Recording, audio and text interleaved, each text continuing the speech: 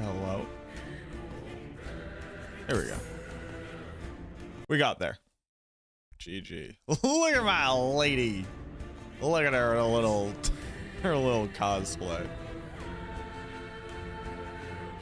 It's kind of fucked. This looks significantly cooler than anything I've worn in Path of Exile, and it's not it's not like a big cosmetic. That kind of sucks. Well, 62. What up, Graham?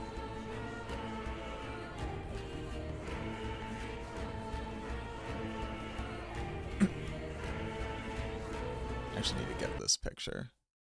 Whoa. Yeah, take that. Whoa, whoa. There we go. Save as bang. I have a last epoch. I do. Base Necro. All right. Let's finish up. Now, are the individual, is each little map you run in these called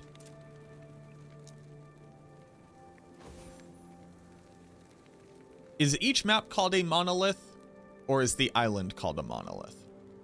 Like, am I running monoliths? Am I running monos? What up, Frosty?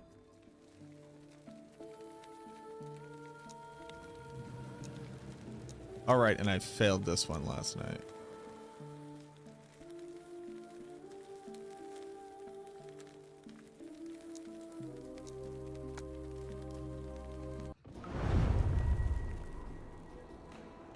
What up, Himbo? Great interview. Enjoyed the episode. Only realized last night that you have the perfect voice for podcasting. Thank you. Yeah, I have my me and my mom refer to it as our white people voice. You conquer that monolith. Gotcha. Feet 14 weight. Oh, I have to remember what I'm clicking, what I'm doing.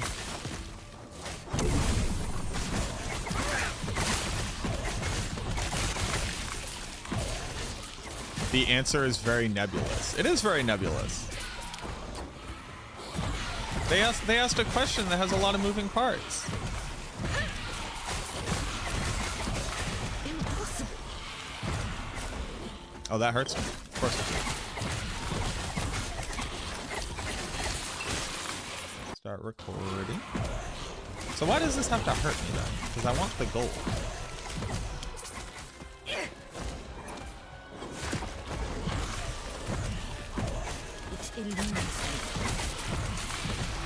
Also, I apparently have to like work on my minions' survivability because they do be dying though. Oh, maybe they stood in the AoE.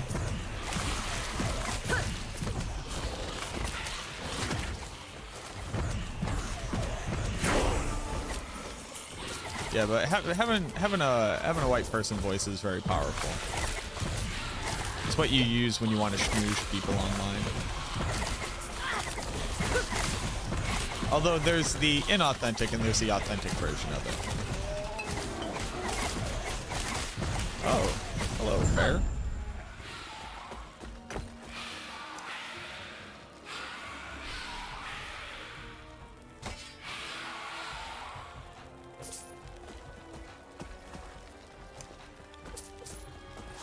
Am I done? I am done. Oh, that one's quick. Shisasa.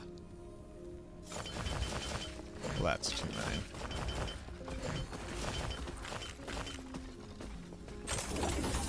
Code switching can be very useful. It sure can. Okay.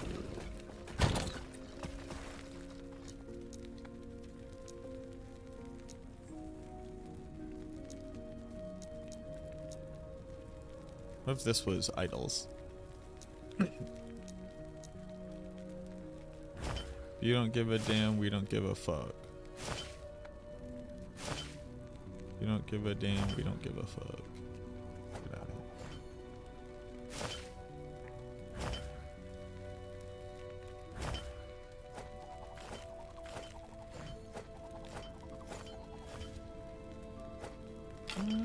41 increased minion cold damage is actually kind of lit. Once I get everybody up to cold damage, I think that might actually be huge. No. That's a lot of fizz res. Sure. That's nothing. Sure. Sure. Sure.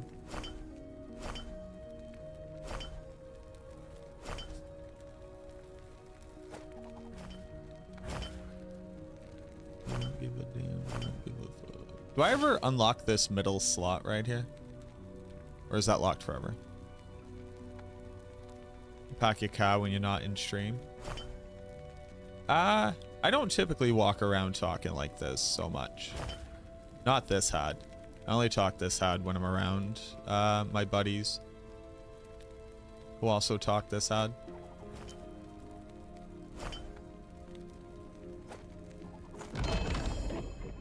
That's not what I wanted to do. It also kind of depends. You know, if I'm talking to some Goomba. If I'm talking to a real fucking Goomba, it comes out wicked hard too.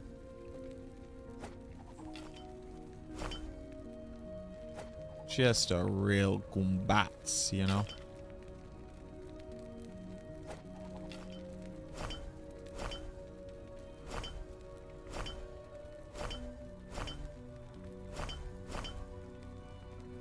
One day I will like really sit down and read all of these. I don't know when that will be, but someday it will surely happen.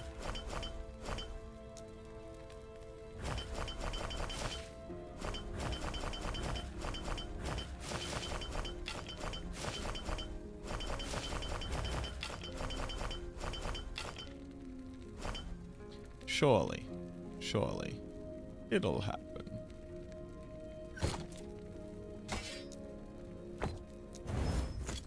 Yes. Oh. Right. Oh, gold. Need gold. Wait. The way this thing centers. Wait, why can't I? I just did this one. Did I not? No, I just did this one. Okay. All right.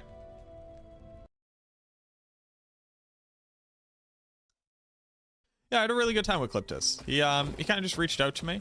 I hadn't spoken to him before. He kind of just reached out to me. He's like, "Hey man, I do this thing. Would you like to be a part? Would you like to do it?" And I was like, "Yeah, sure."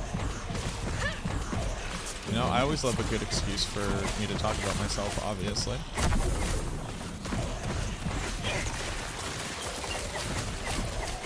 The more opportunities I get to talk about myself, the better, honestly. If you think about it.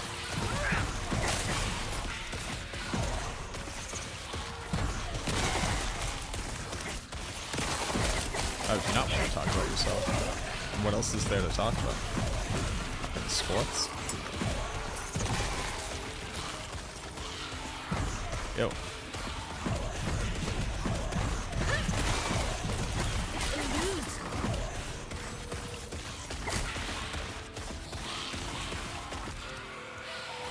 I thought of another issue, Gren, with loot filters.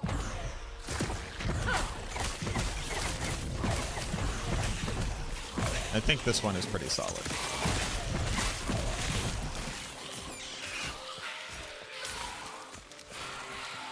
I ran into a weird scenario.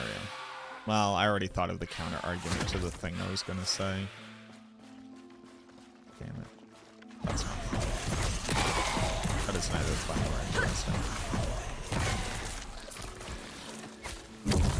But nobody likes it when you're told they're about to hear a thing and then they don't hear it, so I'll explain it anyways. So, I was trying to craft last night. That's not the button I meant to click. I was trying to craft yesterday, and I wanted to roll a stat off of a piece of gear. And you can use that scroll that says, you know, randomly roll it into another one. You're a little bit hard to hear over the game. Huh. All right, what if I'm up here and what if I'm really talking? Is that better, or should I still turn down the game? It looks like I'm still kind of peaking around the same setting of the game. We'll turn it down a little bit. All right, how about that? Let's get into some combat. Da da da da da da da da da da. Here's me talking, but also here's some combat.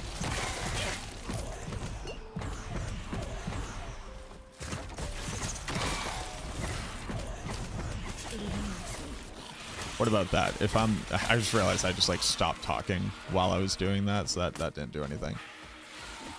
I assume this is better. All right, this is better. Cool. All right, so here was the argument I was going to make, and I already thought of the counter argument to it, so it's already kind of lame. But here's the argument for why I'm pretty anti-loot filter. Also, I don't know if I believe that this system should be iterated on. That's a little harder to say without experiencing it for a significantly longer period of time. Because again, I am not, you know, God's gift to this earth. I do not believe that in a moment I fully understand the totality of the impact of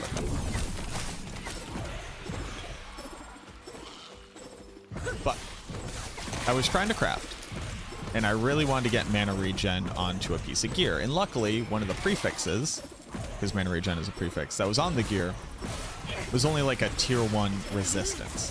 So I definitely have tons of tier 1 resistance shards, right? Like I have millions of them. I have so many, you don't even know how many I got. Also, I am now out of gold. But I got these shots, and I was like, you know what?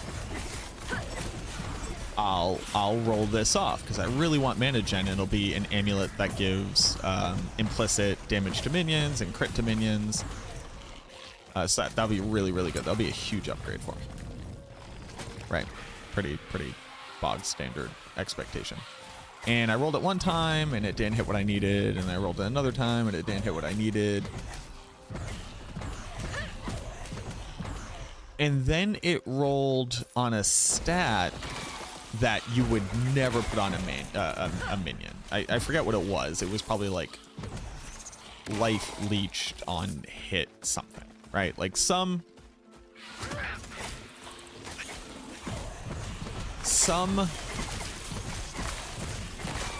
stat I would never want, and I would absolutely turn off in a loot filter. Meaning that I can no longer craft on this piece of gear. Because it's not that I like do not have like if you were to take the totality of the average amount of resources that I have with the like how much it would cost for me to on average get to the outcome where I could craft this piece of gear, I have that many resources. I've spent that much time and money to shred that many things to have it. Dude, fucking okay. Right? But because I didn't have this one particular type of affix, I wasn't going to be able to.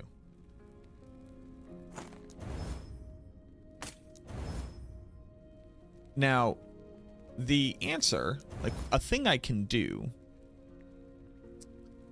is I can just go add that stat back to my filter, so it'll start showing up. So like that item isn't dead, right?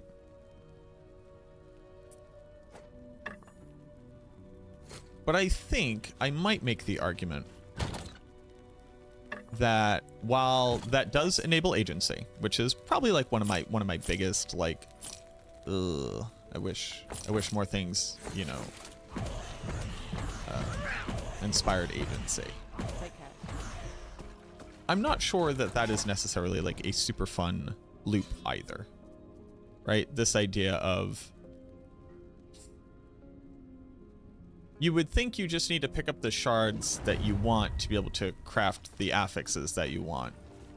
But another major route that is available is the, basically the annulling of an item.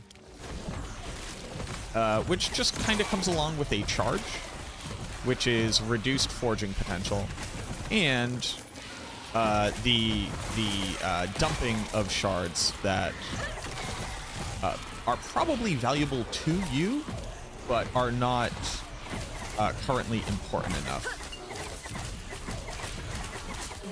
or are less important than the one that you want. But when it comes down to, like, now you need to go get shards for things you don't care about as a means of, like, okay, I go update my filter for the stat I no longer care about so I can continue crafting on this amulet if it's important enough. And then now I have to remember to, like, remove that thing from my filter if I want to continue to be efficient and no longer pick up that stat. Like, specifically looking for that stat, which is like micromanagement of a loot filter. I don't think is something anybody is really looking to enjoy. It's not particularly fun. And I do think that while this is an answer to the question of how do you make meaningful crafting, that also incentivizes people to continue to play your game, because that's, part of what crafting does. Is it allows players agency to be able to ignore the RNG of the game after a certain point. Because player power only allows you to trivialize content so much, but since continued power progression is gated behind random drops, crafting allows you to circumvent that to some amount to be able to continue to enjoy playing the game rather than getting bogged down and burning out. Because arguably, you could make the argument that there is a perfect ARPG. Like, if we were to think in utopic standards, you could argue that there could be a perfect ARPG where every time the player accomplishes another thing, they get the adequate reward of what they have done, which empowers them to be able to go do the next part of the loop, or to enjoy the loop that they've already done, but in a way that is, like, more valuable to them. You could argue there's a universe where that can be true, and that our attempts to create that is where we come up with the pain points of the experienced game and the systems to be able to offset those pain points. You want to create an experience. That experience will have pain points.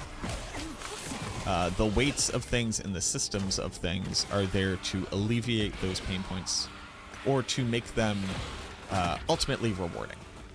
Maybe not eliminate them, but make them ultimately rewarding. So in a utopic world, of course you would not need to have a loot filter, because in a utopic world, the game would just always give you the thing that you need to be able to progress without the experience feeling cheap. In reality, I don't think that anybody has ever come up with a system that actually accomplishes that. So, things like crafting exist. There's also the other part that, like, crafting is one of the fantasies that people want to experience in fantasy. Most notably in tabletop. Because so often you are, like, unable to make the things that you need in your own life. And the idea of being capable and having the resources to be able to do that is, like, a very fulfilling thing. There's something, like, very human about wanting to...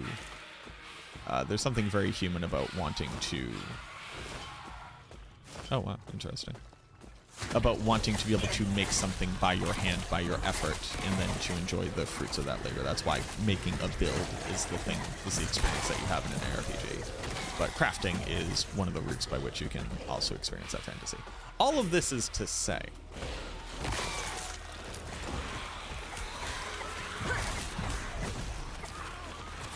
I have long held the belief that the acceptance is that we must have to have enough loot where a loot filter seems like a requirement,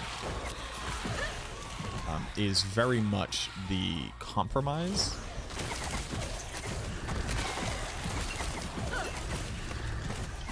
And it seems like more often, you know, the only major ARPG right now where you don't get to do that is Diablo 4.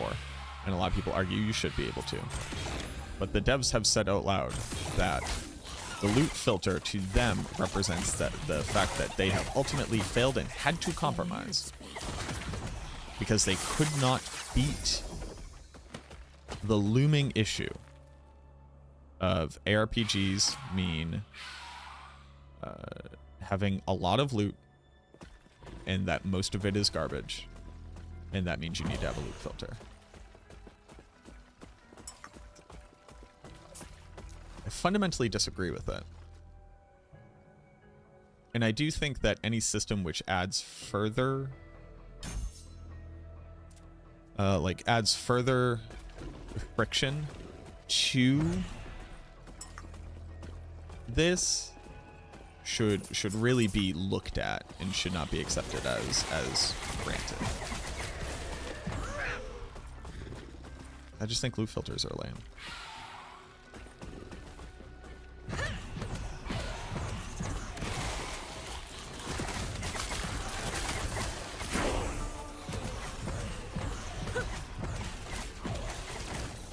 Crafting material diversity.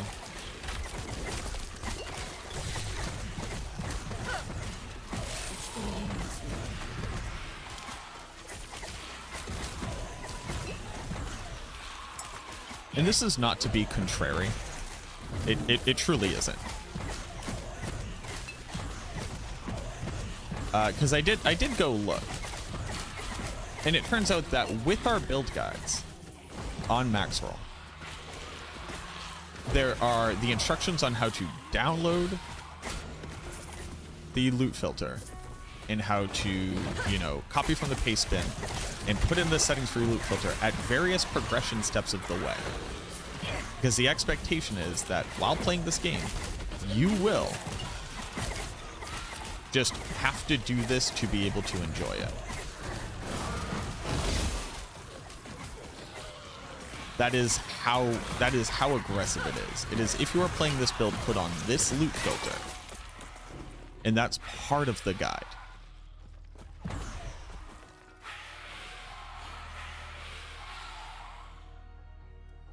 And that's awesome that, those people are putting in that time and energy to make sure that people playing it are going to have the best experience possible, which includes this. But I think that sucks. Like, I do think that fundamentally sucks.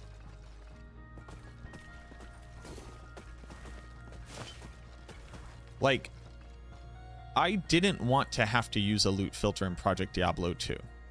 So many items drop in Project Diablo 2, you physically can't see items on the ground. And not in the same way with Path of Exile. It's literally that the base coding of the game and how it orients items and how many items it can show simultaneously just had a physical limitation back in the day. So you will never be able to see all of the items.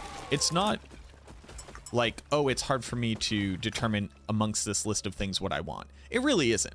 Right now, there's nothing here I'd want other than this amulet, and I checked it out and I don't need it. So I don't agree that it's like, oh, look at all this garbage, you need a loot filter to be fixing this.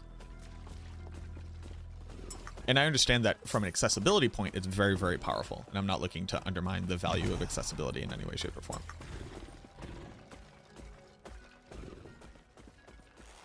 I don't think doing this every few seconds or so is like a bad gameplay experience.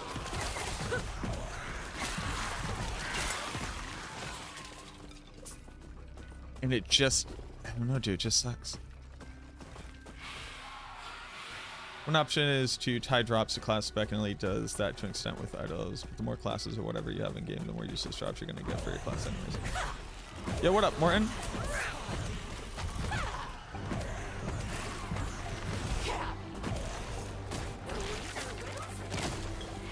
If you don't want loot filters, you need things that overlap. So I actually like very much disagree with that premise. So on YouTube, the statement was shared. Basically, one of the issues is, as long as items can drop for everything, loot filters are a requirement, or everything has to have so much overlap as to then like negatively impact like the experience in a different way.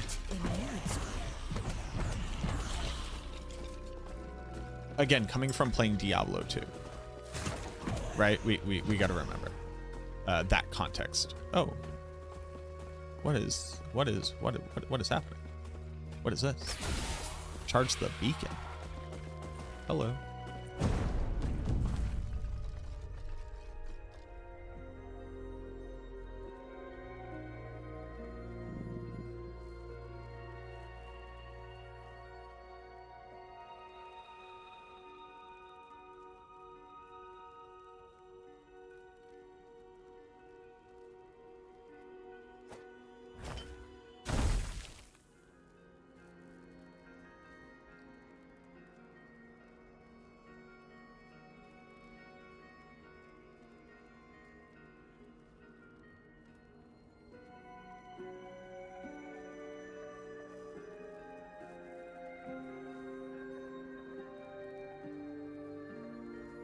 Cost 500 memory amber? What is memory?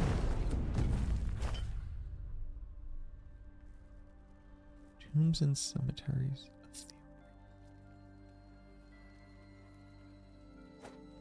Oh, whatever stats on there that there are suck.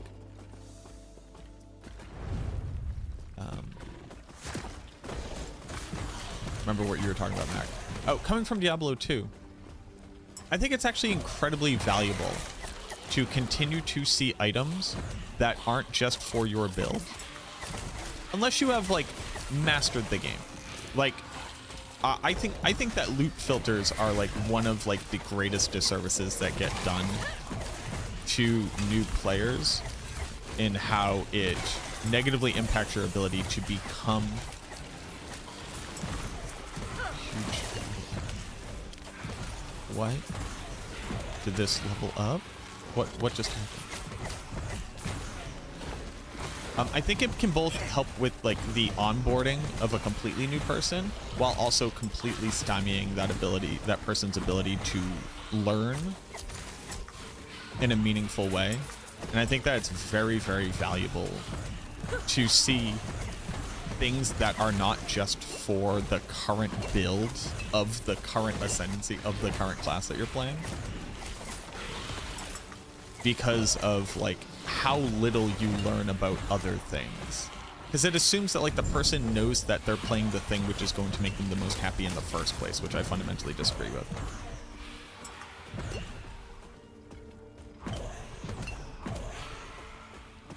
And I think that's like a very fair statement.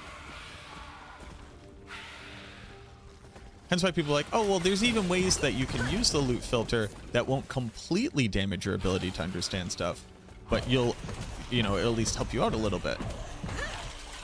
And that can very much be true for that individual. Am I supposed to be doing something else here? Like in this thing? I think not. And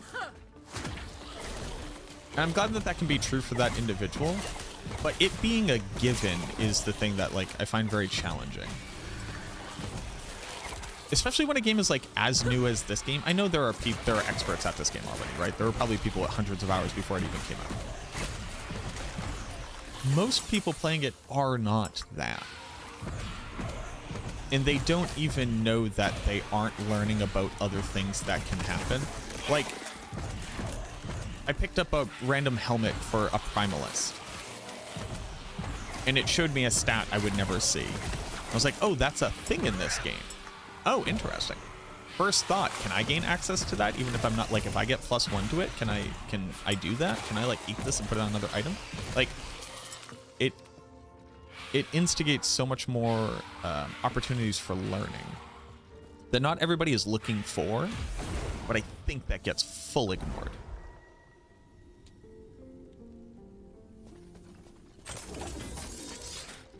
So maybe I'm just maybe I'm hipstering just a little bit against like the concept, and that can always be true. I need to at some point like this has got to be better than other stuff I got going on, right? These just have to be better.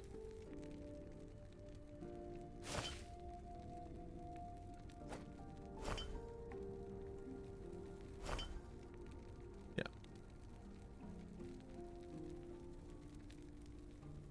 You're definitely hipstering. Maybe a little bit. I actually feel significantly less strong about that statement. It was more so just exploring it to see in my own head whether or not that rang true. So I take it all back. I'm definitely not hipstering. I think this is like a fairly like salient point.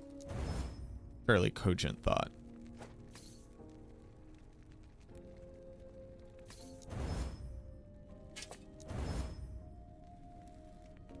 Do I need crit strike chance? Probably not. Okay, one more fucking complaint. How is this 190 and how is this 5 when this thing is infinitely more rare? At least make the gold make sense. You know what I mean? Make the gold make sense. That's all I want. I just want the gold to make sense. Sonic Fissure. Big all res. I'll take minion health. Minion health.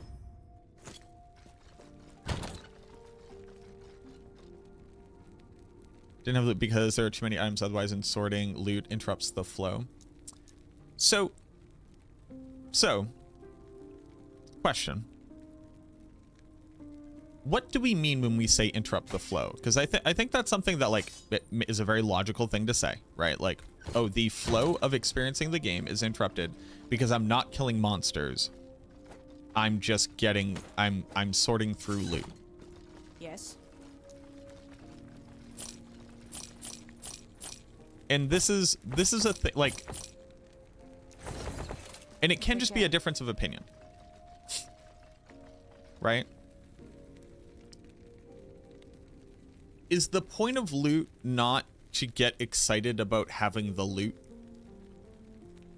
And what I mean by that is I pick up a bunch of things that might be good. I'm building up potential energy of dopamine. In Diablo 2, the cool part about picking up this stuff is that bare minimum, even if the thing isn't good, I got to pull the lever and I get to convert it into gold, which has a direct one-to-one use case for generating more loot. You know, something we were talking about yesterday is that they don't want you to have to sort through loot and deal with getting gold from it, because that interrupts their vision of what they think you believe the most fun thing in the ARPG is. And loot should not be a point of friction. Absolutely not. But the reason why loot is cool in Diablo 2 is because unless it is a base item, which you know whether or not it's valuable to you based off of the type of item it is and whether or not you need that for crafting a rune word, or you know that has value for rune words so that you can save it to trade it, is getting the items and going back to town and identifying them. And very often in those same circumstances, it's already very efficient for you to be going to the merchant, because you will typically need to pick up scrolls of ID, scrolls of town portal, and potions. And you might also have a merchant that you want to check just to see whether or not it has stuff.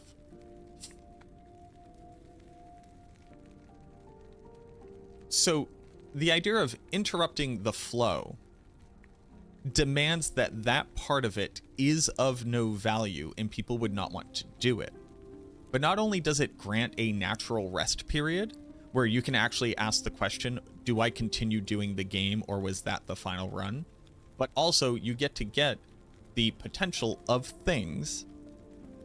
And if there aren't any things, you got the check mark of doing the chore of getting the stuff that you need to do the next run, which is also just like very good for some people. But not only that, you do get gold. If you picked up things, bare minimum what you have done is made yourself richer, which you can directly use for the purposes of purchasing things that you can see or gambling. So I argue in Diablo 2 that the processing of loot is a significantly valuable and fun part of the experience, in the assumption that it would not be, and that it should be removed. Like that experience should not occur because it's valueless is a very weird assumption from my experience of playing ARPGs.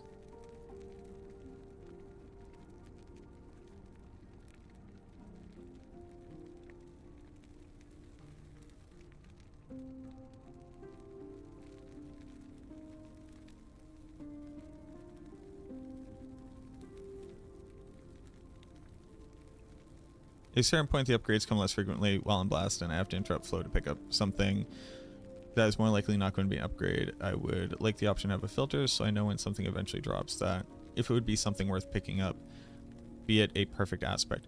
Right, so loot filters tend to, I believe, loot filters tend to serve the best purpose for people who have fully mastered a game and will now only have good outcomes from seeing things that are good. I argue, I actually will fully hold to the stance that there are few things worse in an ARPG than never seeing anything hit the ground,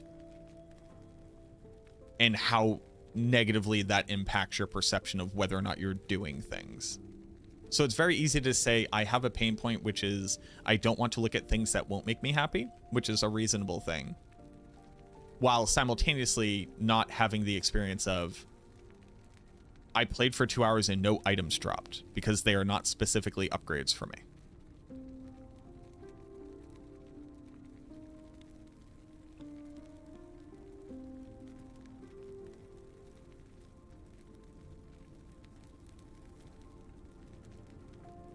So I think it is both completely valid for you to feel that way. 100%, no question. Not attempting to minimize that in any way. But I also think that I think it's like very easy to ignore the other side of it that would come out of it.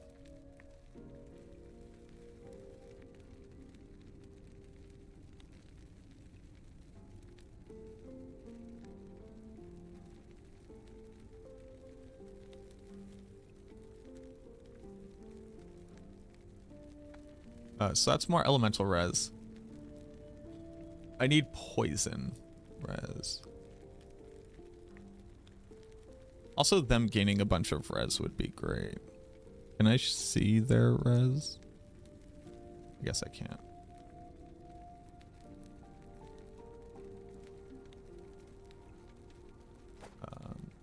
Boop. Boop. Okay, we're closing in on cap. This is kind of nothing. That's good. Physical damage. Not all of them are even doing physical damage at this point, so let's get them some res. Void and necrotic. Void, I have like almost no void. That's probably a problem.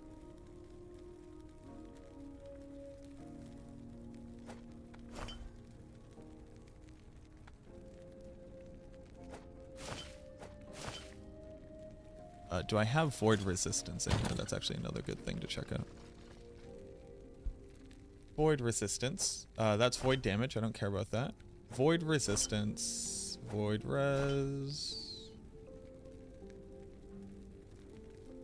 Poison. I actually don't really have a lot of poison.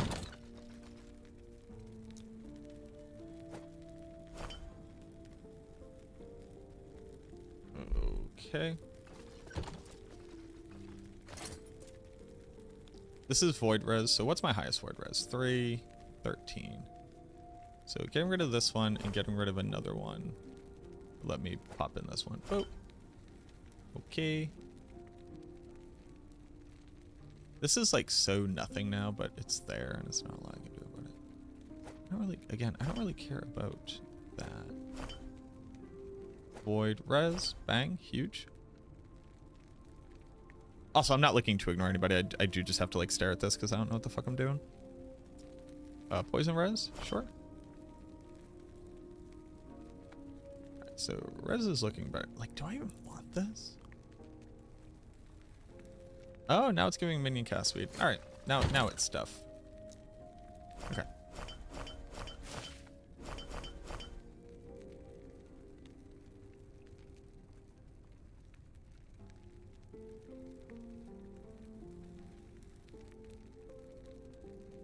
Okay.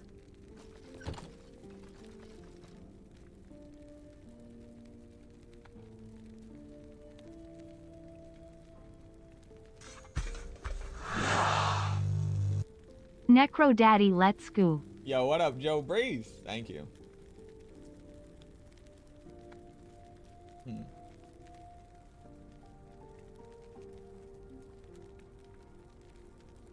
can agree, but I don't think solution is gold. The solution is get rid of shattering runes and just make that what the vendor does.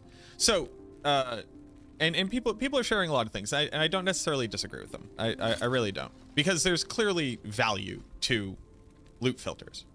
No question. People fucking like them. That's just reality. I need poison and void. Do I get void? I do. Okay, I should probably up void. I'm probably dying to just taking a lot of void damage. Oh, this has no forging potential.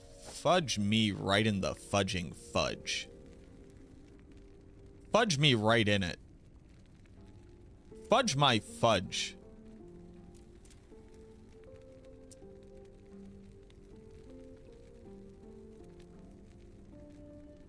Fudge me right in the fudge, zaddy.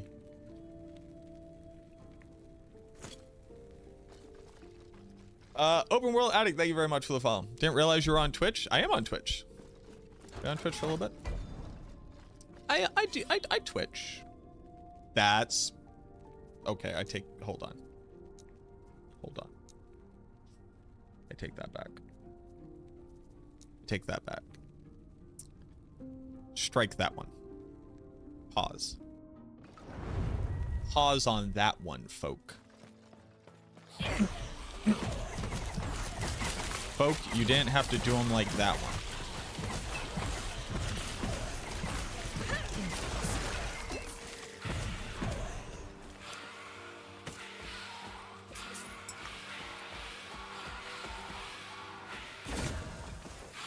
Folk, why you do them like that?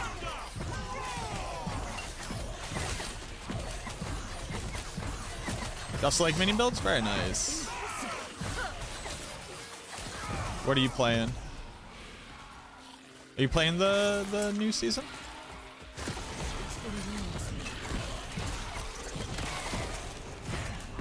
Pause. Pause. Zoop.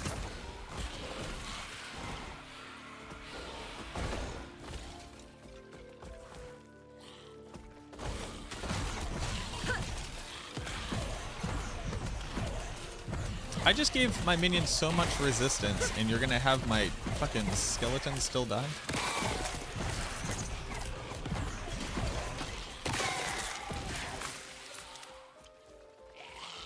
Oh, you can get percentage increased health? Resume.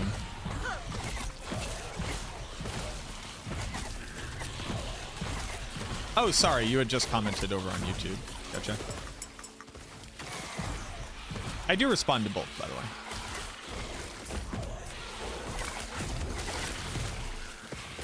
So you can feel free to watch wherever you want.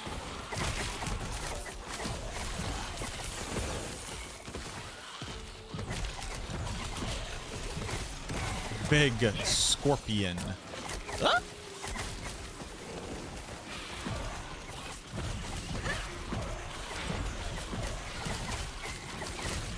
Can you kill the exterminator, please?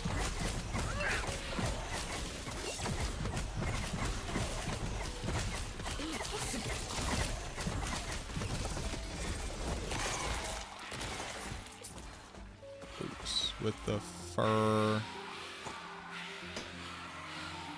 The fur. Oh, I gotta kill a bunch of dudes. You know. Like a crime.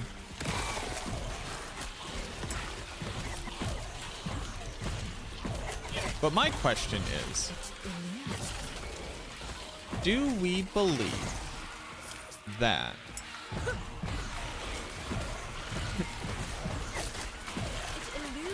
this crafting system is made better by the inclusion and the requirement of breaking down the items with a cost to get the shards? Do we believe that is a requirement and that it is the best outcome? So I have some opinions.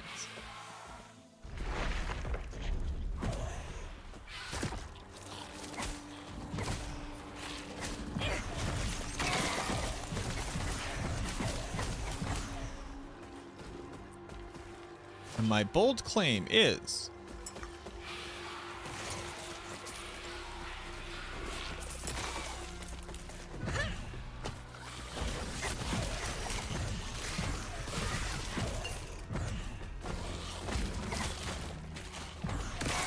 what if it was just like PoE?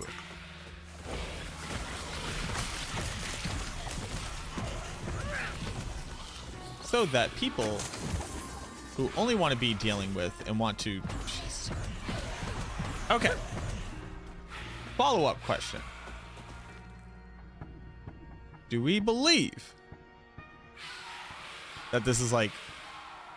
this is the best outcome? And the answer can be yes, but I'd like to hear.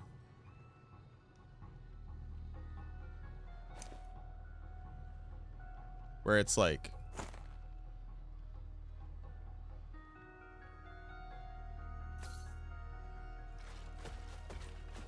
I don't know. This can be me being a hater.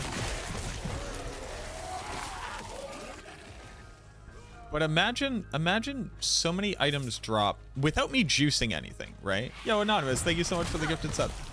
I'm literally just starting your end game content. Imagine my first response to seeing a chest drop that many items is, wow, I really need to go get a loot filter so I don't see any of this shit. How wild is it that that is the outcome? Is that not a wild thing?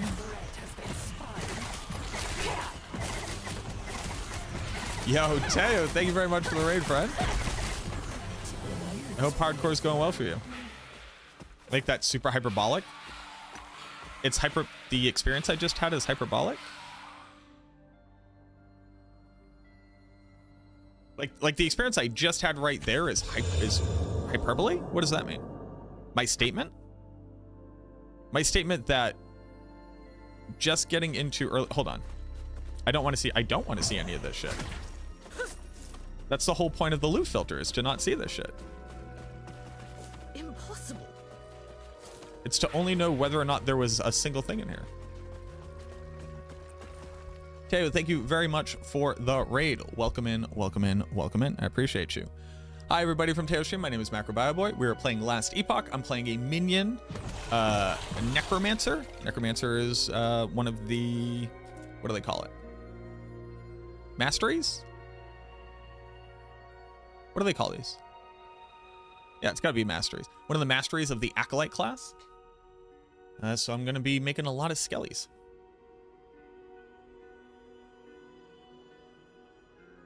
Down to 31 items. Huge.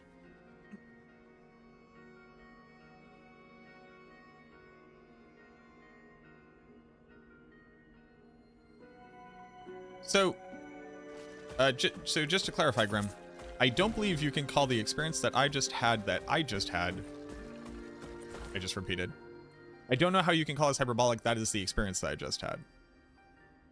But I guess detailing it in that way. So let me try to reframe it.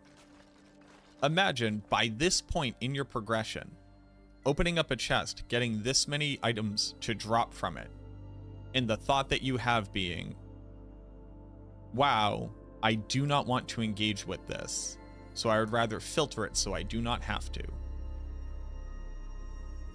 How is that a good outcome?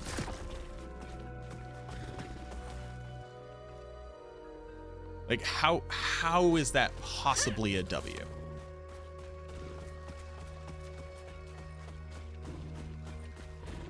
Because that seems pretty wild to me.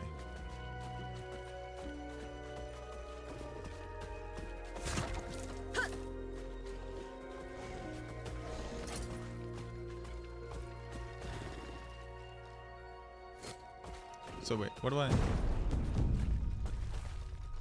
What is this? Does this do something? No. I don't have any other class-specific idols. I have to go get one?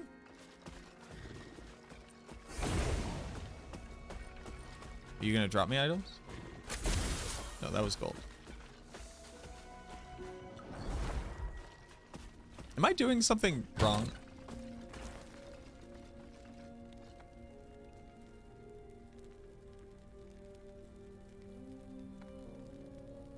So this one is minion cooldown. I guess I could look at other options I had.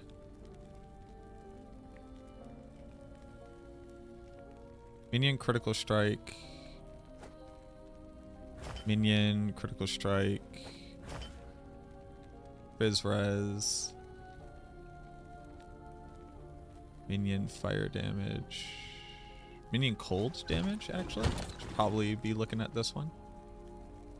Now I think about it. Okay, we'll take this one.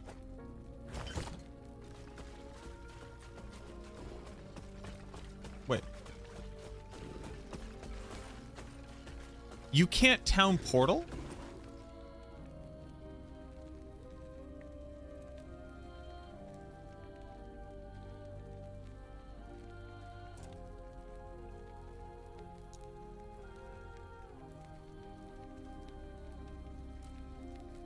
Wait, I can't go back?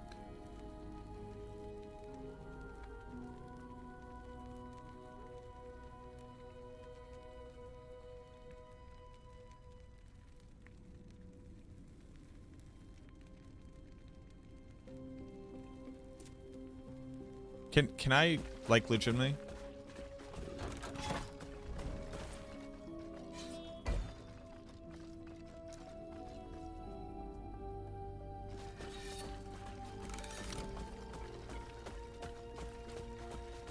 There was a stash that I missed, but I'm sorry. I literally can't continue the thing I was just doing.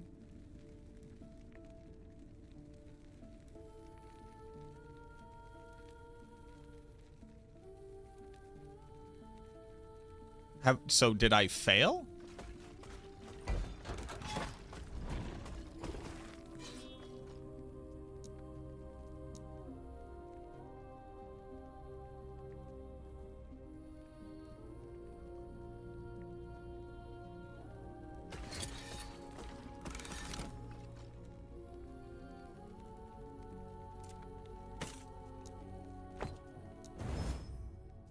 Do I remember which one I was in? Not really.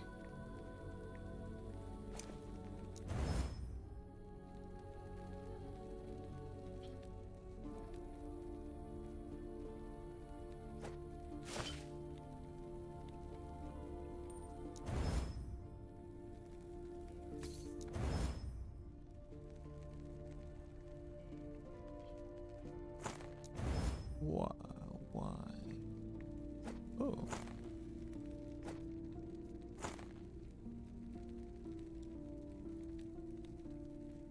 That seems good.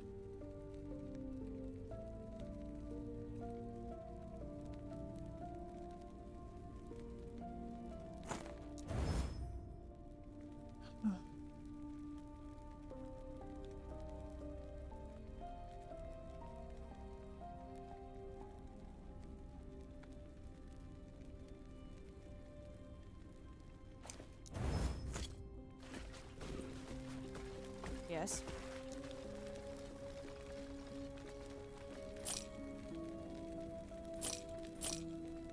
Hey, man. Hey, ma'am. Hey, man.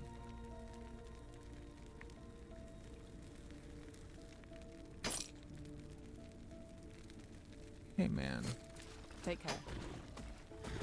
Why? Why?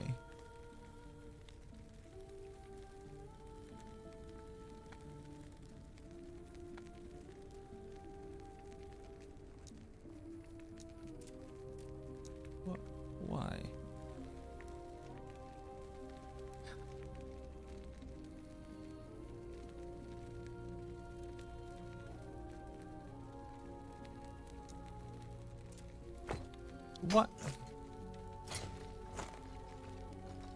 Oh. Is it different every time I equip it?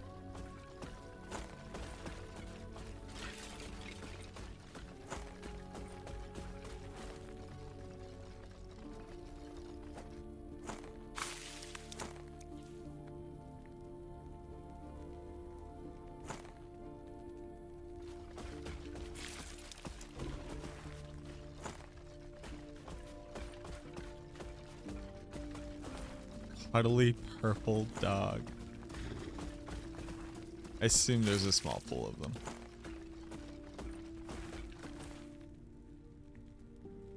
Huh.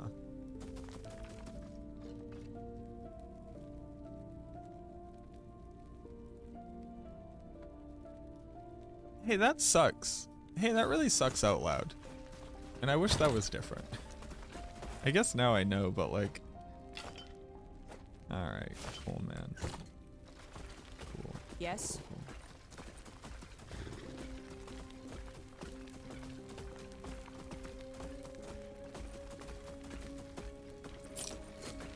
Cool. I do think I would prefer to have +2 to all my minion skills with damage and spell damage and movement speed. Also, the all res is kind of nice. And an extra minion. Versus my minions only getting... So Wraith's getting stronger. My minions only getting melee damage. I think we're going to swap over to this one for right now. Bro. Bro, that's so incredibly lame.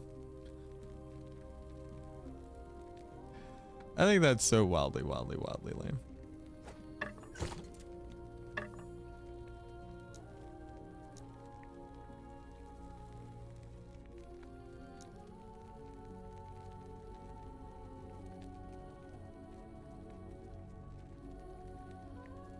I would need like a decent weapon though. Go hand in hand with this. Can I search like one? And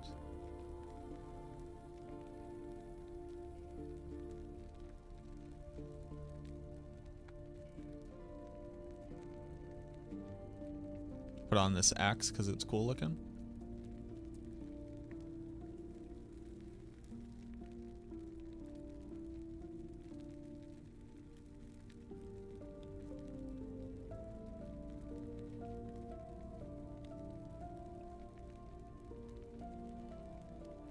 Literally put on this axe.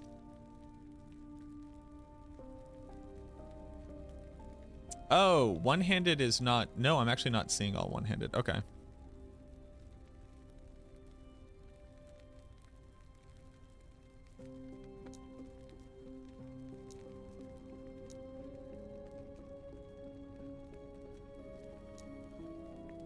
You spelling scepter wrong? You motherfucking British.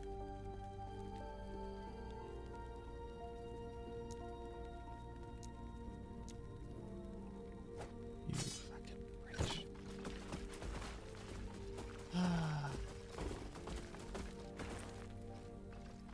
What up, Svenska? So, people were asking about minions in last Epoch. Phenomenal. Best minion experience in an ARPG you could be having right now. Oh, these are all suffixes.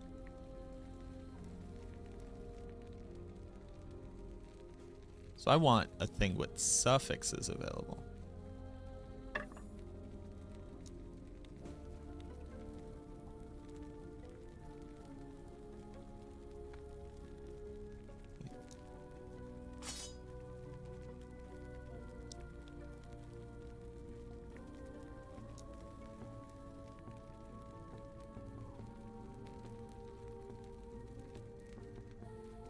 Wands can't get this.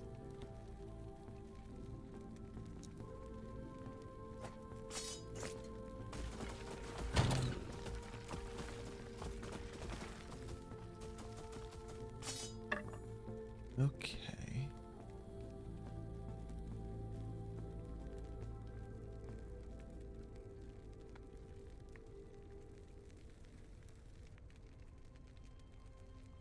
Huh. Okay.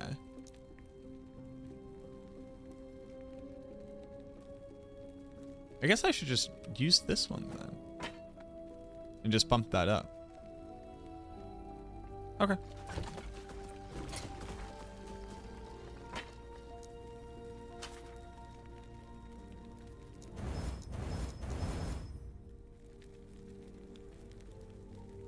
Okay, and then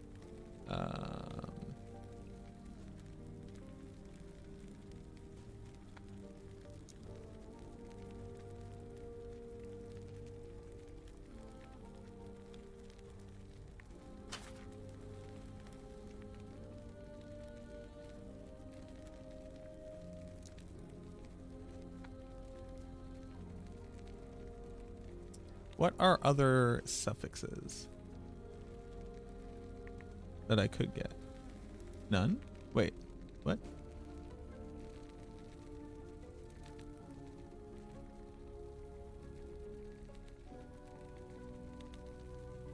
Oh, I could get both of these, right? Or are there exclusive affixes? What up, Gran? Can I have your hoodie? My blue hoodie? I think this is from Old Navy. Better than D4? Oh, it's not even close. It's literally the best minion experience. Path of Exile 2 and Diablo 4 are basically the exact same minion experience, except in Path of Exile you can target. So the moment that Diablo 4 adds targeting, I think that they're completely equivalent. This minion experience blows everything out of the water.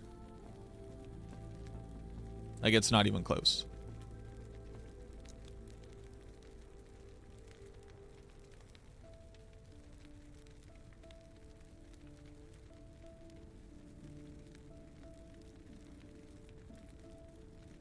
Shit game, to be honest. I think that's hilarious to say. You want to farm currency and buy upgrades on the trade site like a real gamer does. Real gamer is a... interesting. Your statement is shrouded by a lot of assumptions I would be making based off of the construction of it. But calling the game shit is just like... I mean, that's just like factually untrue, right? Not liking something is not the same thing as it being low value.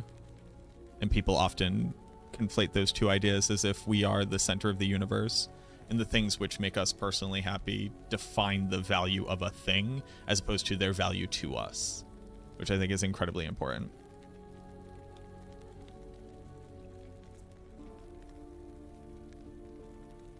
Seems sarcastic to me. I can't read sarcasm on the internet, sadly. I am not Santa. I'm not omniscient. Currently applied cannot... Is it... So sorry. Is it cannot be applied because...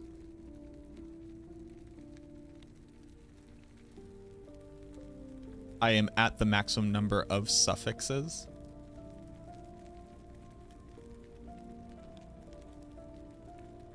And what I really want on here, kind of nothing, right? Unless I can get like, unless I can get like both of these.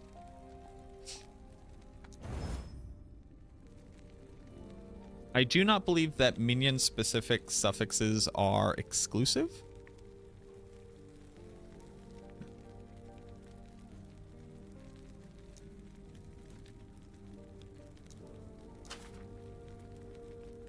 You assume everybody is sarcastic at all times? I think that's kind of valid. People tend to use sarcasm often.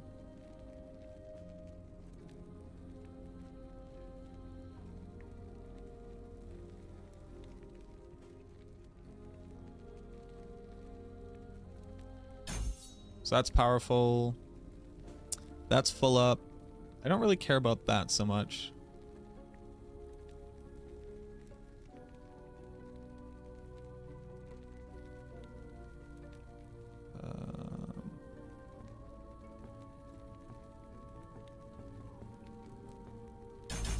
Yeah, we'll move faster. My boys.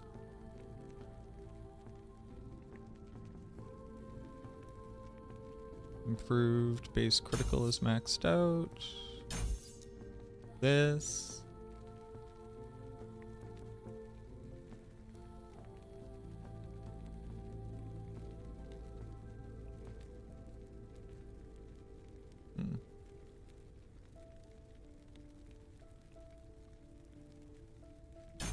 Base critical.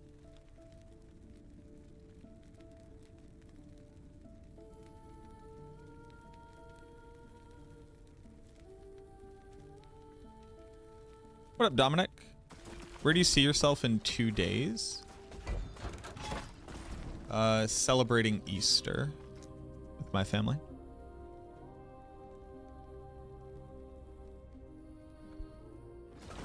Where do you see yourself in 2 days?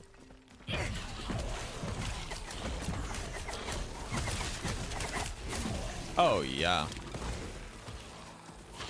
So now it's kind of weird. Now I want one-handed weapons.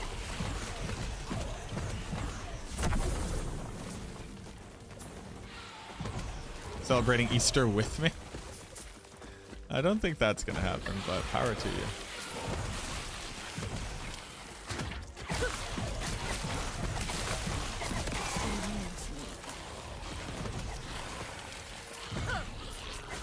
Also, I don't know like what the relative value of this extra minion is.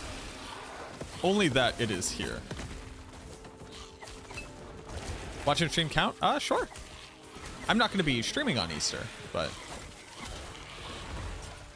watching stream would definitely count for sure.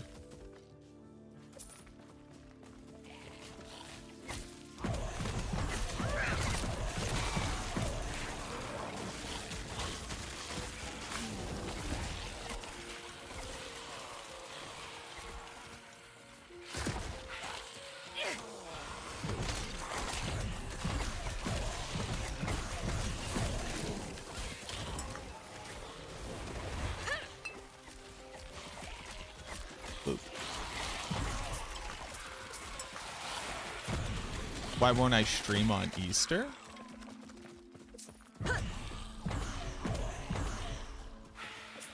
Why will I not stream on Easter? So, the information that you know about what I'm doing on Easter is that I'm celebrating it.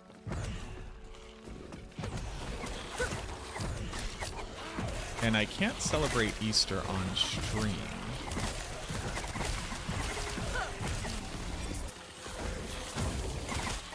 So that's why I won't be streaming it. What up, Bacon? How you doing?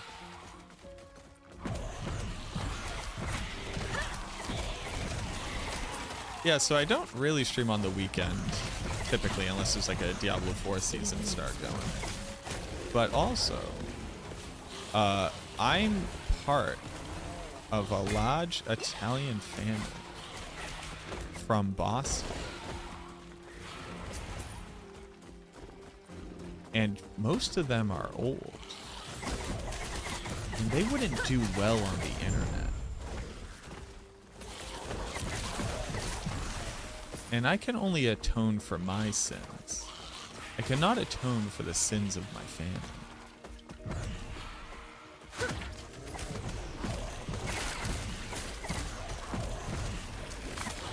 What up, Vitterbit? Let's remember that the true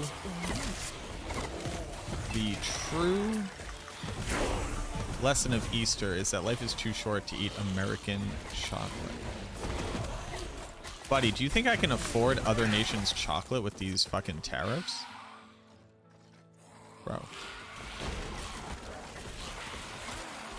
I love that you believe that I am fiscally solvent enough to be able to afford to buy things that aren't made in America.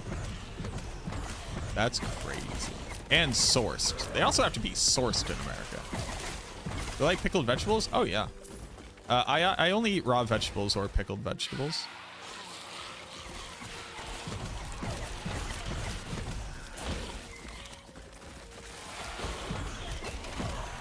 Just make your own chocolate. I can make chocolate.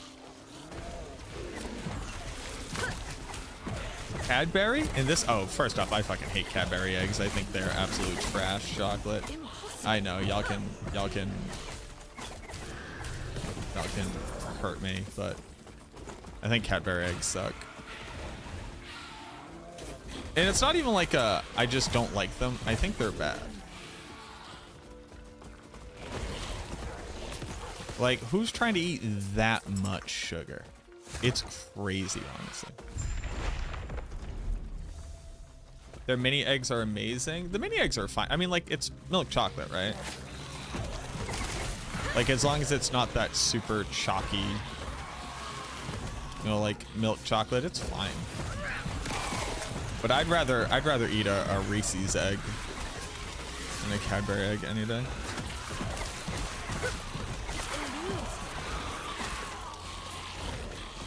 You hate milk chocolate? You hate America?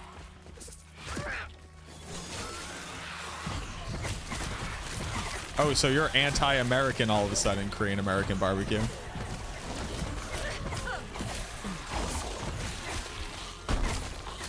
I see how it is.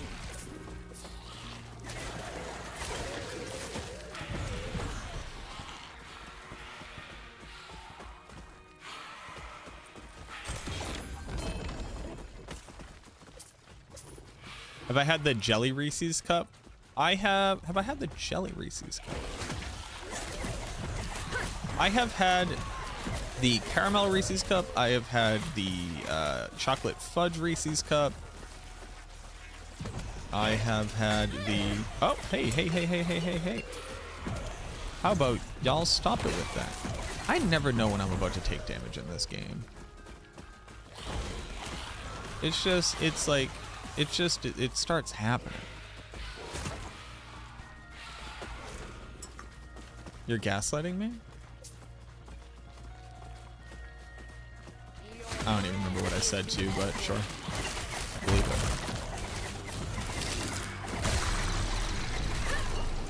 Oh, that not liking milk chocolate makes you un-American? Look, in America we eat milk chocolate. I don't know what to tell you. All right? That's not me. That's the government. Anti-union, anti-chocolate, anti-American. Kit Kats are lit. Kit Kats are great. Hello? God? Is God in the chest with me today?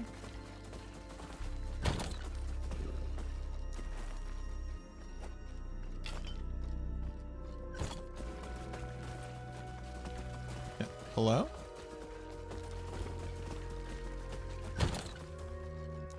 Oh, it's because I failed this one and I still have to run it.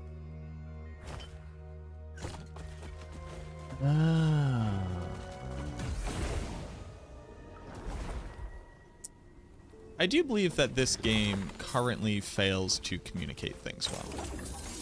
I think that that's like a pretty fair criticism against it. I kind of never know why something is happening. And I would like to be informed and be able to like determine these things. I feel like I cannot.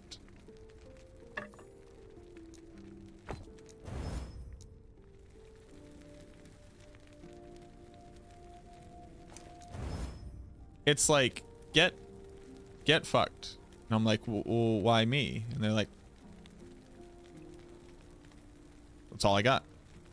I'm like, oh, okay. I don't really know what you want me to do with that. And it's just flipping me off, but in a corner. Like, okay. You don't have to do that.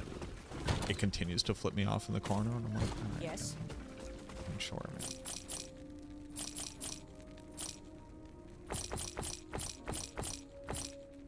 I mean, sure, man, but like, that really seems like a you thing, and the game's like, Take care.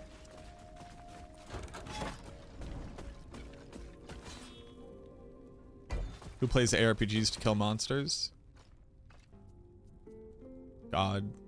David Breverick.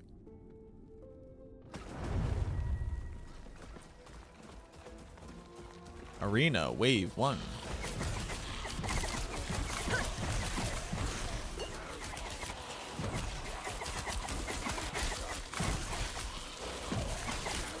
Oh, do the arena monsters not drop items? They're dropping gold. Got a big boy.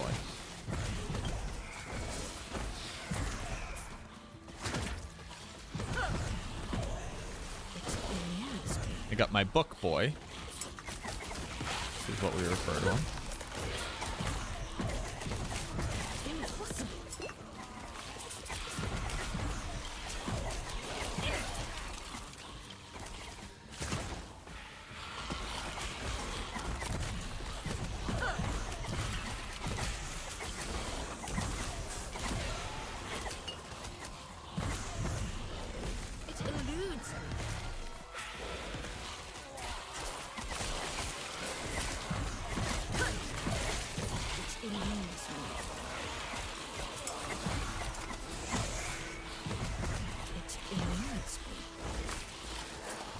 I just want the ballot in the world right here in my lap.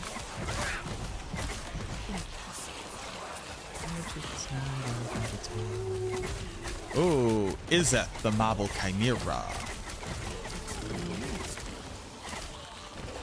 Slay Izzet. I did.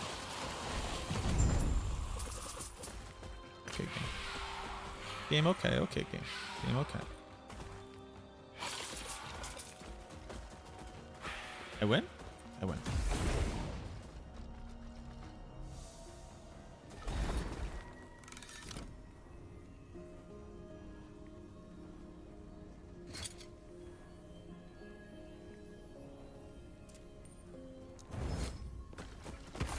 Like I never had it at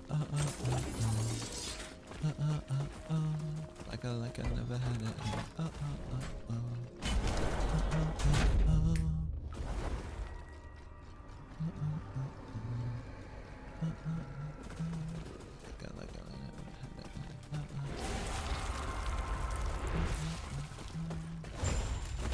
Oh, I just fight a big man? Okay. Am I hurting him? Hello? Vulnerable until vessels are destroyed. Gotcha.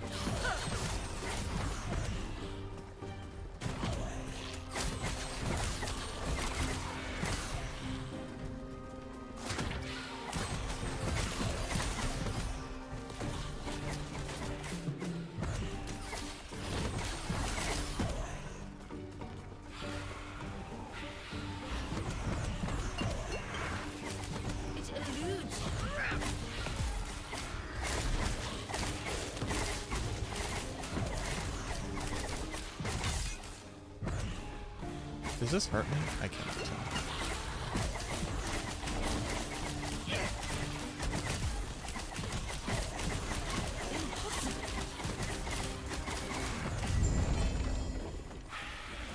Whoa. What is happening? Activate blessing. Choose a blessing.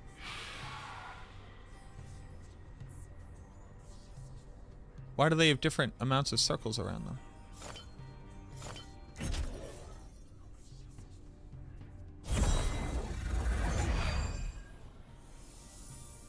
What is happening? Minion melee damage leeches health. Minion increase leech rate. Physical damage for minions. Your minions cannot be crit. Yo.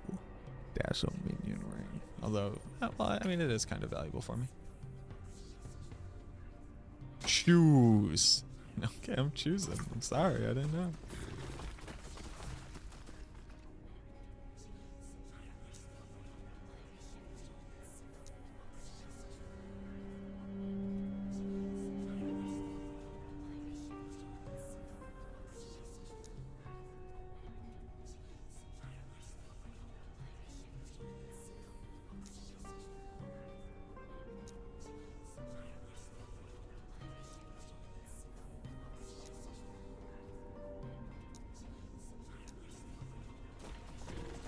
Bye.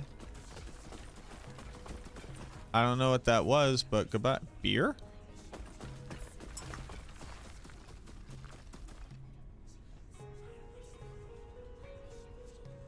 Hey, why was that potion called beer?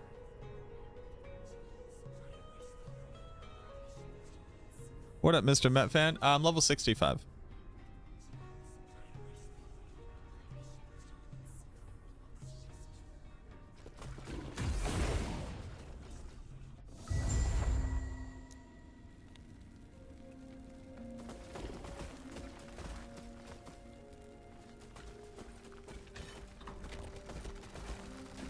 Oh, the Black Sun timeline is where...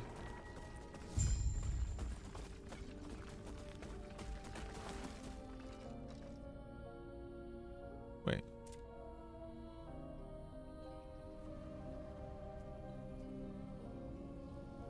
Black Sun timeline is where the item I want is. Beer is a potion, but more rare. Huh.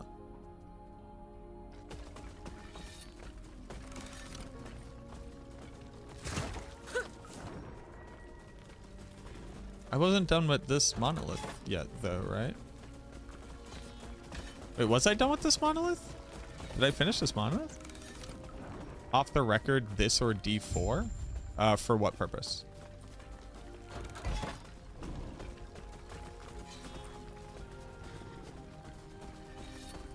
For fun? I can't answer fun. Fun is not a thing that I can ascribe to a thing for you.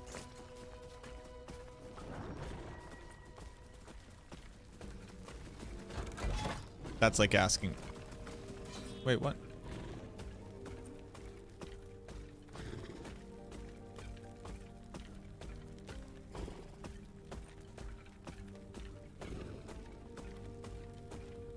Did I complete that monolith?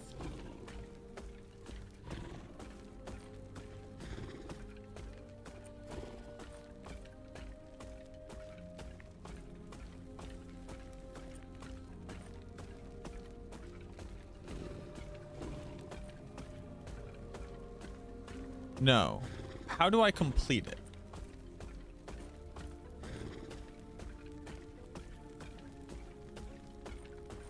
Yeah. Launch the boss.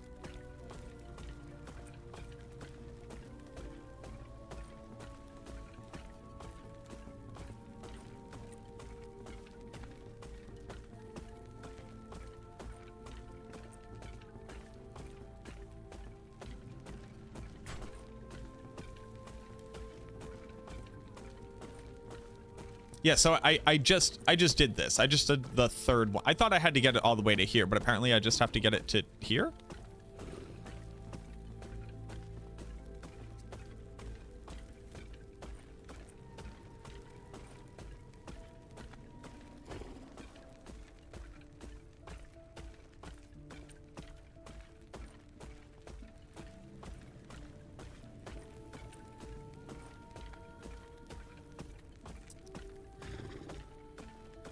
So I don't have to get it to here. I just have to get it to here. And is it that this map is now harder?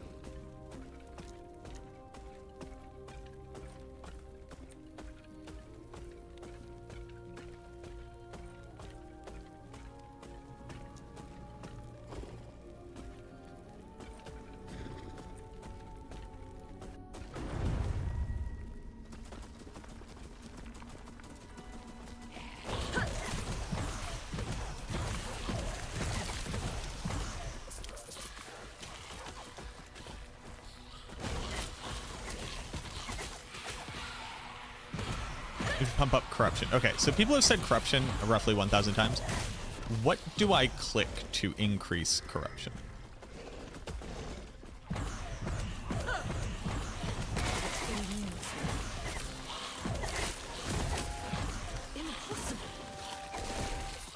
When does the button that says do you want to increase corruption show up?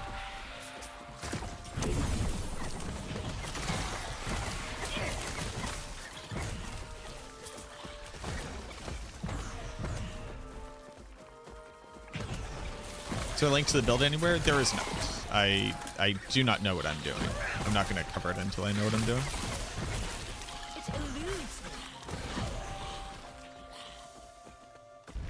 But I do think I should be able to cover it soon. But I need to understand the game to know whether or not I'm even recommending good things to people. It's doing well. I'm having a very easy time of it.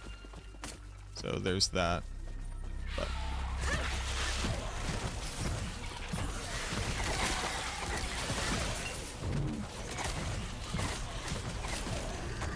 possessed by the something. I believe it.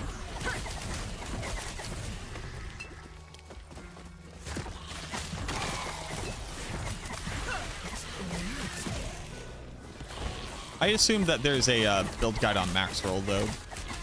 Maxroll.gg covers last Epoch, and I'm positive there's a minion build guide on there. If there isn't, I would be wildly confused.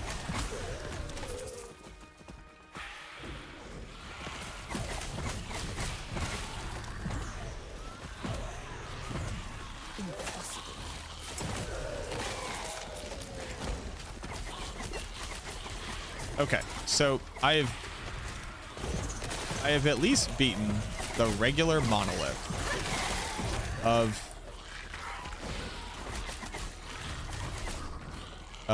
this one, of the outcasts. So I can farm this thing to continue to redo those 3 quests.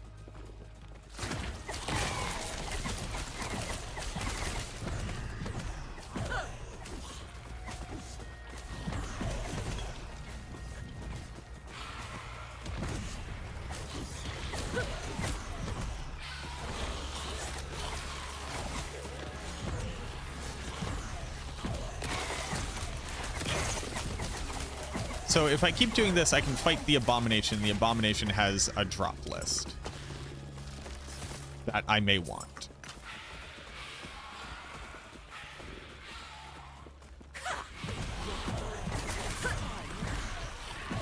You want to farm it when it's empowered. But it sounds like to empower it, I have to complete it. So I don't know how I would not do it if I need to do it to get it to an empowered state. Is it that I haven't unlocked the ability to empower yet, and that is why you're saying it is useless?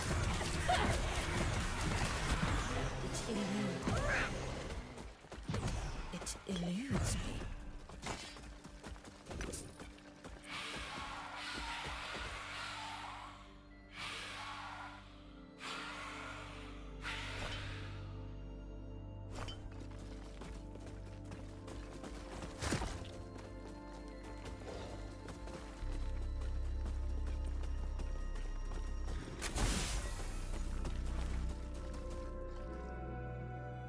Complete all monoliths, not just one. Okay, so I have to complete every monolith. Completing every monolith, something allows me to empower specific monoliths. Empowered monoliths start at a base corruption. Completing maps will give me a chance of fighting Oribus. Oribus lets me reset the monolith at a higher corruption, and that makes it more valuable.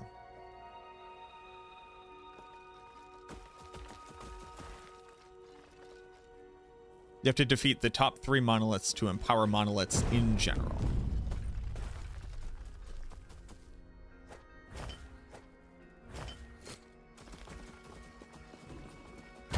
Okay. Now, when does the game explain that? Have I just not come across it yet?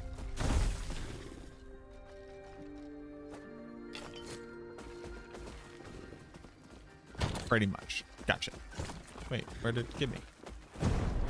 Give me my shit. Oh, I hate how PoE does that too. Fucking give me my stuff. Don't keep my stuff from me. Bold statement, I know, but give me my stuff.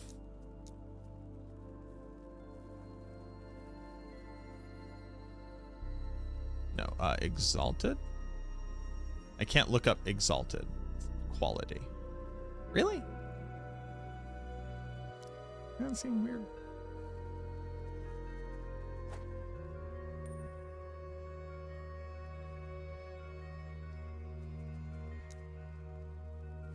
Really?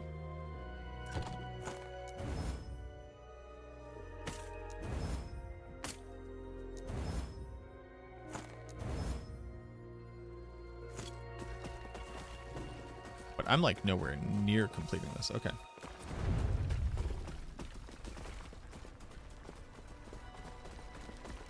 You search by other qualities? Oh, I don't know. I just thought I would be able to filter by quality. A thing even Diablo 4 will allow me to do. You know, I just have high expectations. Maybe it's like a drop down.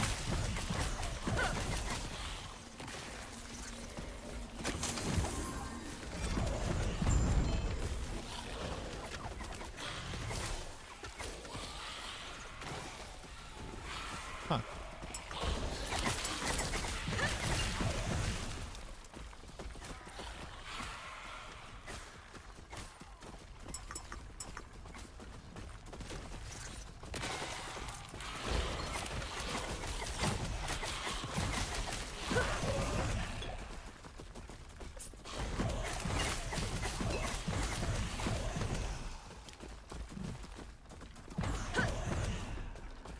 You filter by rarity, that is the quality, and you absolutely can filter by it. Interesting. Where do you do it? Because it's not the search bar, it appears.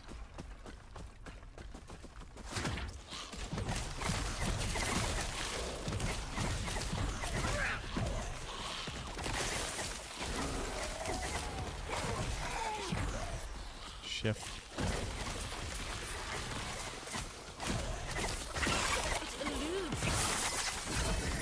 Zupa Toscana. Thanks. I will say the little lizards, top tier, 10 out of 10.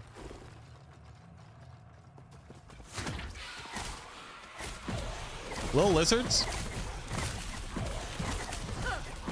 best loot goblin. Best loot goblin bar.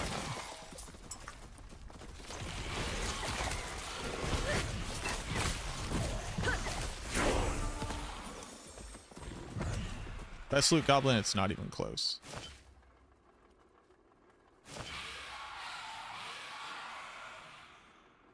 Now that I actually have to look at weapons, that sucks.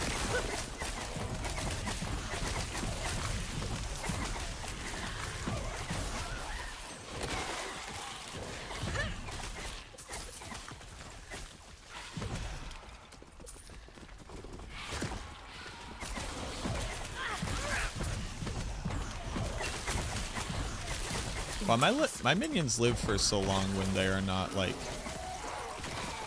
actively dying. That's crazy.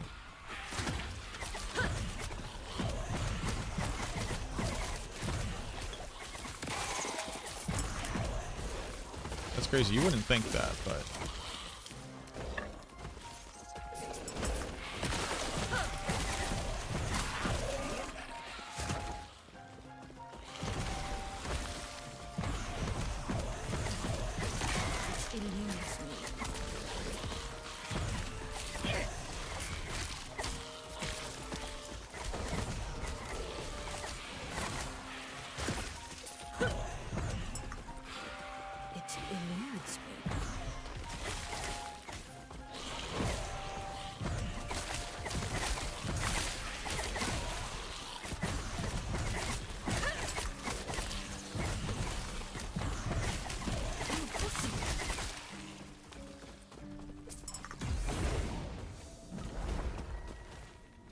You don't need to clear the area. I'm aware.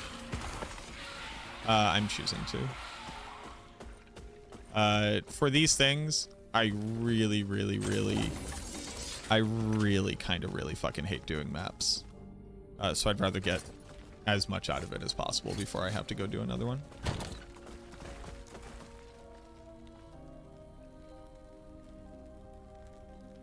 But thank you for trying to save me. Contains a random unique scepter. Interesting. Oh, Blade of the Forgotten Knight. This of the Forgotten Knight. Is the Amulet also of the Forgotten Knight? Locket of the Forgotten Knight. And something else. Who knows?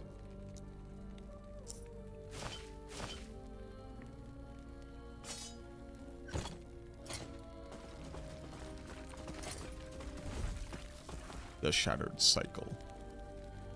Runic Invocation. Sure.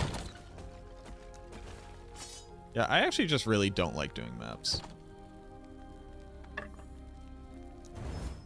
Or rather, doing maps are not particularly interesting to me.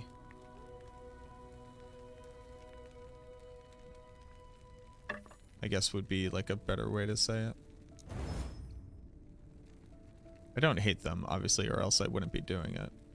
But really don't like it. Yes. Which faction? What the COF? Is that what we're talking about? Take care. That looks fun. Thank you, Furniture. Oh, so let me see.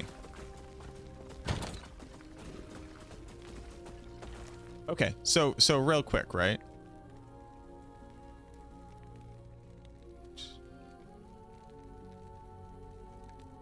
You can absolutely search by rarities was the statement, right? So these are exalted. Am I correct in saying that?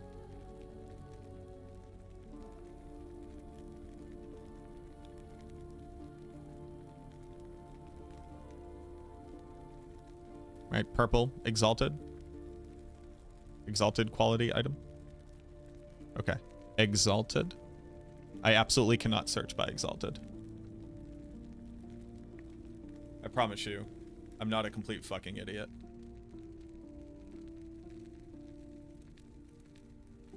Tried to do it. I promise you, I'm not a bumbling buffoon, but did try.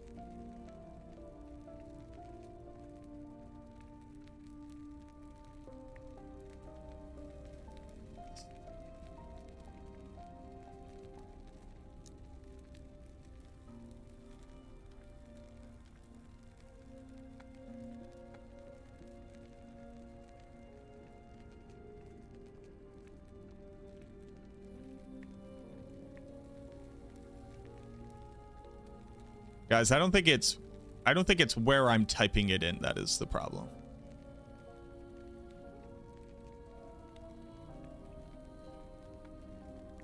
Is it exalt? Nope. And by the way, this feature is just tied to this feature right down here. So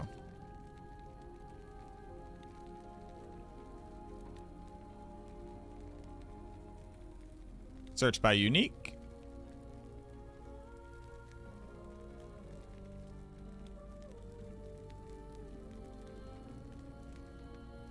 I can search.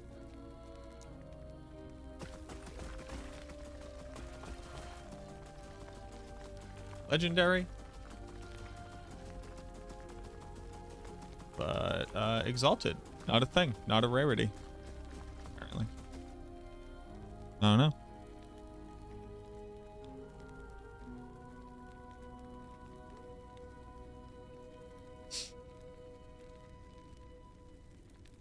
You can search for the modifier that you want?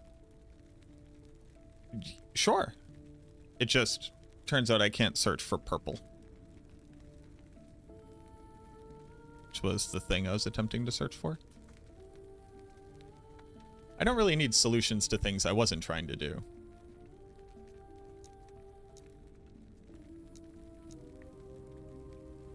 But, you know, that's alright.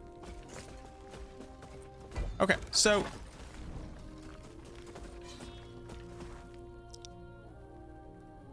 I want the helmet from the guy, which is this.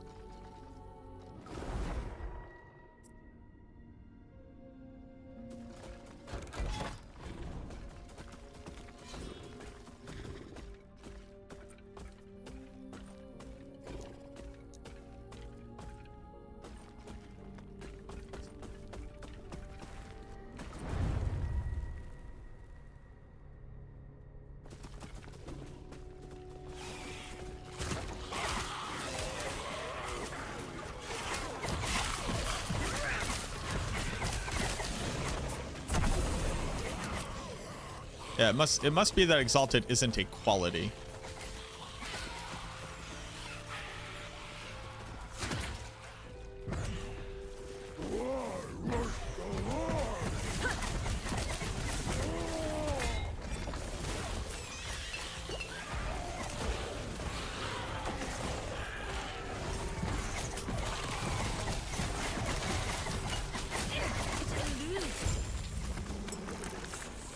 Which is interesting.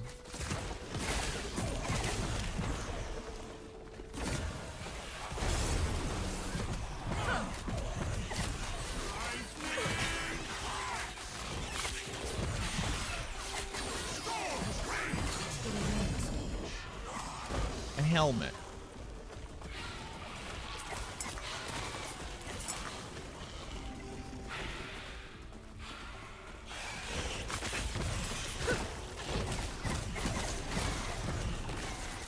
Impossible.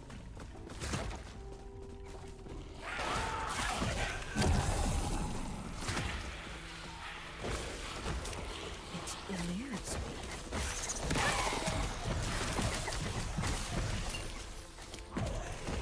Throw it back.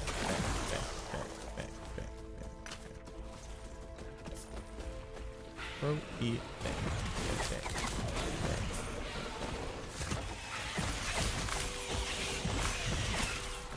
Impossible.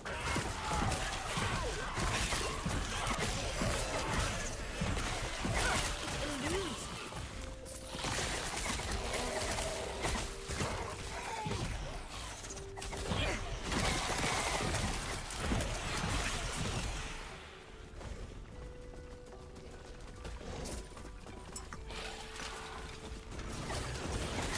It must be that exalted is a term that describes a state that a rare item is in, or it's a term that refers to a rare item with a heightened stat, which can engage with the whatever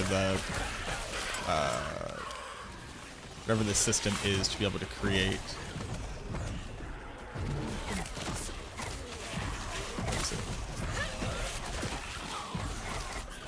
Take a legendary and an item with an exalted stat. And you put those together and you create the... What is... My brain will remember all of this at some point. What is the item I'm thinking of?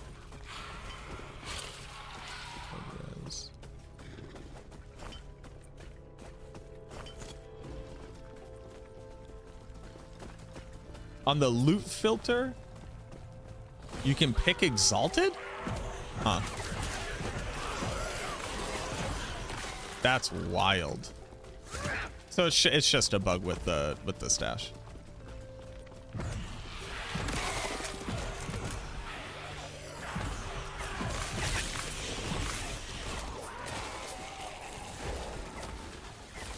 Doesn't that seem like something that would come up very quickly?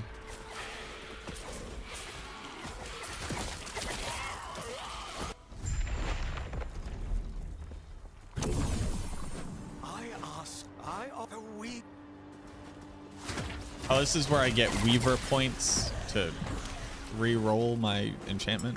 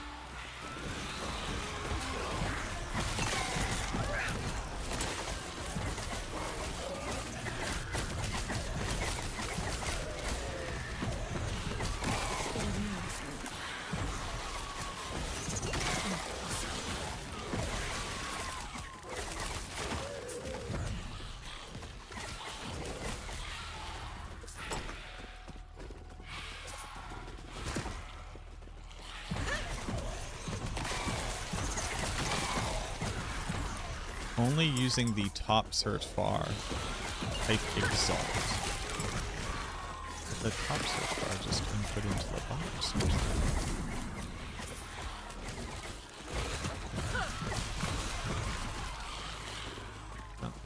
Interesting.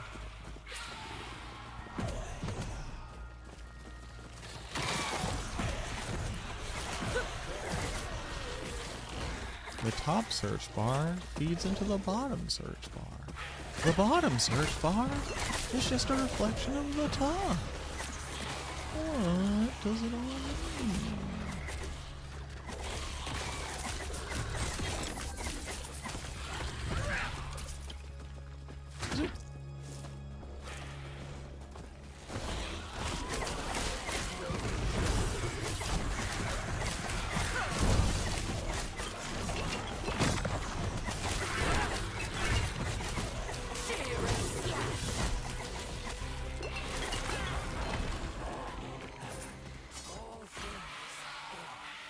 What's the deal?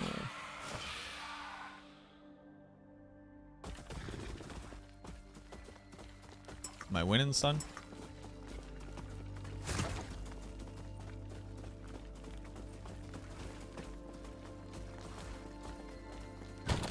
So, what does the top search bar mean? Because we did it here. And no the fuck it don't. So what's the top search bar?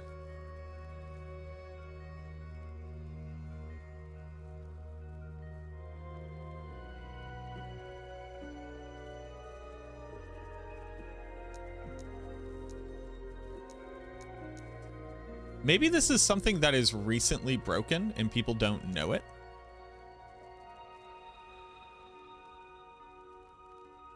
I'm going to chalk it up to this is a new thing that people are 9 weavers will.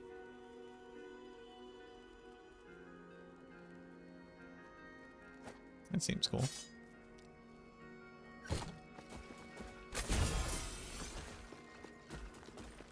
Yeah. I don't have more stuff to enchant.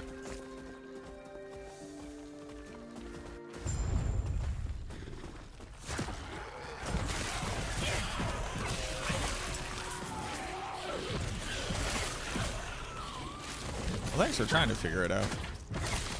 It's just broke. You know, sometimes things is broke.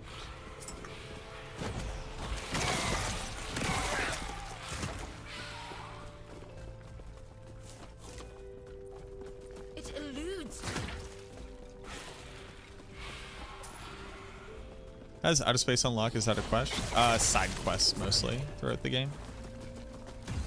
Basically actually do side quests. If you open up your map, it'll show you like what side quests you have and what the reward will be.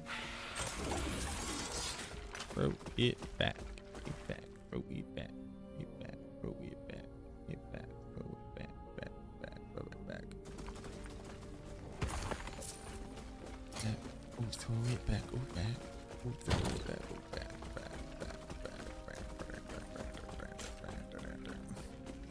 Intelligence poise rise. Create a prism shard when you directly use an element to skill that costs less than 40 mana. 5 prism shards per order you for 10 seconds and expire. If release the target, the nearest enemy explode, dealing elemental damage. Release all prism shards when you directly use a skill that costs at least 40 mana. Fucking holy. Wowie. Wowie caboodles. Yeah, maybe I need strength. Who knows? Maybe I need attunement. Who knows? Nobody knows these things. You ask anybody, they don't know these things. I think that's powerful and good. Physical minion pen, but that's a sealed affix. Maybe I need that at some point. Who knows? Throw it back. It back. Back.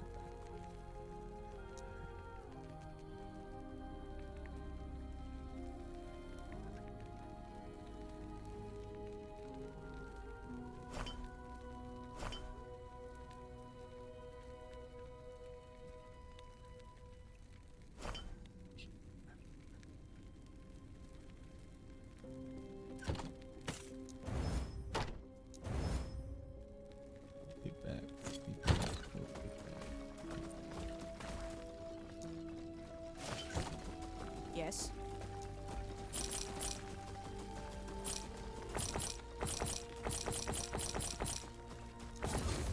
Take care. What up, Think?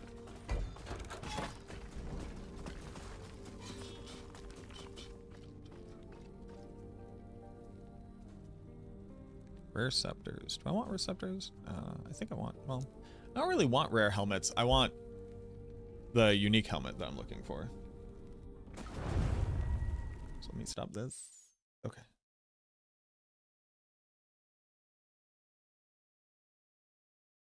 Ellie, first boss killed, B-roll. So now I need to get to this other boss. I want to kill him, and then I want to talk about the game.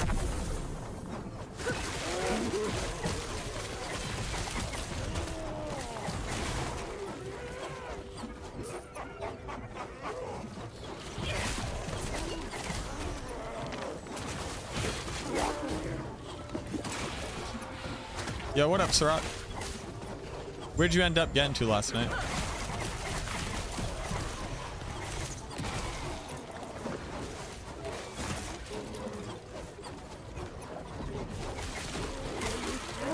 That map's very nice. What's the map you need to... What boss do you need to kill for your stuff?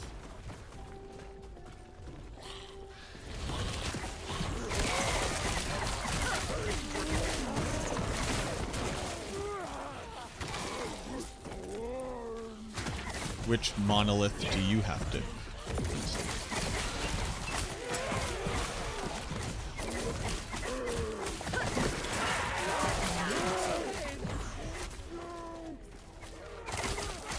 actually arbor the zone?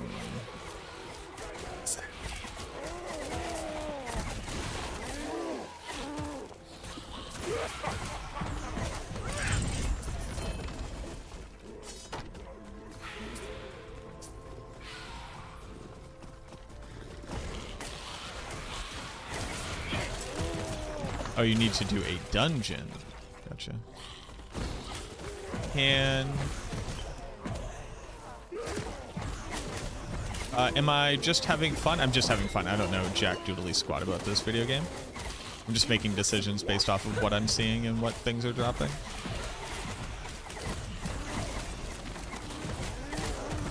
Before I play... So, I went and looked. I had 17 hours.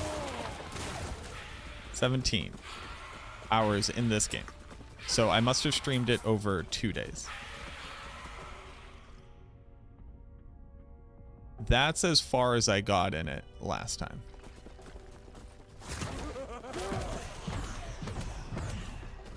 It eludes me.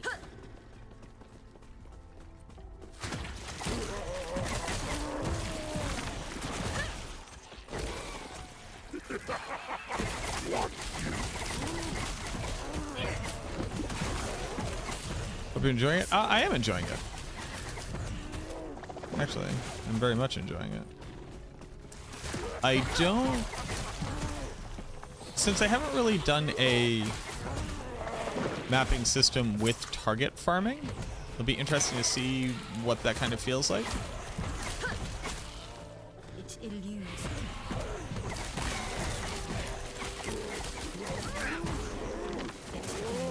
And I got a... you take a legendary and exalt you put together, and what do you make out of that? What do you get? What is it called? What is a red item called?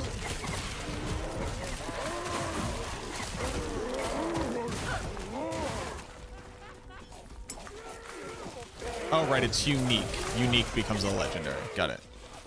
I got a legendary, the legendary staff for Wraiths. So I want to go get the helmet for Wraiths and see whatever that does. I don't know what it does, but I want to go see whatever it does.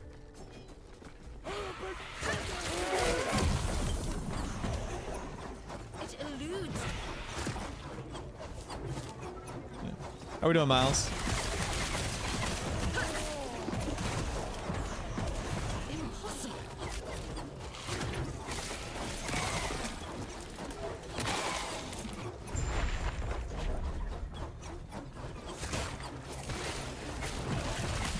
Gilgamesh, the corrupt.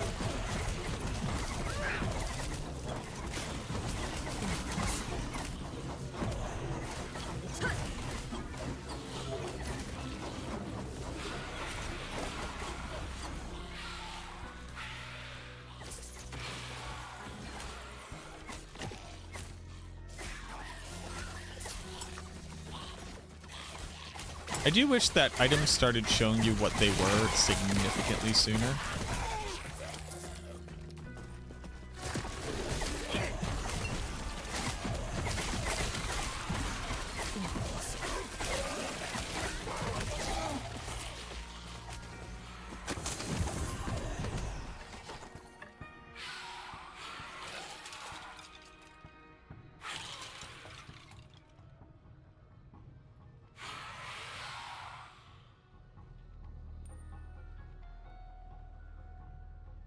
That would help me out a ton.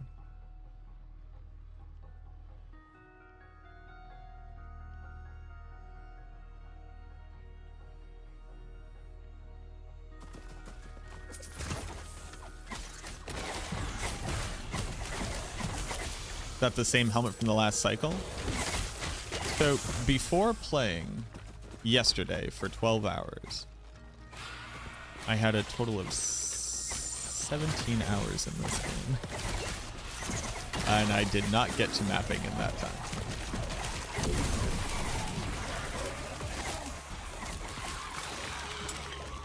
Just to reiterate, I don't know anything about this game. Other than there's a helmet for Wraiths, and I dropped a staff that said Wraith stuff. And someone said, oh, you should go get the helmet.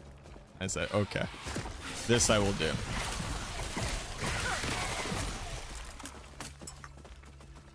I got no insights. That's a lot of minion health, my guy. Super solid. Cold Pen also seems relevant. I want to make all my minions do cold damage, which I don't think I can make my Wraiths do, as far as I can tell.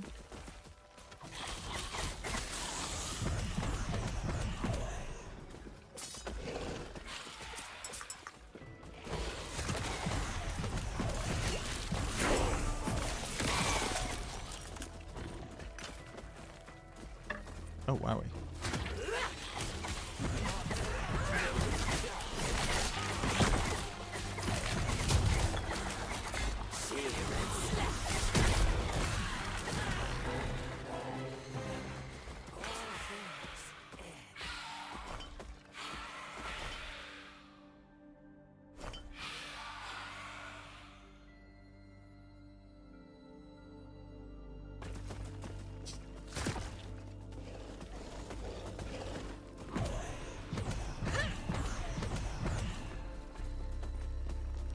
This is a video game called Last Epoch. The more you know.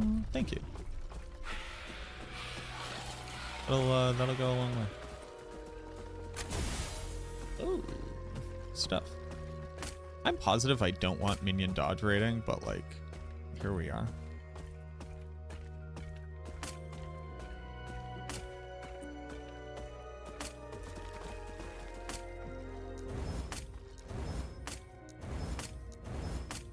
There's no way to like mass shatter, right? That's not a thing.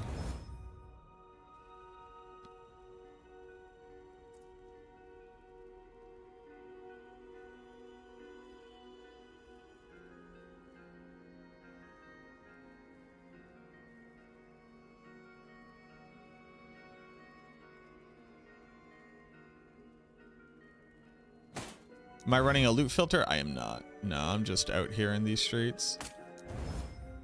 I don't know what I want to filter.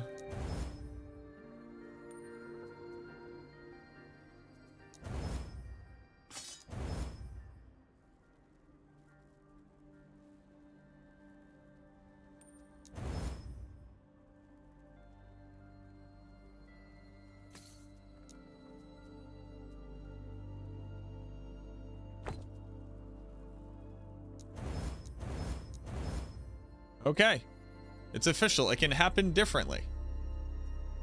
It is not always just the last one. Pretty cool.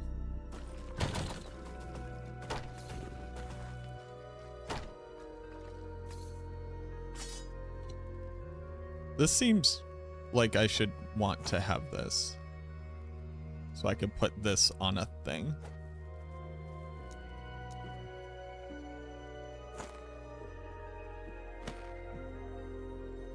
This also seems relevant, like I should want to have it so I could put it on a thing.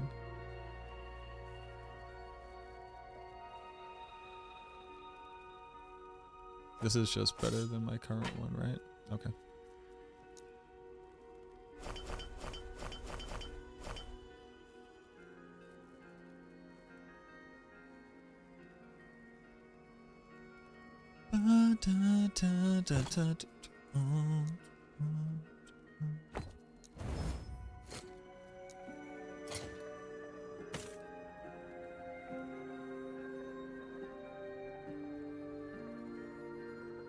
Armor. I haven't even thought about armor in a very long time.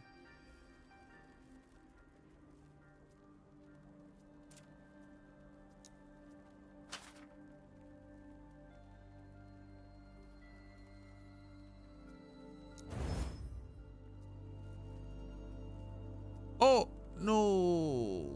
That's not what I wanted to do. I wanted this one. Crap.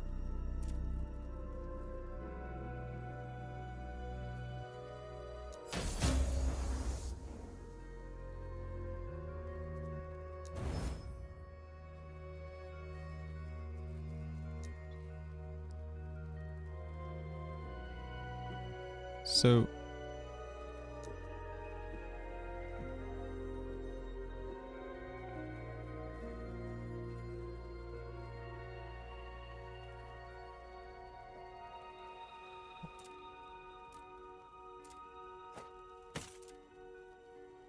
I didn't need that at all. Okay. That's interesting.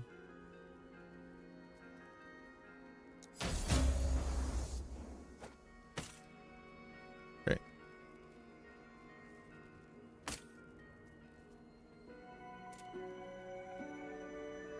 Void or necrotic?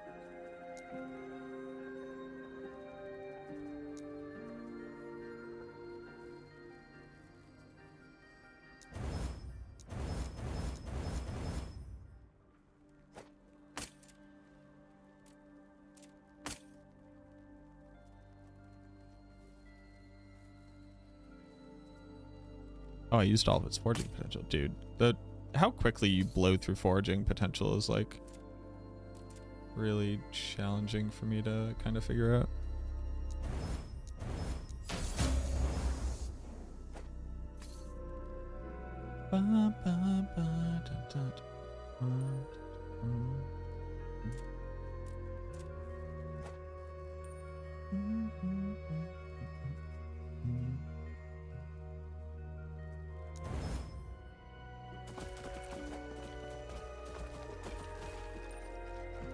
That's not what I wanted to do, and everybody knew that.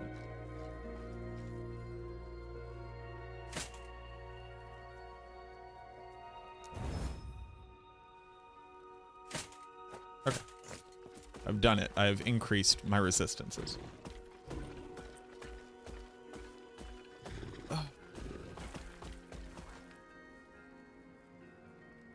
Just copy the filter from Maxroll. Thanks. Okay, and then I leave out here. Oh.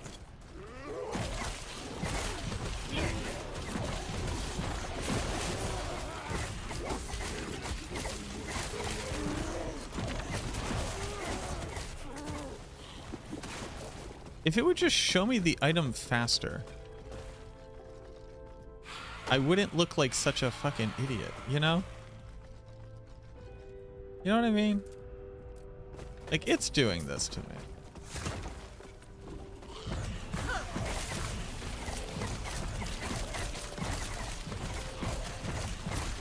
Increasing your resistance lowers your current if your voltage doesn't change. That's honestly so true, Bestie. That's so true, and not enough people are talking about this.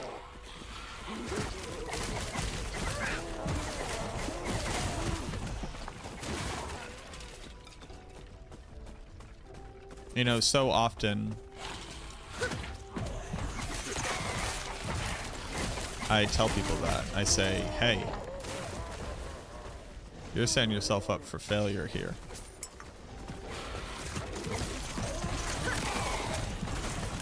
Nice crit. I don't quite understand crits, and they confuse and scare me.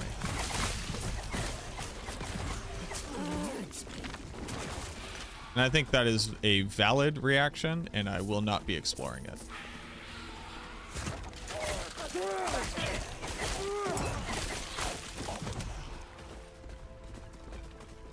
Fine, keep your 1 stability.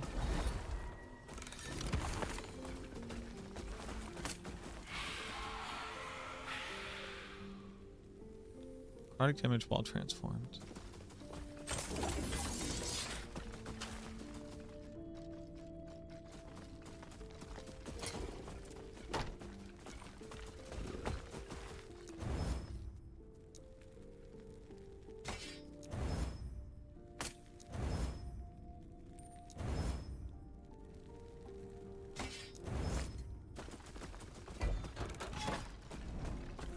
Glyphs, rare relics, affix shards. I like affix shards.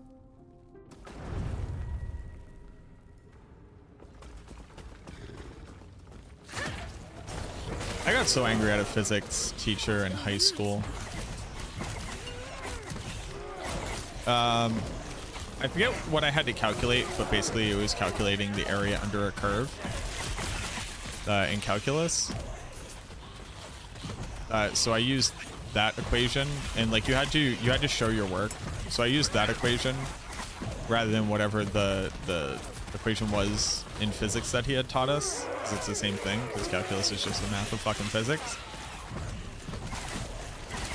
And even though I got the right answer and I showed my work and my work was correct, he marked me as not getting it correct because I didn't use whatever the equation was that he had shown us. I got so very incredibly angry at that man.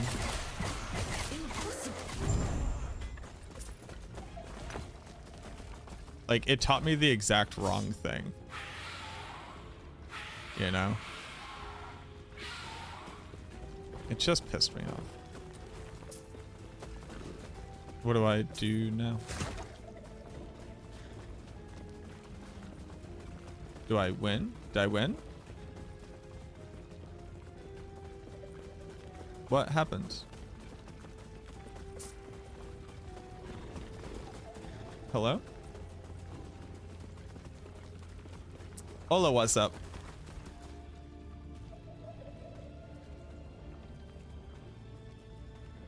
Then leave? Make my own portal and leave? Why? Why doesn't it make a portal? So in one instance, it teaches me that if I portal out, I fail and I won't get any credit for something. And then in that instance says you have to portal out.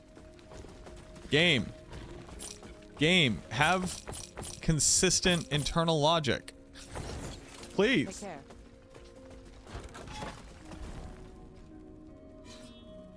Oh, I'm not. Frosty, I love that so much and I really appreciate you. This was in high school in 2008. I've been out of college for 13 years. I'm old. And I think this man is dead.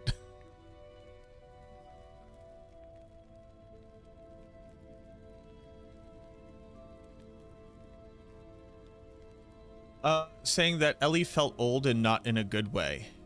It now feels significantly better. I believe I would say it felt old and not in a good way, because it looked old and the combat felt old, and like why you died felt old. I think I could believe me saying that. But I'm having a very good time with the experience. I'm hitting some of the pain points. It does feel like they kind of like really nailed down the beginning of the campaign. Like that felt a lot better.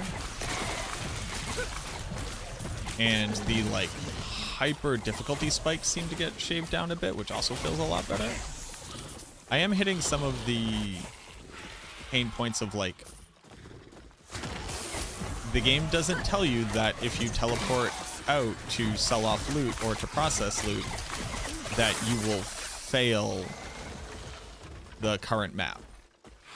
And then I did it, and then I had failed, even though I was, like, basically, like, I had finished it. There was just more loot on the ground that I wanted to have. And I wanted to go back and get an idol to enchant, because I didn't see that there was an idol, like, there was a stash in there. And then I had failed, even though I had spent the time to fully complete it. Like, that's just, like, a weird pain point where it's like, why would it ever work this way, and how did nobody else playtesting it come across this and, like, go, oh, that probably shouldn't work that way.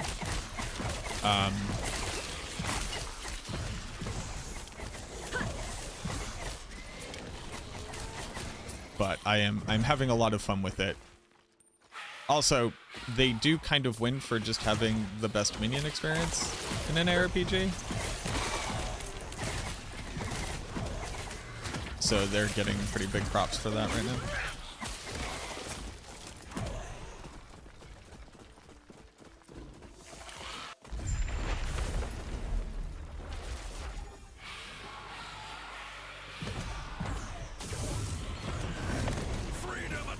LE on console anytime soon? I'm not sure when they intend to... like, I'm positive they intend to come to console. It just turns out that developing for that is expensive. And my understanding is that they're like a fairly small studio. What up, Ava? How is last Epoch? I'm having a really good time with it. It is so wildly archaic that, like, it is nowhere near as complicated as Path of Exile, but it is just as archaic somehow. So blind playing it, I'm hitting a lot of points of tension that are just kind of like, oh, this was probably not a good way to make this work.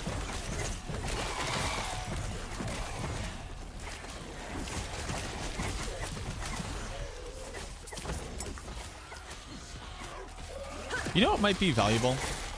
I'm gonna look up this studio. I'm gonna learn about this studio. I think learning about this studio right now will help a lot for me to be able to contextualize the things I'm experiencing.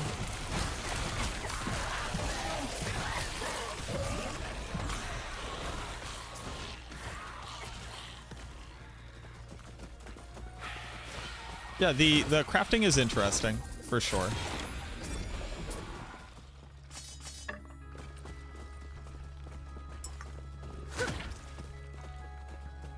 What up, Delia?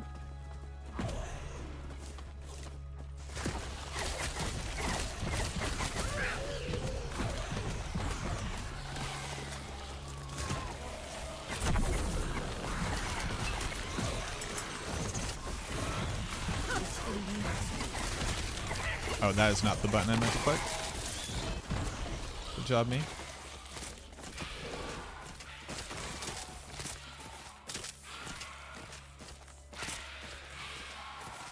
That's big. Oh, that's actually huge.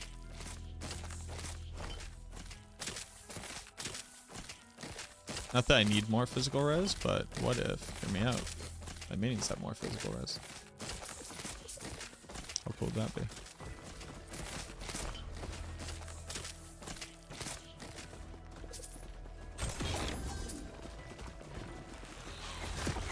My understanding is that the game does fully expect for you to be using a very intelligent loot filter. And as such, thinks it is, like, fine to just, like, cover the screen in items. Which I'm not a big fan of. But if you already like just using, like, hyper-customized loot filters, then I think it will do really well for you.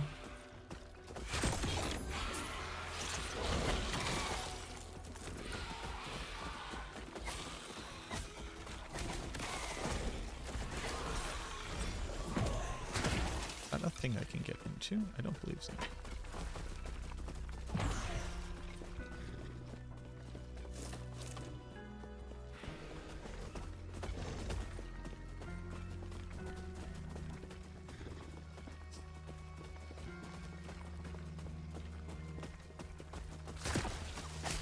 The shrines? I mean, the shrines are... Yeah, the shrines are fine. The only issue with the shrines is that they're just kind of like incredibly silly. I'm of the mind that Diablo 4 should be the Fortnite of ARPGs. There's like nothing saying that anything is off limits, but for the aesthetic that they're going for, I think that these shrines are like incredibly silly.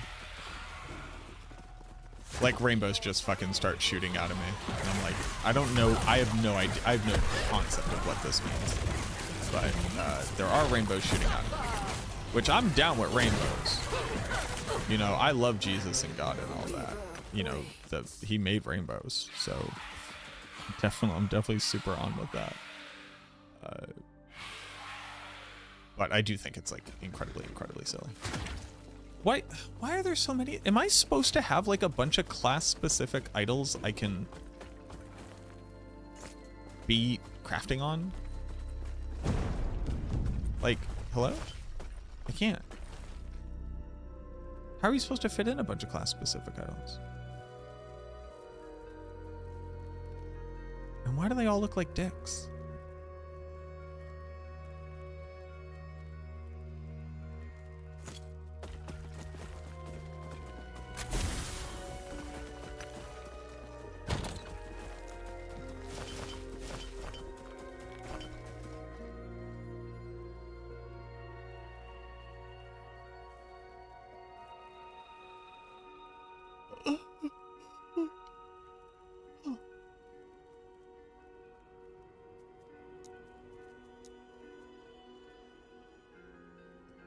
Excuse me.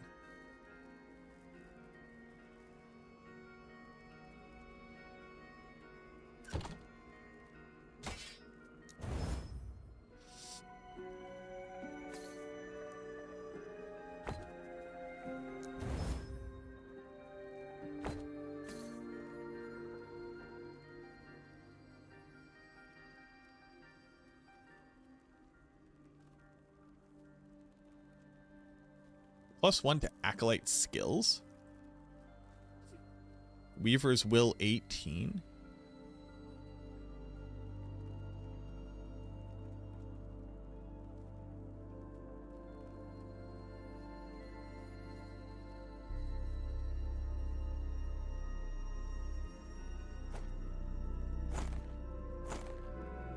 That seems good. Now, I wanted to keep using my cool set item, but that seems very good.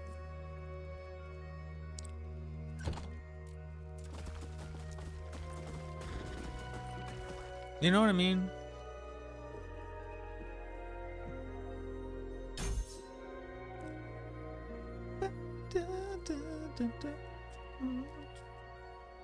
You gain ward whenever one of your... Huh. Why would I want that?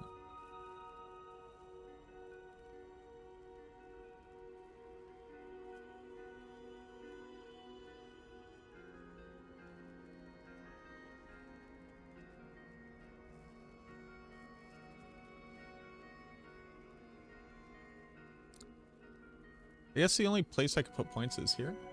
I mean, I could do this. I could do this. Yeah, their base crit chance is pretty important.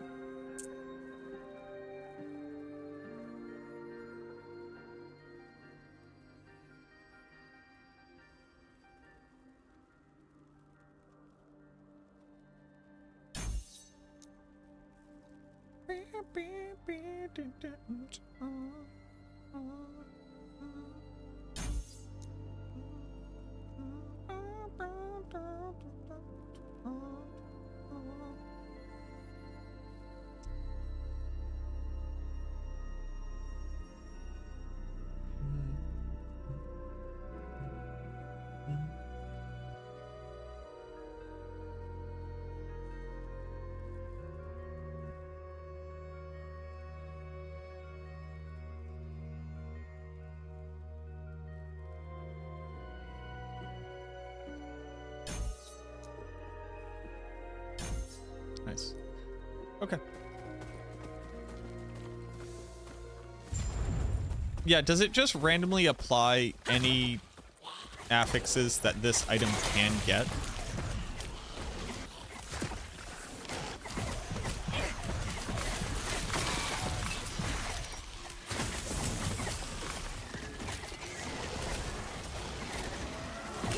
watching you figure out the game. I'm glad that can be helpful. Yeah, it's just like, you know, when all I do is play Diablo 4, I don't really get the opportunity to like significantly learn new things. You know, because I'm such a fucking Giga Chad. No, but it's just like, you know, I will come to understand new interactions as they're added, but like, other than reconceptualizing like the like changes to outcomes which already exist. Who is summoning that? I wish they would stop. I don't get the opportunity to like read a thing and go, oh, I wonder what this does.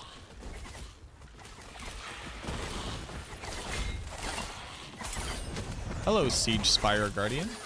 How are you doing today? Oh no, you died, you idiot. That's like another thing that I just generally enjoy about playing a game and learning about that game.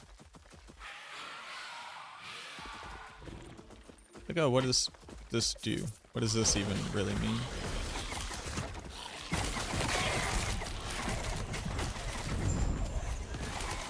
There's an experiment boy over here.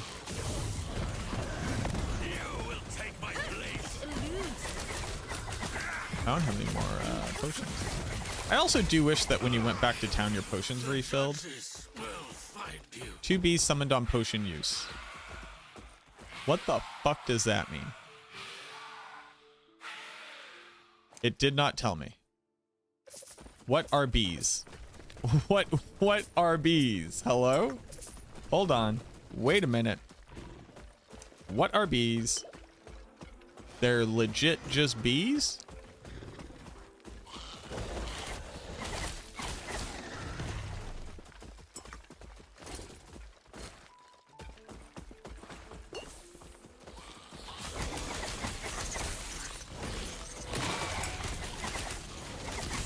How much damage do bees do?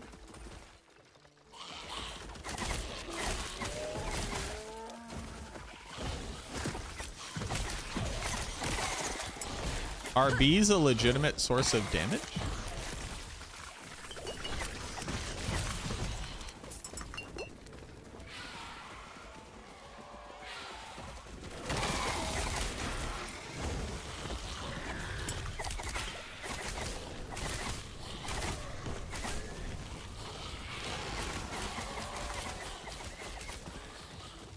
Can I build into bees?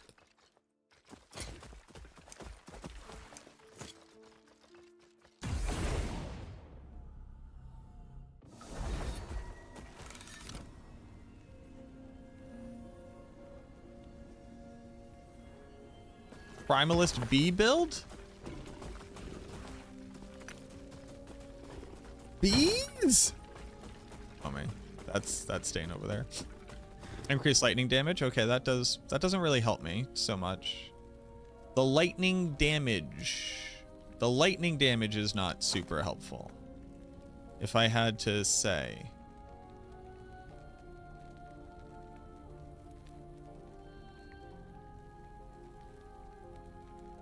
The lightning damage is not doing it for me.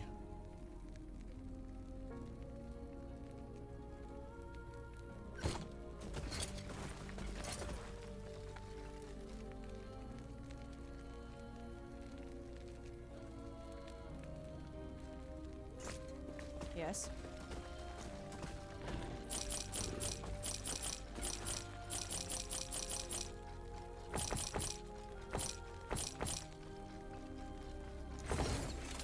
Take care.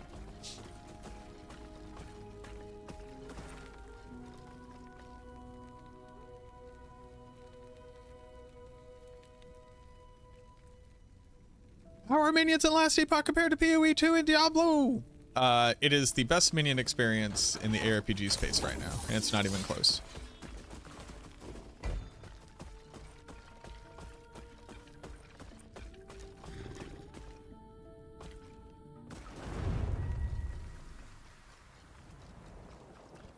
Yeah, I've used the game guide a whole bunch. I find it sadly lacking for the way that I like to find information. But there have been instances where it's been helpful.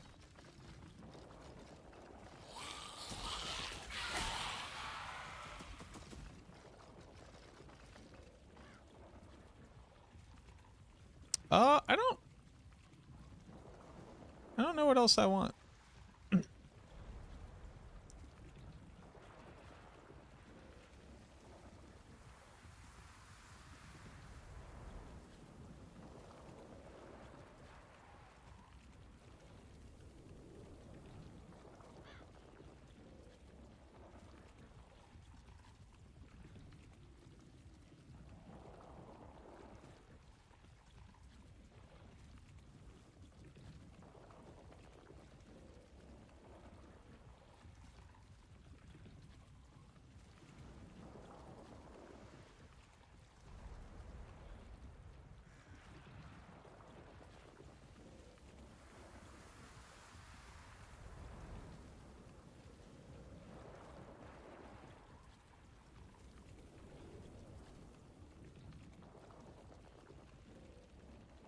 More skeletons is always generally good.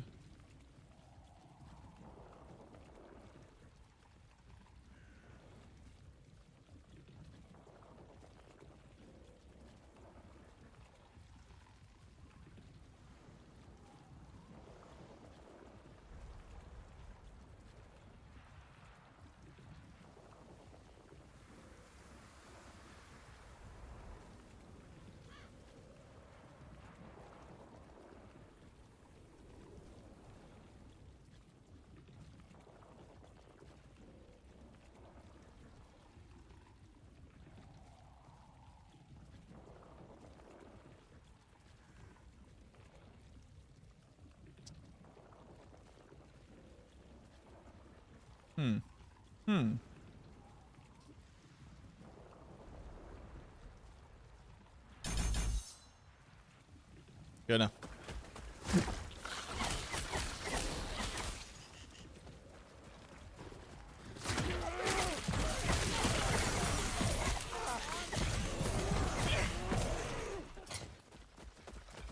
Increase lightning damage. Is there any way to influence what this weave thing does? It's just completely random, right?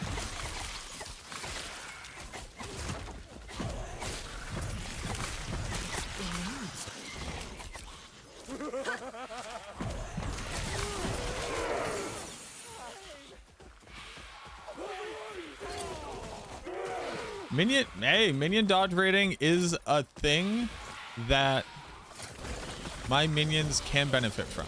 So you know what? I'm fine with that.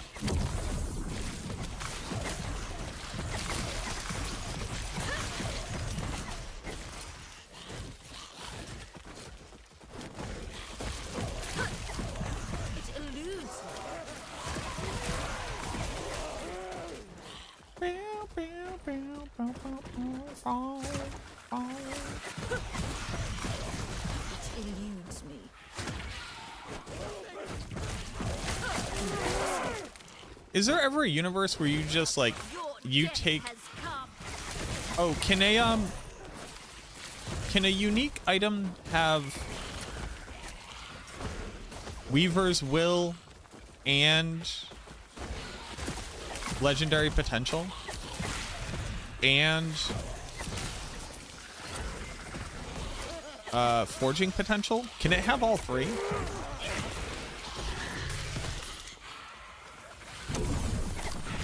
Is it just one? It either has forging potential, or it has Weaver's Will, or it has legendary potential.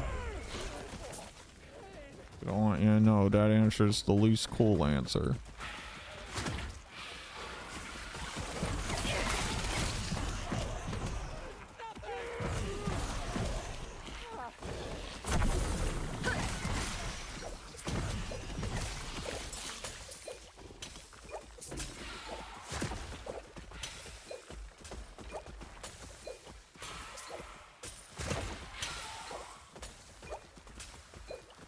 Eludes me.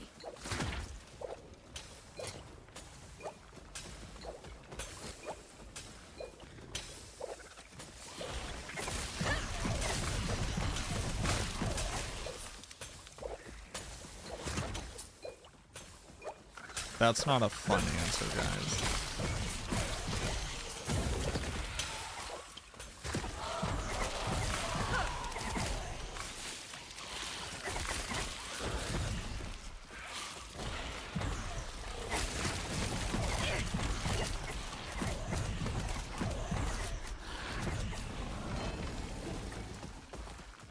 Summon a bear.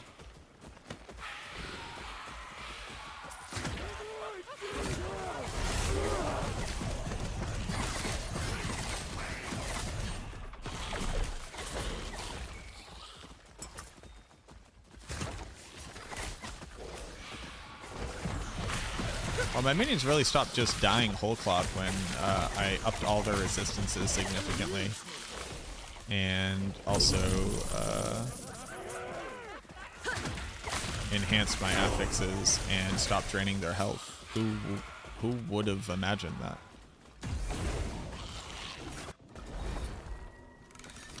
Did anybody see this coming? I didn't.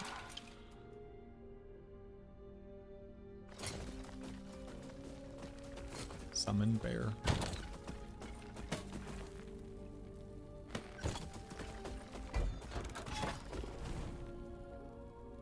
Rare amulets.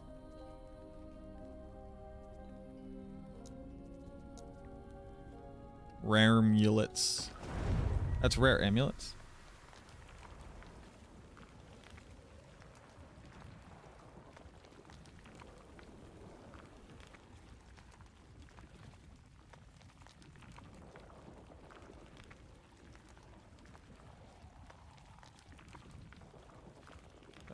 Hold on, I have to grab a package.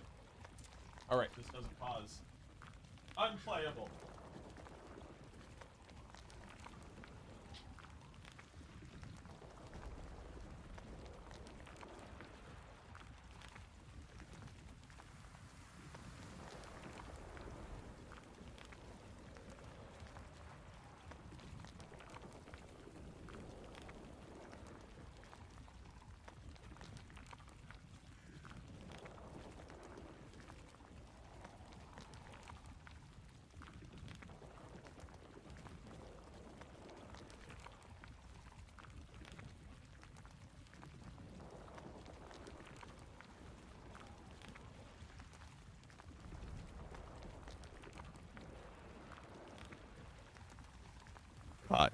My PAX badges. PAX badges. Going to PAX, baby. Also, and not to brag, but I was invited to a PAX after party for Twitch. You know, because of fame.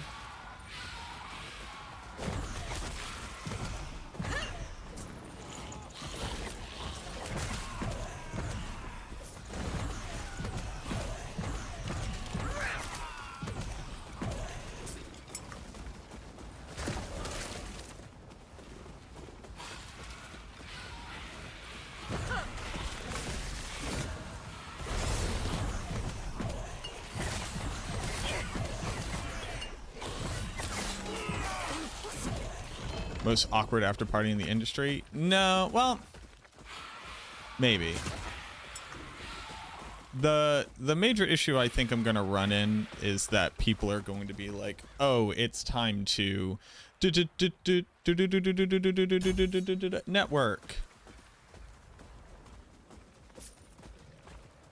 And it's like, Brody, I am here to listen to whatever EDM DJ they put on while hopefully not being like hyper swamped like the Asus, like the Predator after party. By the way, they had to stop running it. It used to be the Predator after party.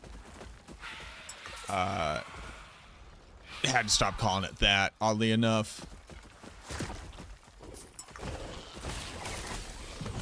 But like before everybody knew that that after party was typically like pretty good. It was pretty good. And then once everybody found that out and they're like, oh, you're going to the Predator after party, right? It's like, I mean, sure, yeah. And you go in and it's just like wall to wall people.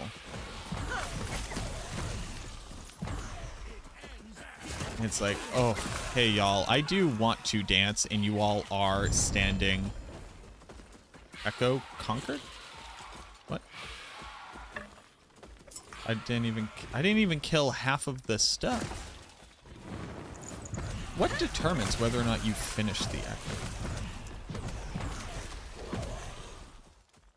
I guess the Echo has like quests. But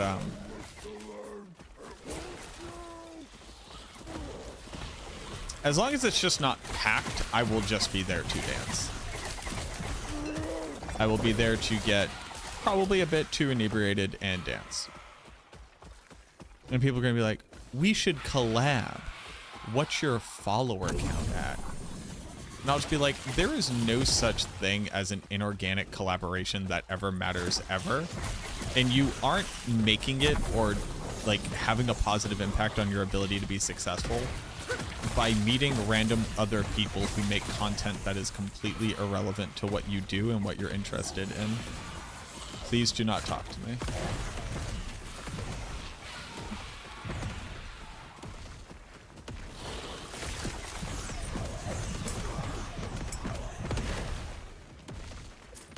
And like, I just know that is what people are going to want to be doing. And I'm like, Brody. Broski. I promise you, unless you know that person or you can have overlap in your communities or the content is relevant to each other, you're not going to accomplish anything by bringing together 15 different variety streamers who all have like very specific and insular communities. That's just not gonna do nothing. So please don't. Just please don't. But if the difference is going to no after party or going to an after party that ends up being lame, I'd rather go to the after party that ends up being lame than not going at all. Because I like being social.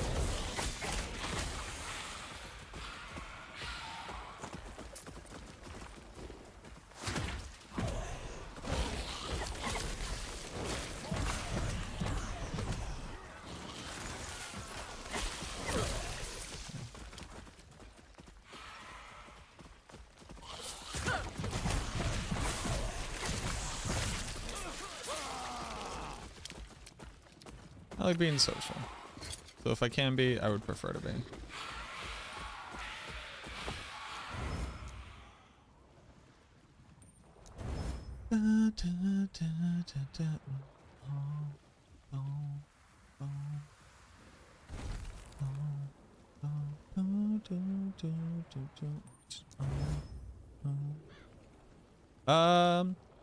Okay. What do we got here? What's going on here? Prefix, suffix. Can I roll these off? I could. I have a chance to roll these off to something relevant. Versus mine, where I get physical res in life. Okay. So I could try rolling this off. The cheapest one. Hold pen. That does nothing for me. That does nothing for me. Well, you're garbage. You're garbage and everybody knows.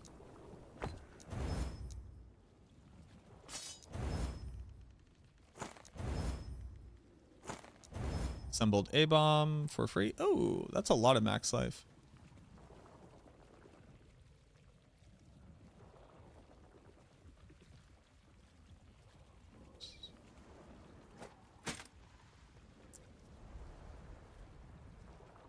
So I can roll this to minion damage. 40 forging potential. I would need to... Do I even need to hit all res, actually, now that I think about it? Actually, don't. Actually, don't even give a shit about all res. Okay. So, then this, I just need minion. Fucking what? Minion? What?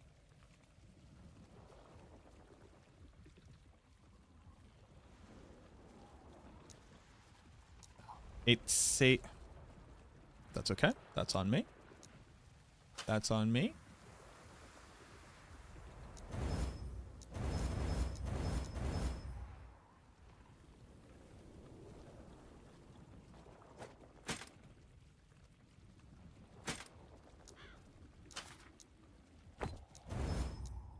Boom. Big health. Big health, big minion damage. I don't care about the res because well, I need a little bit of cold res, but like whatever. I have so much light res. There you go. You got a little thing right there. Got her. Okay.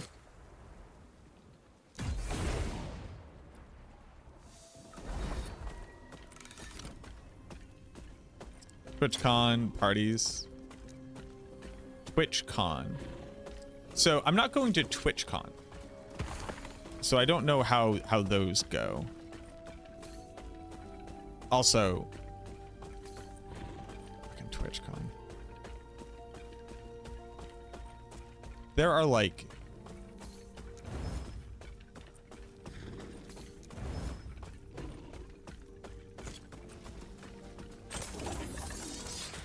I get emailed a lot like, hey, are you coming to TwitchCon? Yes. And I'm like, hear me out.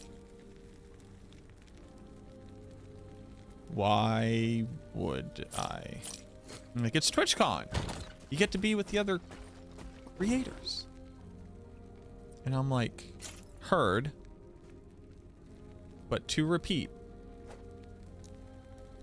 why would I want to? Like, oh, you get exclusive opportunities. Yes. What are the exclusive opportunities? What am I being offered? What part of my sanity must I give up for this?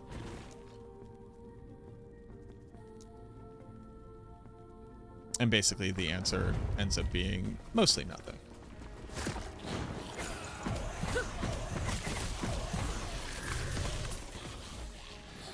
It's like you would think on paper would make a lot of sense to want to go and participate. And then you think about the fact that it's like,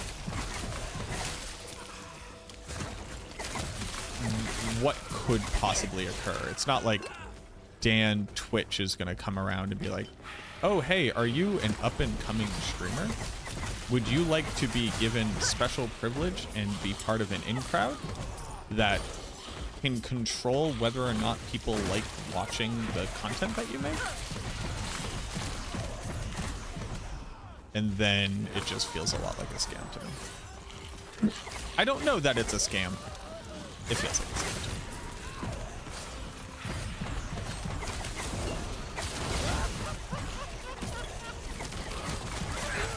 me. Wretchblade the Doomed.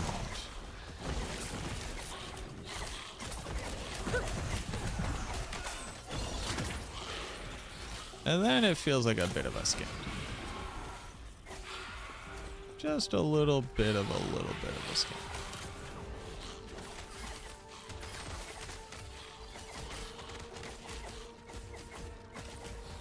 Although, at least for this after party, it was kind of cool. It was like, hey, here you go. Like, here's your ticket. And I was like, oh, hey, yeah, no, my girlfriend needs to come. And they're like, oh, okay, yeah, she can use this link to get a ticket too. I was like, okay, there we go, cool. I thought you were gonna pull some shit. I thought you were gonna be like, yeah, well, she can pay to get in the door. I'd be like, well, then I don't want to come to your party. You just gotta kind of be like that.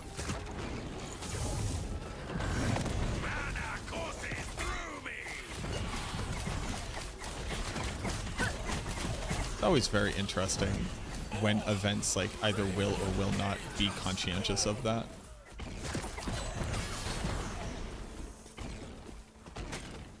Because not all of them are. And you think they would be, considering the thing that they're offering you is a free thing that costs them. Oh, what is that? What is that? What is this? What am I looking at? Oh, is this my book pet?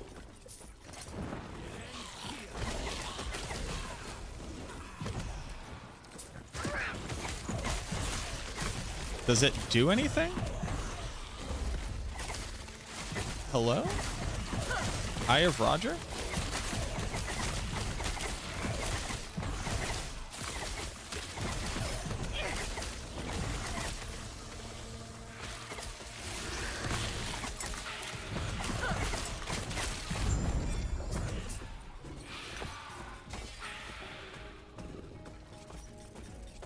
Oh, I am so stoked that I don't have to work tomorrow. Oh, and I don't have to work on Monday. That is also very, very nice.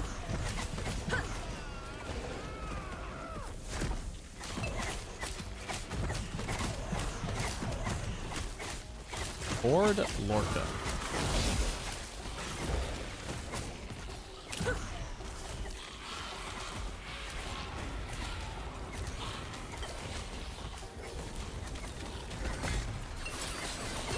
Oh, I did legit almost just die though.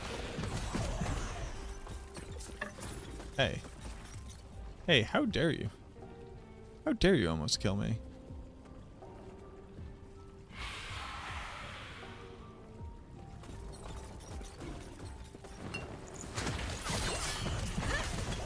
Am I a full-time streamer or do I have a job besides streaming?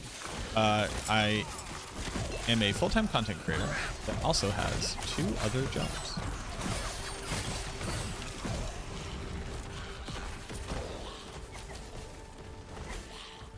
Pretty fun.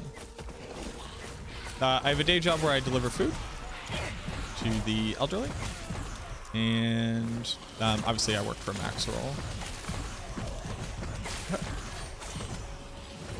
as a contracted guide writer and resource creator. It eludes me. But we're going to be buying a house. It eludes me. As in, we are currently buying it. And hopefully I can scratch at least one of those off the list very soon. And then spend more time doing content creation to make up for the difference. Like, I'm gonna be so... People are never going to not have content to watch from me. You know, it occurs to me that there might be people who have like watched every video I've ever put out, which I just thought of, and that is like a crazy concept now that I think about it. I'm going to be testing their will to fight. I'm going to be putting out dummy amounts of content. I want to be doing a video a day if I can. Summon Wraith, summon Wraith.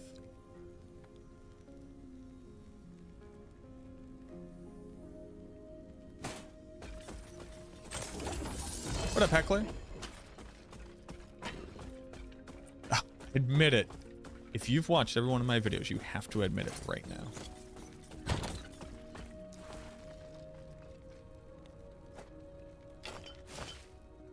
Breezy, thank you so much for the 8 months. You subscribe to a bad content creator. You're a real one. Hey Macro, love Hey, yo. seeing you play La. What do you think? I'm currently stuck on Laggin, but it's super fun. What do I think? Good game. I'm enjoying it.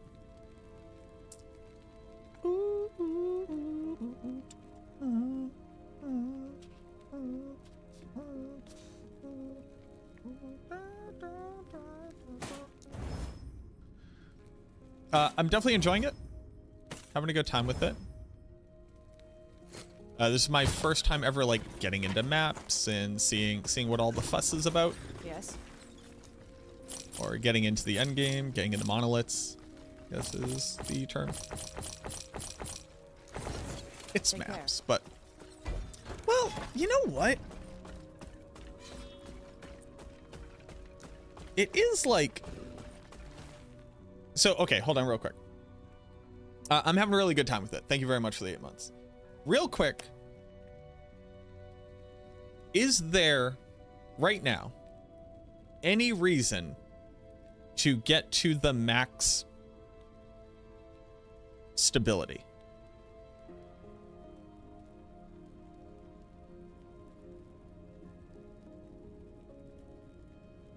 Is there any reason to do that?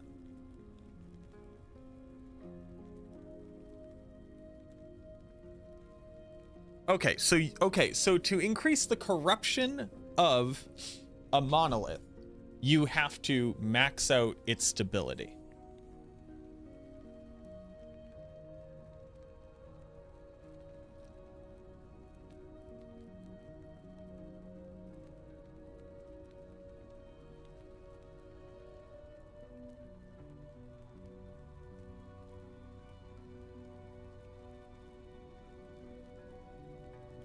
Oh, you can just bank stability to continuously do this quest, or just to do the quest in general.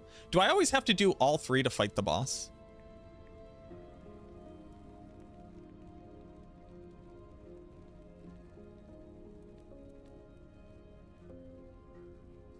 So like, unless I want the drops from these things,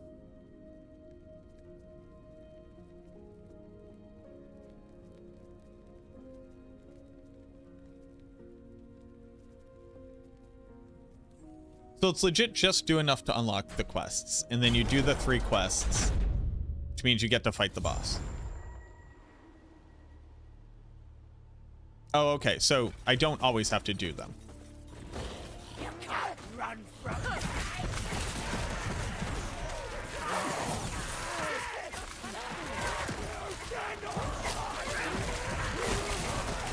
What brings you here?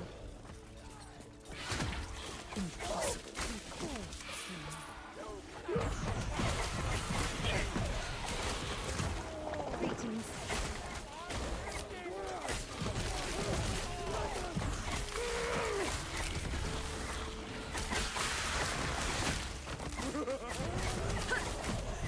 Safe travels. It eludes me.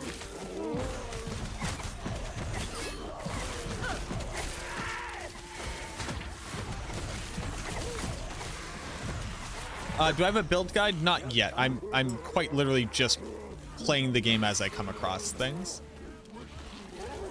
I think once I do a thing where I go, okay, I now know what I'm talking about, I will make one if I'm still interested in the game.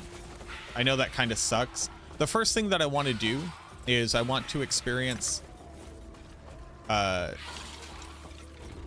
doing the boss and understanding what I'm doing, and then put out a basically should you be playing last Epoch style video? And the answer is yes, I think. How much is last Epoch? How much does this game cost? Yes? It eludes me.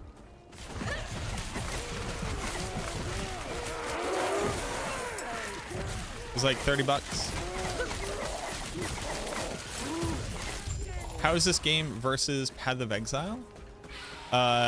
Significantly less complicated. And unless the end game gets like hilariously hard, much easier.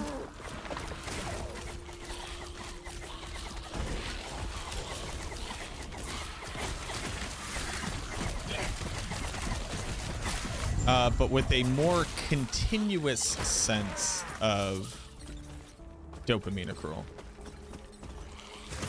The corruption gets hard. Somebody said up to corruption 1000.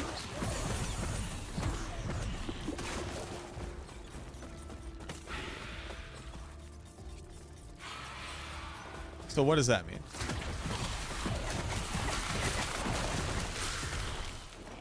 You know what I mean? You can push infinite. So infinite scaling difficulty, I don't believe is necessarily the same thing as the game itself is difficult. Right. like, we're just talking about what are the upper limits of what the build can do, right?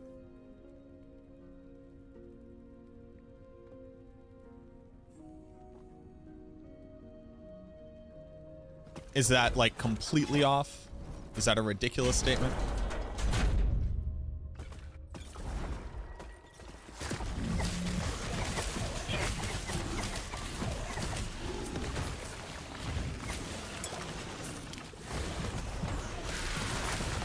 I'm asking. I'm not trying to define it. I cannot stress this enough. Again, completely ignorant.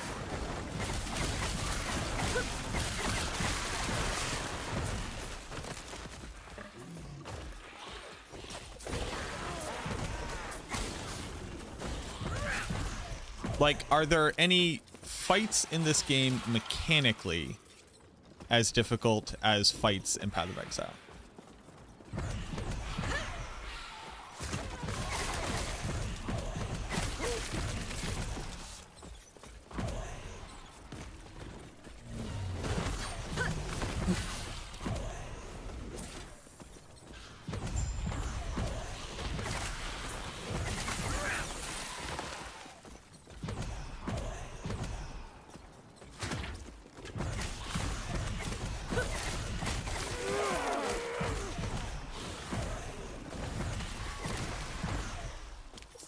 Did a couple hundred corruption last cycle.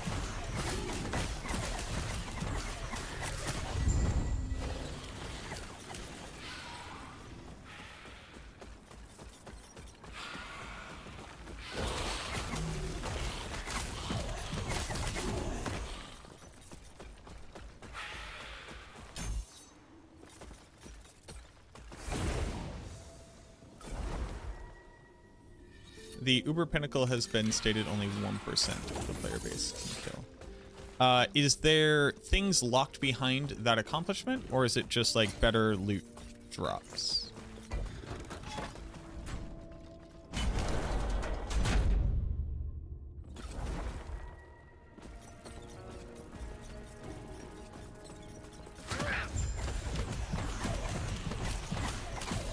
Does anybody know? Do we have any Giga Blasters of last Epoch in chat? How do minions feel? Amazing.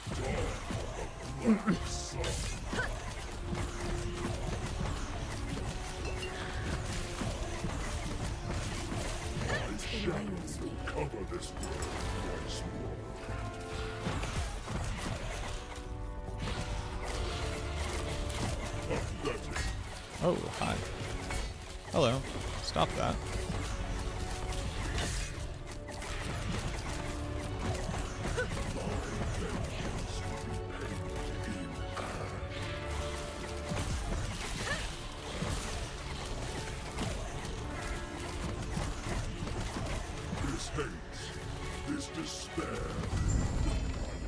I've killed the bad man.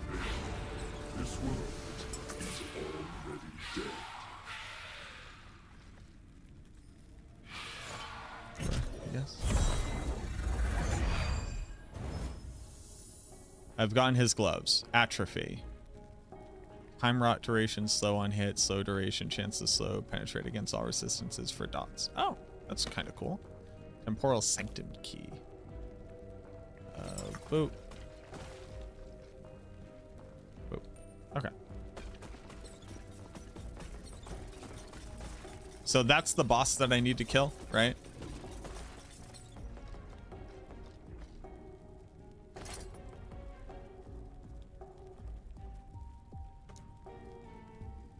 I have Runes of Ascendance. I can use that on any helmet, right?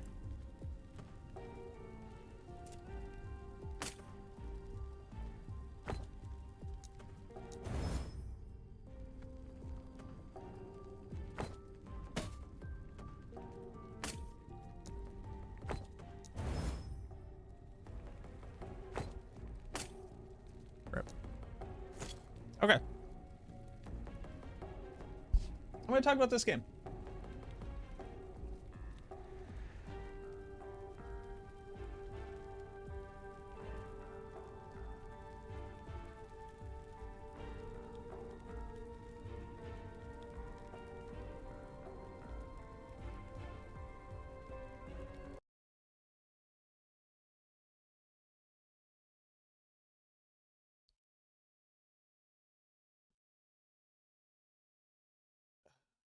Okay.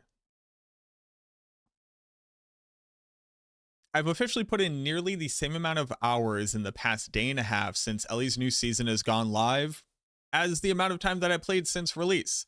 Let that sink in for a real quick second, because we need to talk about Last Epoch, a game that I think that, without question, you should probably be playing.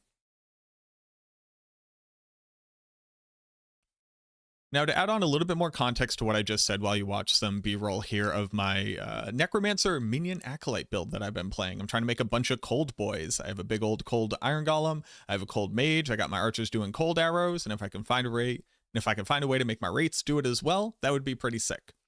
But to contextualize the statement that I just made, I really want to highlight just how negative an interaction I had when Last Epoch initially released. There was a lot of friction. I wasn't really enjoying myself. Back then, the weird balance between various stages was completely off. You would go from absolutely steamrolling one of the maps in the campaign to walking into the next area and getting absolutely trashed on. I think I sat there and died for roughly 2 hours in the catacombs after spending every single shard that I had trying to bump up my survivability, and eventually just hard forced my way through the area. And it appears as if, with the release of their new season and the changes that they've made since they initially released this game, that they have sanded away the vast majority of pain points. They have really smoothed out the early game system. You can absolutely cruise through the campaign with little to no knowledge about the game, just kind of feeling it out. And I think that there's something to be said about an ARPG that has some of the depth that And I think that there's something to be said about an ARPG that has a lot of the depth of the crafting and the customization of your character, your skills, and your ability that is this intuitive and this easy to pick up and just start playing. Something that I think a lot of games in the genre can definitely struggle with. But I figure rather than baiting you along by kind of trying to point out all of the issues that I had with the game on release, I would just come out straight up and say it. I think Last Epoch is offering something that is truly unique here by basically attempting to not reinvent the wheel when other ARPGs have already done it better, but expanding on concepts that other ARPGs have basically just not really found a good answer to. A lot of the pain points that people looking to sink a lot of hours into a genre that somehow has to do the impossible task of having infinite replayability, yet meaningful progression.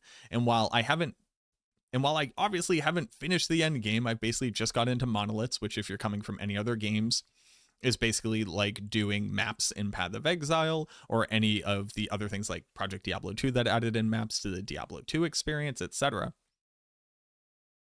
And this is the beginning of the end game. Basically what I'm doing right now is the easy version of it. I'll unlock a harder version of it, and then I'll be able to juice that further, continuing to increase the difficulty of it while increasing the rewards that I get out of it. And what this will ultimately end up determining is what is the highest level of juice I can add on to it, which would be the feasible endpoint of whatever my build's capability is. Something that I would argue is the existence of ARPGs, the reason why they exist, to see what builds can do and to determine the relative power scale.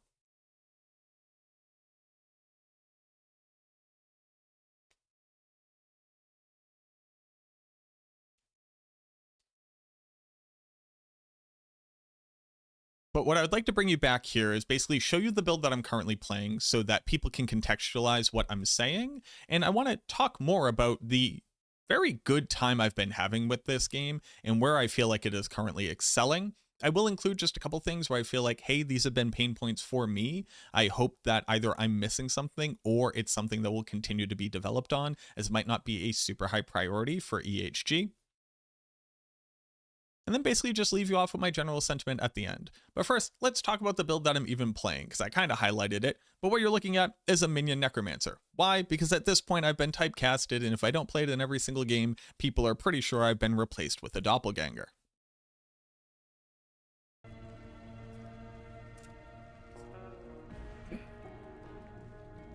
And if you have never seen Last Epoch at all, if you've never even heard of this game, or if you've been on the fence about trying it, I think it's something like $30 or $35 to be able to pick it up on Steam. But if you've never seen it at all, there's a couple like core things that you need to understand. One, classes in this game, unlike Path of Exile, are much more straightforward. While you basically have things which are kind of like ascendancies, they're called masteries here.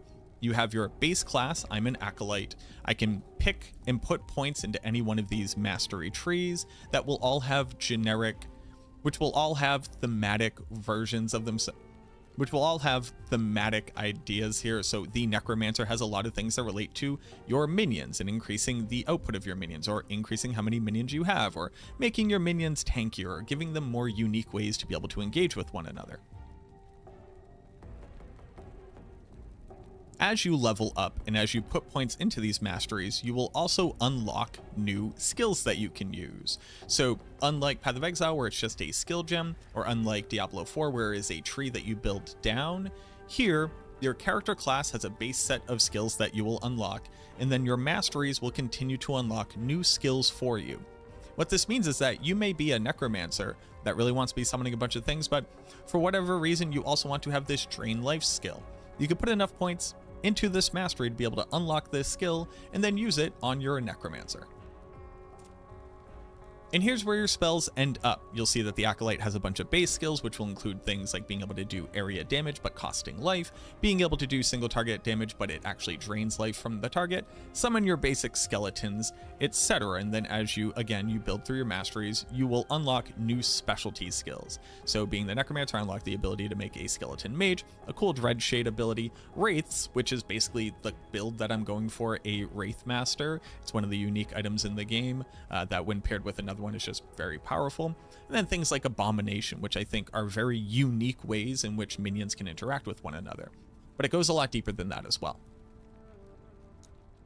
Each one of your individual skills basically has their own tree. Now, the tree will also have very thematic paths that go down it, and while I initially really bounced off of this tree, because I think it is just unduly confusing, it is just visually very confusing, and I don't like necessarily that the idea is that things will like differently interact with one another, so you can either build over here to get over to here or build over here to get over here.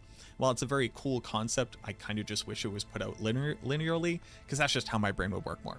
But when you really sit down and think about it and you read up on things, you kind of like work your way through it manually. Something like my Raise Skeleton skill here, or Summon Skeleton, very simple outcomes. One, I can build into just using skeleton archers by removing skeleton warriors from the pool of minions I can have. Or I could build into being able to get skeleton rogues here, or I could really build into the skeleton warriors. This ability to kind of customize the outcome that you are looking for helps to further increase not only like build diversity, right? Because any two people might be able to build this differently depending on what they're looking for, but also then opens up the itemization in the game to be able to differently empower you. And the cool part about it is that since you can respec immediately, although it does come with the cost, basically you like lose a skill level to be able to respec points from your skill tree. What it ends up doing is that you can react to the items that you get in the game. So because I found some unique items, or because I found particular stats, I could choose to build into that, even if just for a little while, to be able to basically like propel my build forward even further. And you can choose up to 5 skills. You can have 5 skills, and each one of those skills can each individually be basically specialized in these ways. You get a certain number of skill points, you can get more in your gear, etc. Very typical ARPG trope there. Open World, thank you very much for the raid. I appreciate you. Thank you, thank you. But now you got like the basis of what I was doing. Again, trying to make a bunch of cold minions here. So I have leveled into my archers being able to fire off ice arrows. My iron golem is going to be a death chill golem. He's going to do great stuff. The Wraith, I can't figure out how to make the Wraith do cold damage. I haven't learned everything in the game yet. As far as I can tell, I can't do it from the tree. It might have to be from itemization. My mages, I got big cold mages. The cool part about my big cold mages is my cold mages becomes a mobility skill because I generate my mage and it teleports me to him. It also brings my minions along with me because I have stats on my gear that does that. But basically everything that you do can be interconnected in this way. There's even just like this teleport ability on the Necromancer, which I desperately wish would come to Diablo 4, some ability to do this. Also, quite literally just has a thing that says it will then make skeletons, adding on to the minions that I have. It doesn't always have to do this, but you can make it do that, and that's very interesting.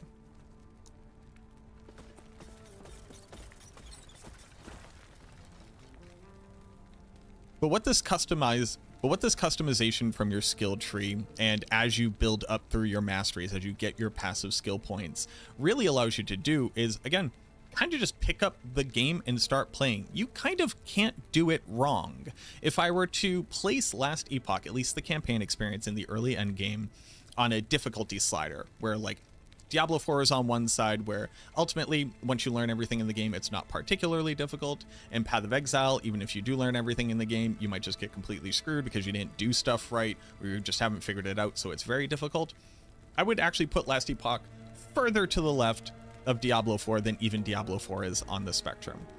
I am not having a challenging time with the game, and I don't mean that the game is not interesting, it is not engaging me. I just mean that I haven't screwed up and I know literally nothing about the game. Now that being said, obviously I have, I don't know, 12,000 hours in ARPGs at this point over my life, so I understand a lot of the language here. I get what they're going for, and I can piece together the words that all say the same thing. Do I know exactly how the damage calculation works? No. Do I understand when adding on flat damage pre or post conversion and how that modifies damage multipliers on skills? No. There's a ton I do not understand the inner workings of. I haven't looked under the hood. But what I'm arguing is I don't think that you have to. I think that the game is really excelling at making a very fast campaign with immediate cause and effect. Pick up a quest, get sent somewhere, finish the quest, get your reward, that are all meaningful. It's very in the Diablo 2 style, where every quest on the board, other than like obviously a couple exceptions, are an immediate, if you do it, you get a benefit. In this game, you unlock not only additional skill points up to a maximum, meaning you don't have to do every quest in the game if you don't want to,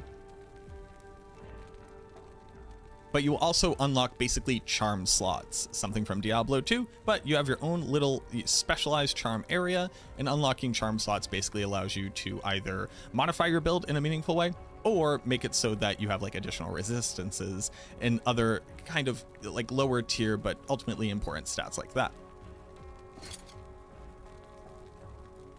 Like I picked up this big old philosopher's heretical huge immortal idol of insight. Wow, that is a mouthful. I have no idea what those words mean. I have web weaved this thing. I also don't really know what that means. I think a spider has touched it, and it just started leveling up with me, which I also really don't know what that means, but it was pretty cool. But the thing that I want to point out here is that it has a stat. 48% of the potion that I use will be converted to ward. Ward is basically like barrier or energy shield from different games. But if I were to sit here and spam all of my potions, you'll notice that I get a bunch of barrier here. Now, the more barrier that you have, the faster it runs out.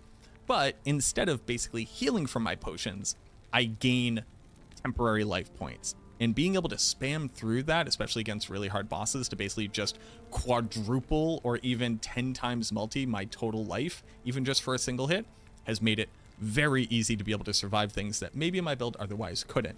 And this is just legitimately a single charm I put in here. All of these charms have stats. All of these charms do things. Like this one will increase my res and my minions res, but also grant them penetration to fire resistance and stuff like that. There's a lot of really cool stuff that goes on here. But again, it's just kind of plug and play. As you get them, you put them in. You can't screw it up. It's strictly good.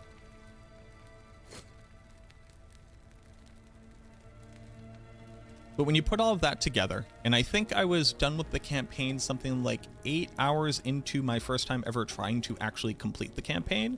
My understanding is that speedrunners can do it in like an hour or two, so shout outs to them. Hopefully I can learn their strats and learn how to read some maps here. But being able to see the entirety of the campaign in 8 hours time, just kind of blasting through content, not being able to screw up, picking up skills that made sense, picking up gear and putting it on. When it had stats that said minions, I tended to prioritize it. I was still wearing blue gear by the time I was like halfway through with the campaign. So while there's constantly stuff dropping, I'm not necessarily like immediately replacing stuff, right? But you always kind of had the opportunity to do so. And not only that, it really doesn't seem like quality of gear or rarity of gear is really gated behind anything. There was one point where I was wearing 5 different unique items because I just so happened to pick them up and they had a motley crew of stats that were generally valuable for me. I found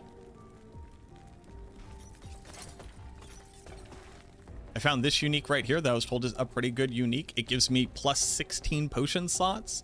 And not only that, it's just like great for minions. It increases my damage, although I don't really care about that. And also gave me dodge when using a potion. So I assume that also played into me surviving more. But like this thing, I doubt I'm going to continue to use it in the end game because it's not necessarily super important for what I'm doing. But it had good stats and it opened up a very interesting way of me playing the game where again, I could just drink 16 potions in response to taking damage and then because of this idol basically become immortal. And I just found this thing, I don't even remember what level it was. It was just there. Boom, I put it on, it was maybe like Act 3 or Act 4. And that was kind of set. I still haven't found a good replacement for it. And while there's a lot going on in this game, and I mean a lot, like what you're looking at right now is a legendary item. A legendary item can either just drop like this, or it can be when you take a unique item and an exalted item, where an exalted item are these purple items that have special stats on them, like the thing that you're looking at right here. And then you can crush these two things together and put the exalted stats on the unique, and then you get this legendary. And then my legendary has Weaver's Will, and Weaver's Will means that it's going to level up and add stats onto it. So mine right now has 2 unique stats that this item otherwise doesn't normally get. And then if you were to hold down Alt and then Shift and compare all the information, you can see the tiers and the ranges and whether or not it's a prefix or an affix, and you can see an explanation of the various stats that you get. It gets really Path of Exile 2 levels of like over explaining the stuff in the game. And not only that, there's like an entire in-game wiki guide if you need to go look up particular keywords, where if I needed to figure out like how regeneration works, I could look up health and regeneration. I can click this one to find the resistances article and then go through the resistances article and just like go through and pinpoint information. There's a lot to do and the game's trying to teach you as much as it can, and I really appreciate that. But as a brand new player, I didn't really have to look at any of that. Again, I just kind of like looked at stats and said, oh, this one says +1 to summon skeletons with some armor and res. That seems good, I'll toss it on. Oh, I found a helmet with increased minion life on it. Okay, great, I'll add on some resistances to it and keep going. The game's just kind of pick up and play, and I think that that's really good. The other thing that we probably need to talk about last Epoch is the crafting, which is what I think the majority of people are like finding a huge breath of fresh air from, because they have something really special here that's just good most of the time. And at worst, just enables you to be able to learn more about the game, which is probably my top priority as far as ARPGs are concerned.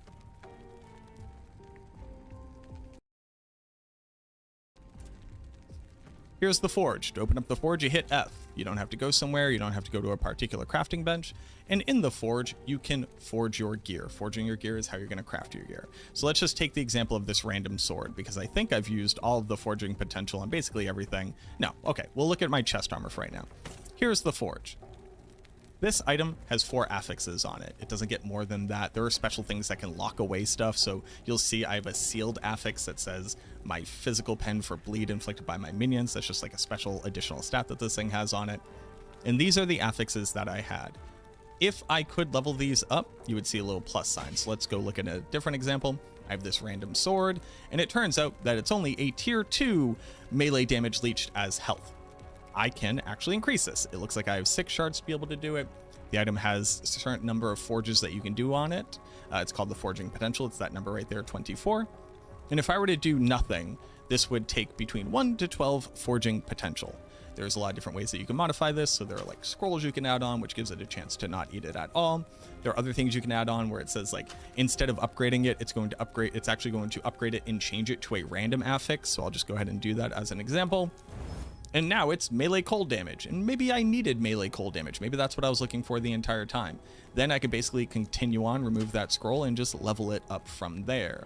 And the things that you can do go deeper and deeper and deeper. Basically, every single thing in the game can be modified in a lot of different ways. So you can eat items to be able to get these shards. Shards are basically just the affixes that you destroy from these. So I'm just going to go ahead and toss this in, and we can see the outcome. I shattered, and I got 2 critical strike chance shards and a melee cold damage shard. That means that if this thing had melee cold damage on it, I would now be able to use this shard to increase it. And there's just so much more to that. There is being able to re-roll the affixes on it, which is pretty cool.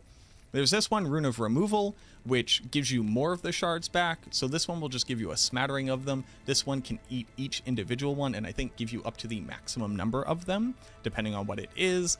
There's Discovery, which is just like adding shards to it. There's re-rolling the implicits on the weapon, because basically every item in the game has an implicit. Those are the stats at the top there. So your ability to customize and like legitimately craft your gear, where you pick it up, you choose what affixes are on it, you empower them. There's a bit of RNG that goes into like how good of an outcome you get. You can crit randomly, and that gives you a better outcome or like further increases it.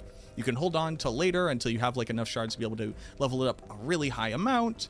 Like the list of things that you can do goes on and on and on, with things getting like pretty interesting. This one here, I can seal one of those affixes. So again, basically I would like take mana and increase mana gen and seal it. It would remove it from the item and add it as a sealed affix, opening up that slot so I can put a different thing in there. When people talk about crafting moving forward in the ARPG space, they're going to be talking about Last Epoch, because this is, I would argue, the first player time directly translates to near deterministic minimum outcomes, while RNG will increase the maximum potential outcomes fairly significantly. And because you can churn through items so quickly, you can gather these resources so quickly, and random stuff that you might find on the ground that is like completely random and ridiculous might be like basically like completely outclass anything that you could even potentially craft yourself. So like you still have the potential of picking up a random thing and finding an upgrade, even if you've spent like all of your currency into doing something. It basically has the best outcome from both worlds. Determinism where it matters, and then RNG to keep you playing, to keep you chugging through, to keep you grinding.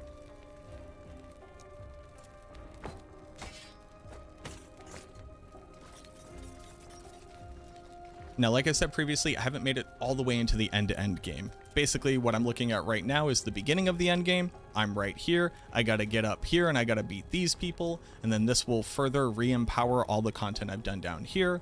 And then completing this content again, farming it for the things that I want, since there is actually target farming on bosses, similar to PoE or similar to the boss ladder in Diablo 4.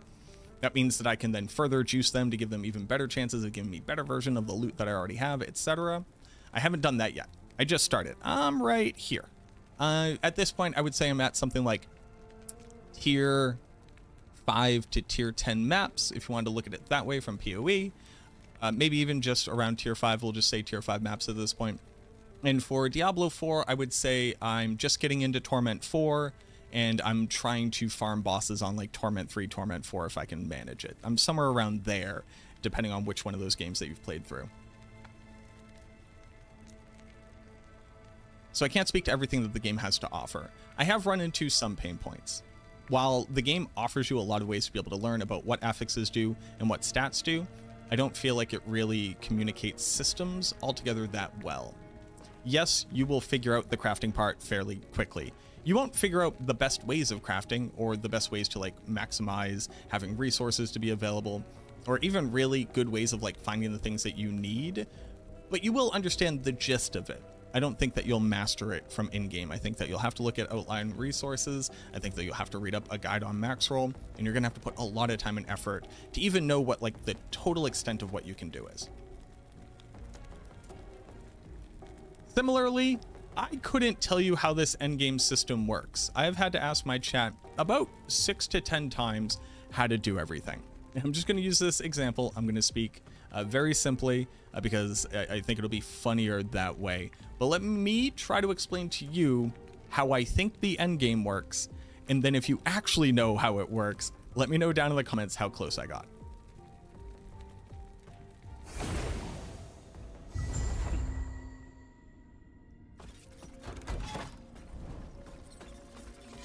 This is called a monolith. A monolith is a set of maps that I have to run to be able to get enough timeline stability to be able to do the 3 quests of a monolith. Doing this will allow me to fight the boss of the monolith as long as I succeed at doing the 3 quests. I don't know what happens if you fail to kill the boss, I'll be honest with you. You can fully level up all of the stability, but it actually just goes on forever. You can basically bank stability so that instead of having to run the maps, which all have various modifiers on them for like what kind of loot and rewards you'll get, you can instead just fight the boss over and over and over again. But if you run out of stability, you have to do it all again, even if you've already done this like a million times. Getting your way through the monoliths, you'll eventually get up to the top 3 monoliths, which I think is kill the new pinnacle endgame boss, do something scary here, and maybe this one is relevant. Upon beating the top 3 monoliths in the monolith map, I will empower my monoliths. Empowered monoliths now have corruption. Corruption is a sliding scale multiplier of difficulty as well as loot reward. And upon now going back and refarming monoliths that I already want to do, I can then further corrupt them. Further corrupting them will give them more rewards and make it harder and harder. I don't know if you can choose what corruption it's at, and I don't know what happens if you can't beat the corruption you're on. But if you fail at any of these maps, meaning dying a single time, you get none of the rewards. You have to run it again just to be able to get it completed if you want to keep building through the monolith. And it generally sucks real bad. It just feels really bad when it happens. But like, I don't know, man, make your build better. I think that there is infinite corruption, meaning infinite scaling of difficulty and reward that you can continue to build into in each individual monolith. And I think you have to do it in each individual monolith. You can think about a monolith as a particular collection of like mechanics that have particular rewards tied to them. So not only the boss has a loot table, but this monolith will generally be good for idols or armor or shards or keys. Oh, and there are keys.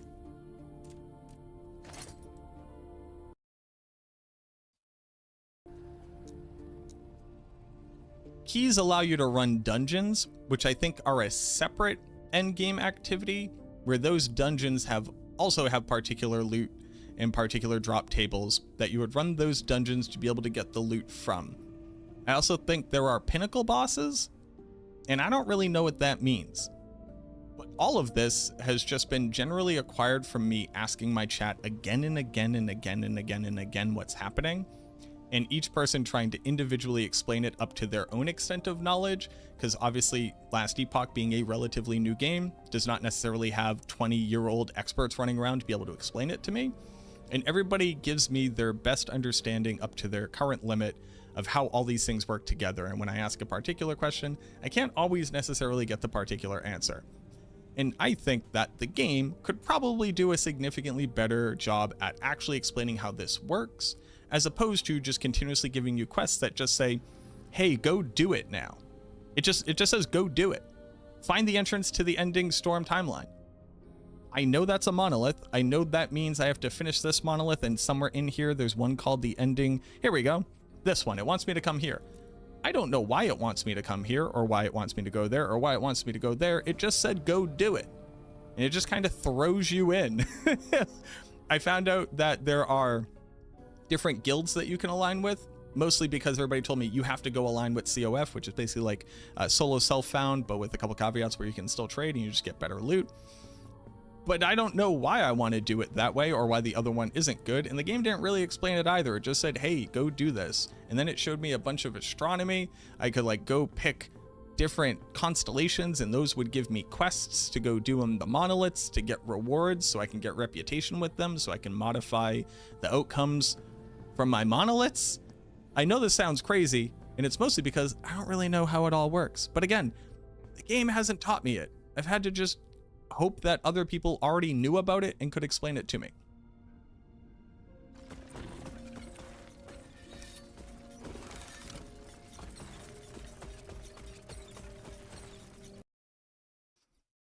Now, that's obviously not some kind of unforgivable sin. There are plenty of archaic systems in plenty of ARPGs, and this one I just believe is not fully done. if I were to guess, I do not personally know the developers. I've not talked with them. I haven't looked into a ton of Last Epoch because, again, I bounced off of it super hard when it first came out. I'm now really enjoying myself, and I'm trying to learn as much as I can so that I can be as informed as possible when I put out a video like this. But at least for that, the tutorialization of what's happening in the game is understandable if you get how mapping works in most ARPGs. But I think if I was fresh-faced and I had no idea at all how the genre works, or maybe this was my first game in the genre, I would literally just be clicking buttons and hoping I wasn't dying. So I do think that that could be a little bit better. What it basically means is that I highly recommend going and checking out maxroll.gg. I'm positive the guys and gals and whoever works on Last Epoch for the website have done an amazing job over there. I would go read resources. If you ever come across something that is confusing, I would go check it out there. Don't beat your head against it because you really don't want to be wasting time. This game is about basically going as fast as possible and trimming out as much of the like micromanaging and inventory managing and all of that as possible. So in the spirit of what the developers expect you to be doing, I would highly recommend that.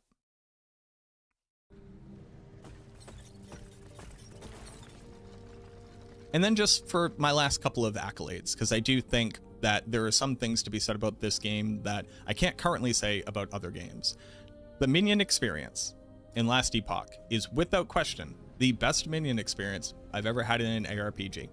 It gives you the full control just to be able to run them automated. It allows you to target, which should not be revolutionary at this point, but sadly still is. And the minions themselves are smart. They make good decisions. Their damage output feels good. Building into them doesn't cramp the ability for you to build into your own survivability. Most often, a lot of the stats say you and your minions get this. None of your stats that apply only to you apply to them, so there's really no confusion. It has to say your minion. If it doesn't say your minion, it doesn't work for your minion. And in fact, if there would ever be any ambiguous nature to it, it says straight up, this does not work for your minion a lot of the time. What it also means, though, is that it isn't just you have to use only minions. Plenty of things say you and your minions gain damage. So if I wanted to build into skills and I wanted to have a minion that was specialized for that, I could do that. Or at least it seems like that would be a viable route. The gameplay of the minions, where I can quite literally teleport with them, or I can send my golem to go attack them, or I can send them to a particular area. I can summon more temporary minions that are stronger, that have a lower lifespan, that basically this becomes my active spell as I'm running through a combat scenario.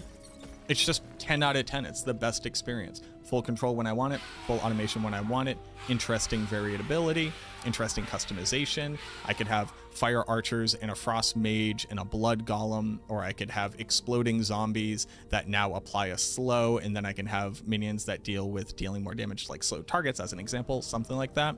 It's kind of all there. You just got to pick the nodes that say that it does it. The interaction with them, being able to proactively use them basically as spells, but they still have that minion flavor, is just bar for bar the best experience I've had in any ARPG. I think that Diablo 4 could learn a lot from this, from being able to have us target with them and have more skills that are your minions doing things so that you can synergize with them in a more meaningful way. And I think that Path of Exile can learn a lot from these minions by basically making them feel more responsive, feel like they are interacting more with the world around me, as opposed to just kind of like trailing along behind me or being forced to command them to do a thing. A great example here would be like snipers, right? Snipers in Path of Exile.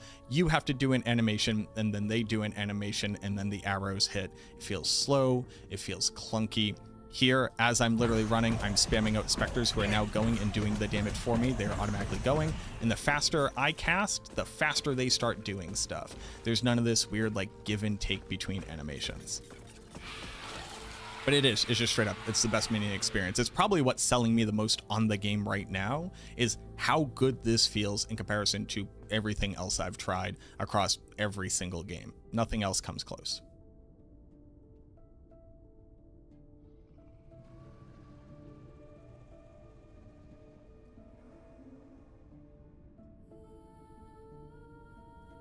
But there you go.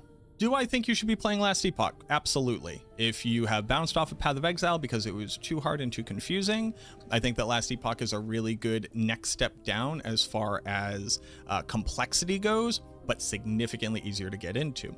if you feel like you've been frustrated by Diablo 4's lack of customization or inflexibility when it comes to builds and itemization, I think that this is a great step up, where I do think that you lose a little bit of the meaning of the gear just because you can kind of slap on anything and absolutely crush the campaign and the early game. Now obviously they'll get different in the end game, but I felt like my decisions made more of an impact in Diablo 4, but here you can kind of just get up and go. So if you wanted something a little bit higher from Diablo 4 when it comes to the ability to itemize, and something a little bit less complex than Path of Exile with a really simple game loop and a incredibly like fast and engaging combat, much more akin to something like Diablo 3, that's the sweet spot that Last Epoch currently occupies in my estimation of ARPGs across the genre. I think it's doing something very cool here. I think it's worth your while.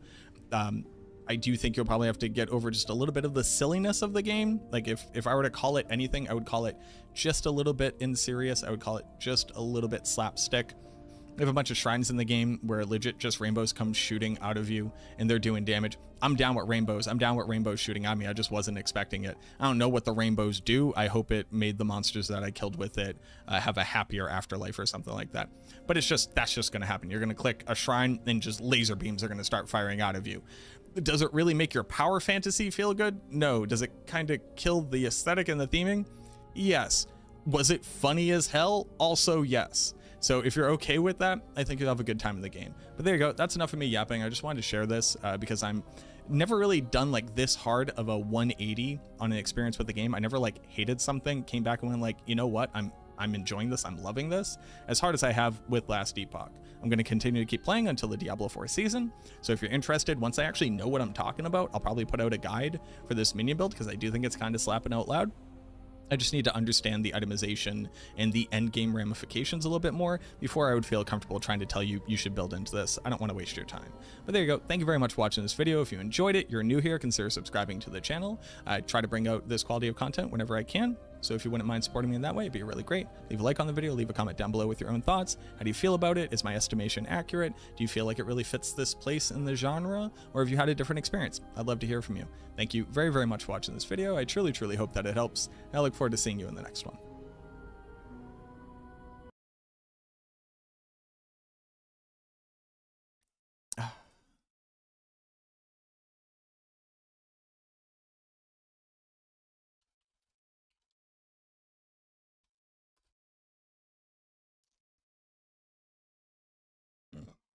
Excuse me. All right. It's been 3.5 hours. I deserve food.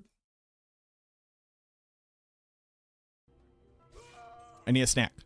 Samora, thank you so much for the 9 months. Minion build. Thank you. Trying to build one as well, only LVL 22 atmospheres. How's full minions? Great. It's just great. Yo, what up? How are we doing, Lyras?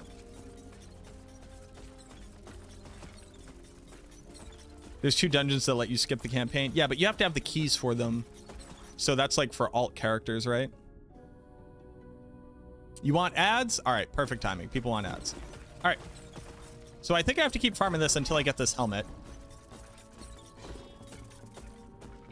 Let me go ahead and I'll run ads now. Thank you very much. Let me grab a snack. I'll just be back in a few minutes. Don't go nowhere. Thank you for hanging out. I appreciate y'all. Oh, shit. Hey, also, we got like just a lot of people watching here. We have like nearly 100 viewers on Twitch and nearly 50 viewers on YouTube. Thank you very much. If you're watching on YouTube, if you haven't clicked the like button already, if you could, I would appreciate that. That would be huge. Helps me out so much. Thank you for hanging out. I appreciate y'all. Give me a few minutes. I'll be RB. And y'all can look at this insane thing. Like fucking, what is that? Does anybody know what that is? I don't. But it gives me +1 to all skills, so that's pretty cool.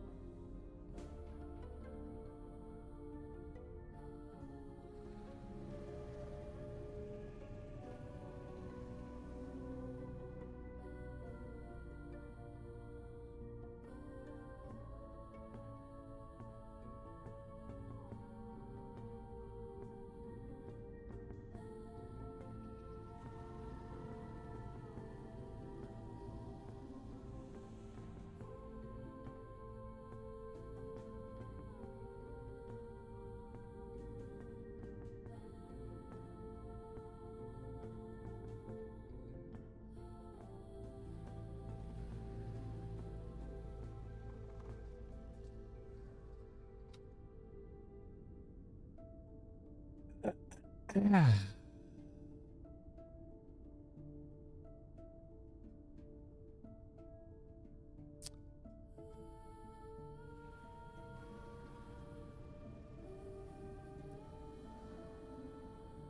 up, Domac?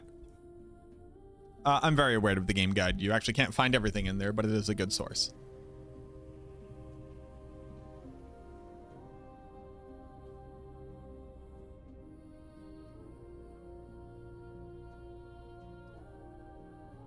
As I was leaving, that was sarcasm.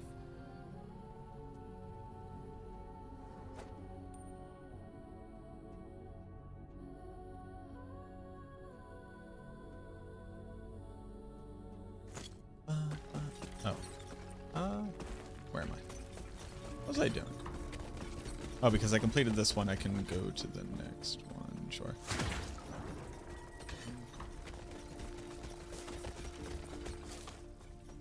Yeah. I've done it. I'm the greatest.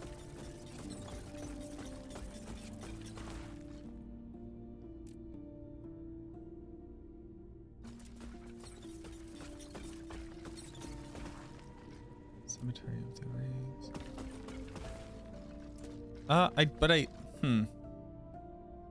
So riddle me this.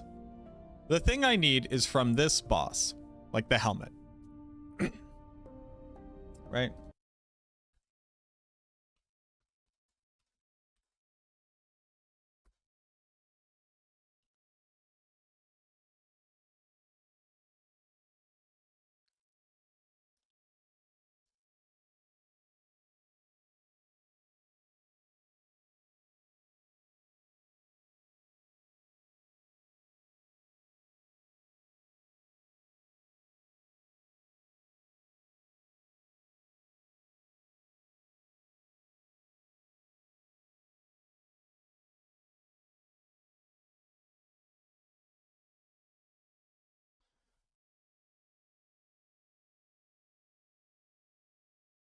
So it has a 4% drop from unique or set helmet echo rewards in the Black Sun timeline.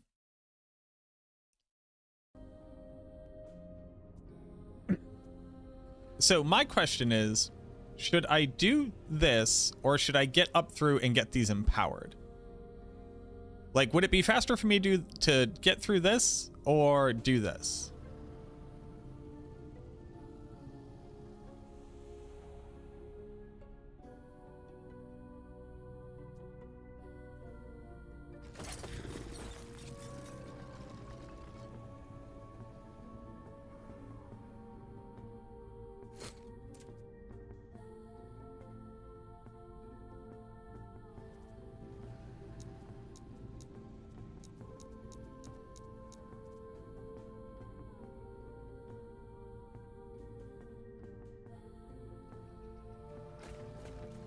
And also, I haven't found this thing yet.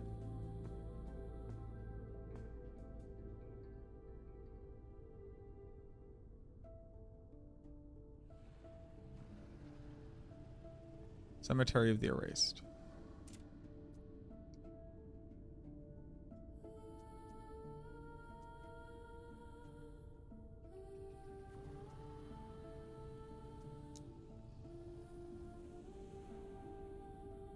Where is that? Find and enter a Cemetery of the Erased. Where is that?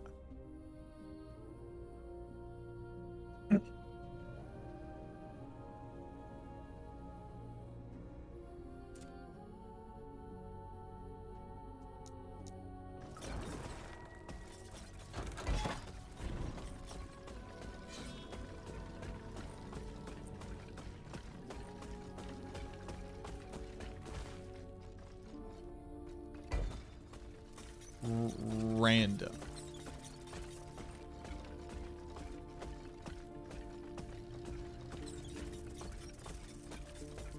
Oh, like there will be cemeteries in Monoliths?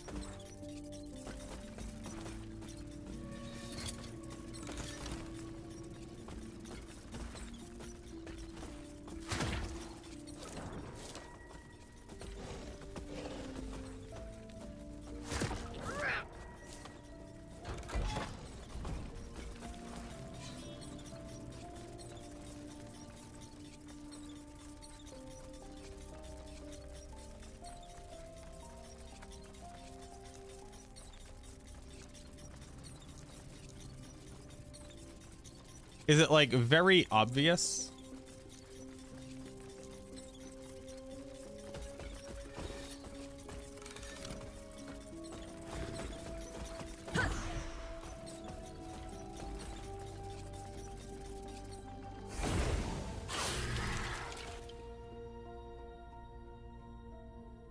It's obvious. Really upset at the amount of work that your job is expecting you to do? Quit. No, don't just do that.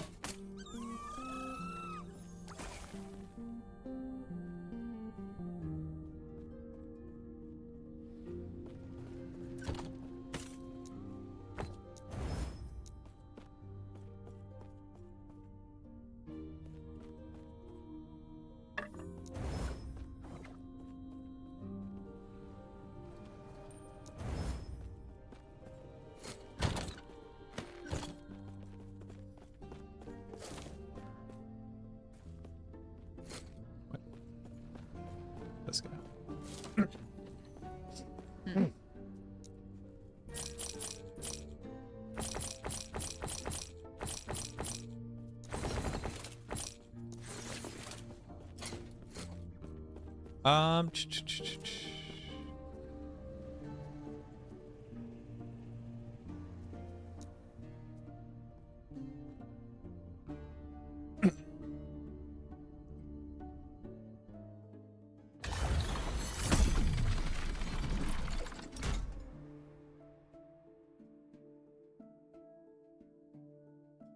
What?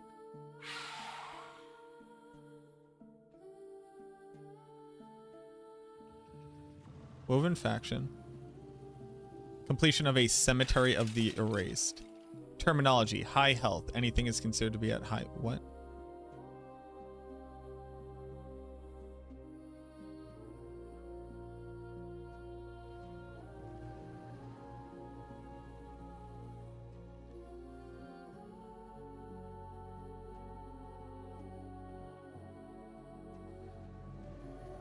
Side zones found inside echoes.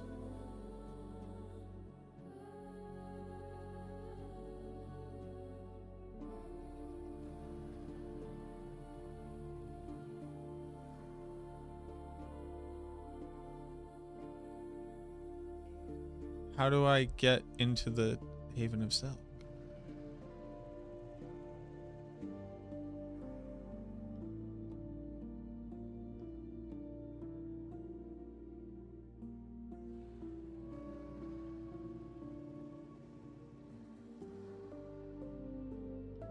Okay. So, what column did you go for? I'm using blood at the moment. Gives me 2 levels of melee. I'm going for cold, so I have Cold Boy. Because it seemed good that he chills stuff. I don't know what Sanguine Orb does. 6 times applies. From the casted deals and freeze rate. Yeah, I just picked cold because I found out multiple can do cold, so I went for cold. But like, Fragments of the Fallen good. More damage good.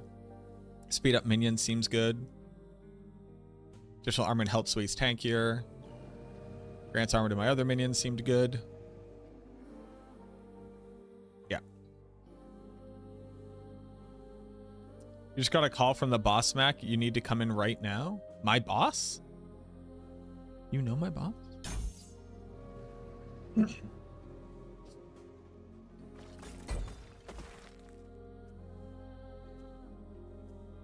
So yeah, so I guess, does anybody know if it makes sense? Also, I just need to like look up helmet. Does anybody know if it makes sense for me to run this until I get this helmet or empower it, and will that make it more likely for me to get helmet?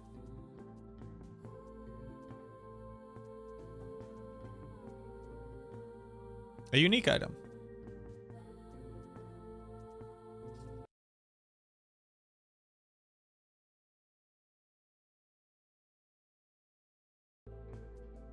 So I actually don't need helmet. I need unique.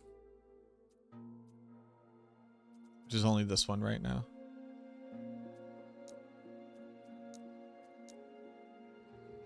Empower. So I should just keep pushing.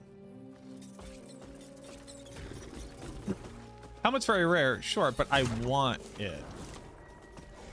I'm just asking what will get me to the helmet sooner.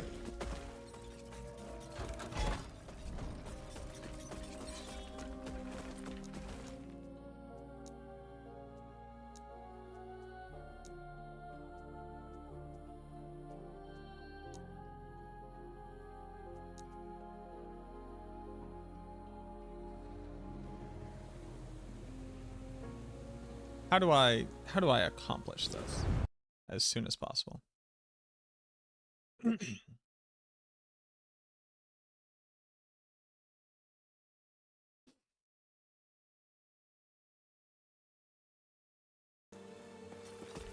I checked the drop chance. It was 4%. I don't know how empowering monoliths modifies that.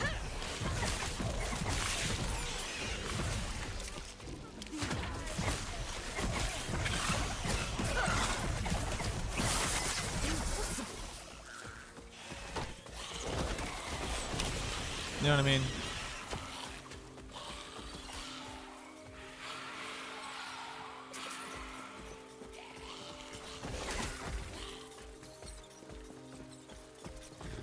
You know what I mean, Jellybean? Yes, I do, Charleston.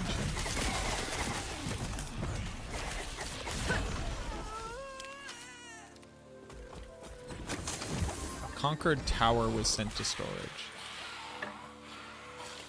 No, they just be saying some shit sometimes.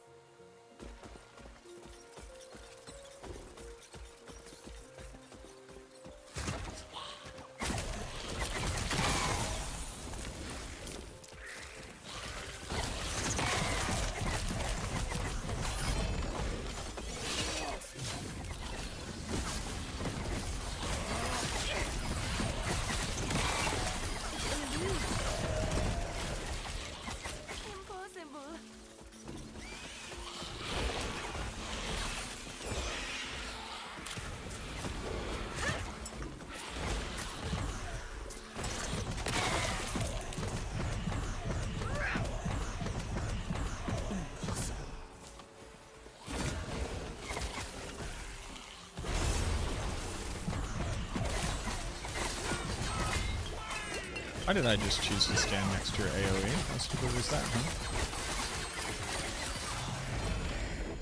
huh? You just doing stupid shit?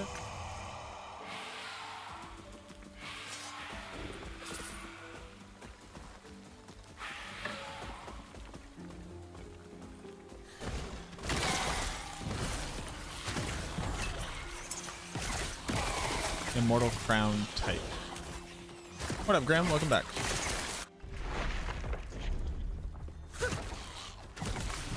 What are we arguing about right now? We are not arguing currently, sadly.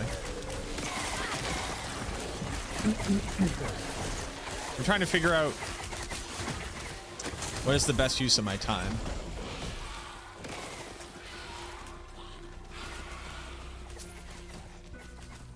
How do I get this helmet as efficiently as possible? Immortal Crown type helmet. What? So I assume that's a base type.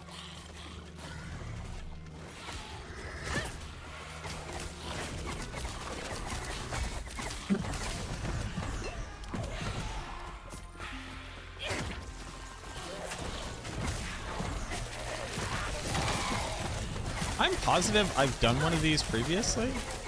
Did I just like not click the thing I was supposed to click after or something?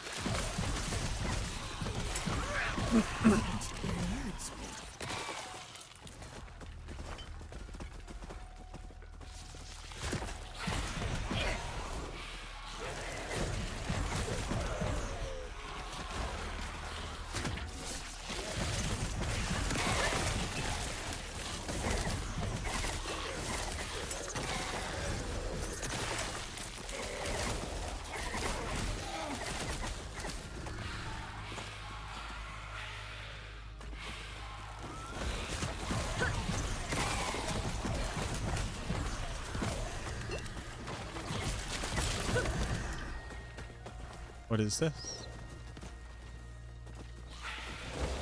World may never know.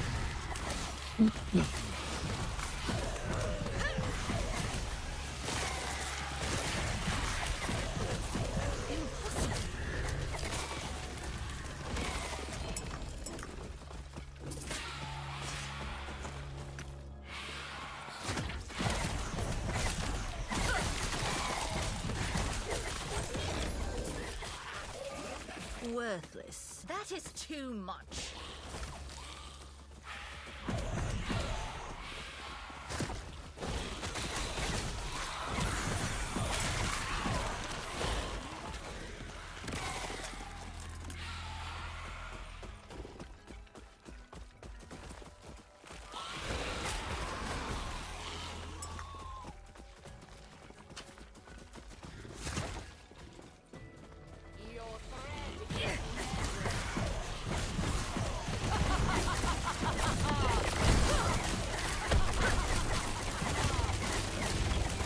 Immortal Crown.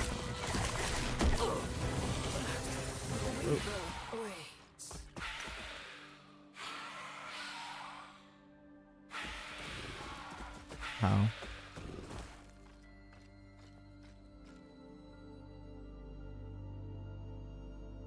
Grinding Black Sun instead of debating it for an hour would certainly help.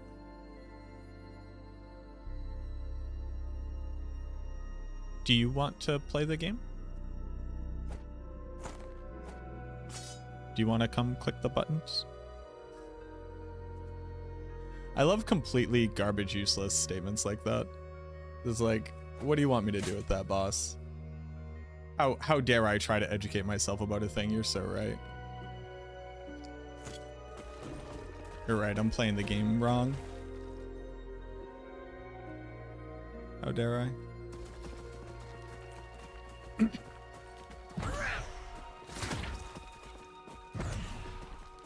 I also like when hyperbole is used for the purposes of not only like making a statement completely valueless, but also misrepresenting the universe for the purposes of being able to strengthen a statement that doesn't have any legs to stand on in the first place. It's a very weird use of energy. So, okay, so I'm here. I've done it. Find and enter a cemetery of the erased. I did. I don't know why this isn't popping up. Am I supposed to click something here?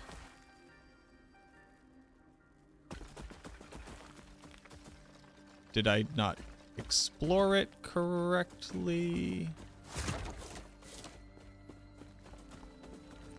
Or is it just random? It's tomb, not cemetery.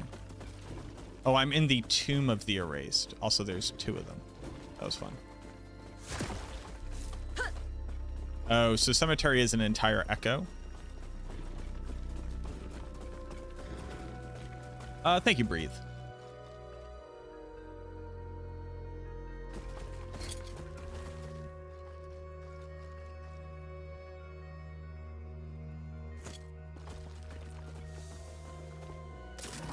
Cemetery. Okay.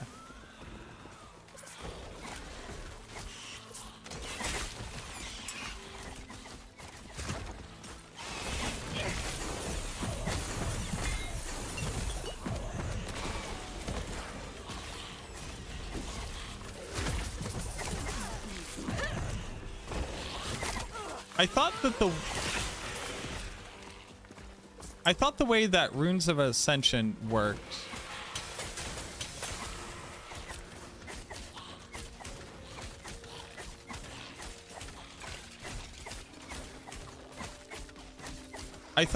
Runes of Ascendance worked is it just looked at the slot and not actually at the item base. If that's not true, the tooltip is lying. Which is fine, but...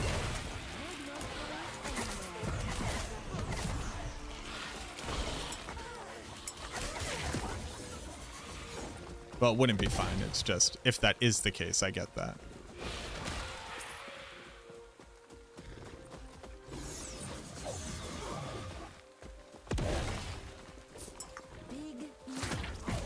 So like, I do not need a specific helmet type. It just needs to be a helmet. Is my understanding. That is too much.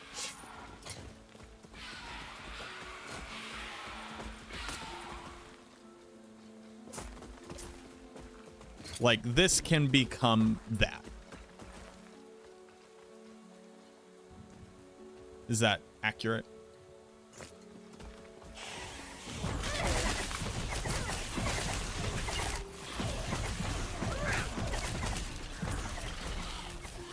Yeah, ish. Well, what's the ish mean? Well, I'm concerned about the ish. What? The ish is what I'm concerned about.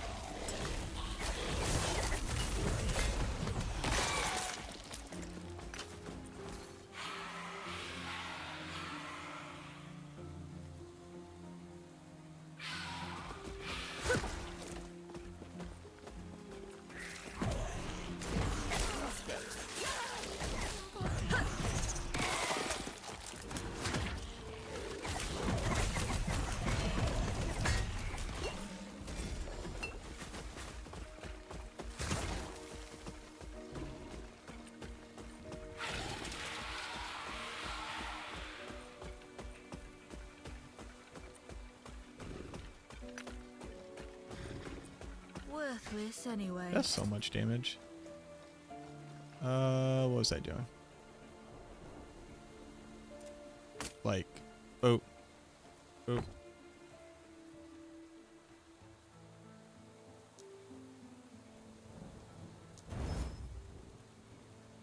It's my second Ashen Crown.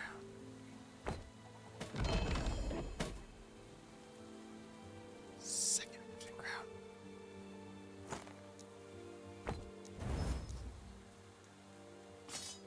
Could be quibbled.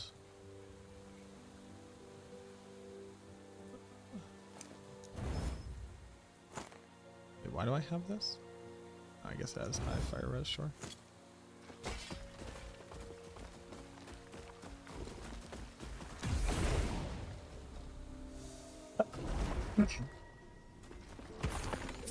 Gold. Up, up, up. Yes.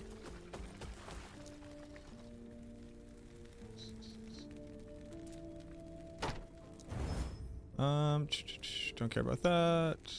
Sure.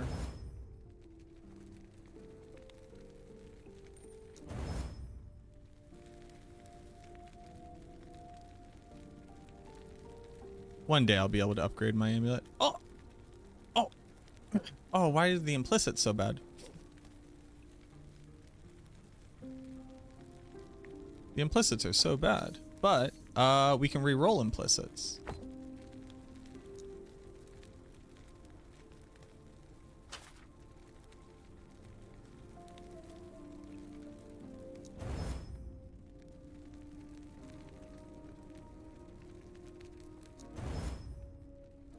Good enough.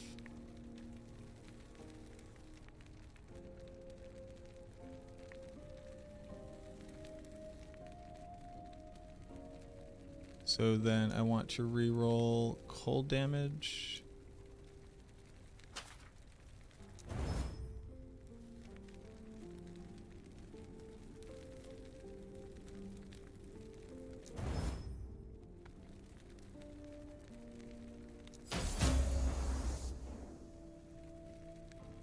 Tier 1 poison resistance upgrade. And I don't have damage over time. Okay. Sure. Okay. Yep. Nice. I'm just a solid double my lightning res. But Void is now over cap. Poison's almost cap. Necrotic's almost cap. Ayo, let's go. Huge. Literally gigantic, literally ginormous. We love that.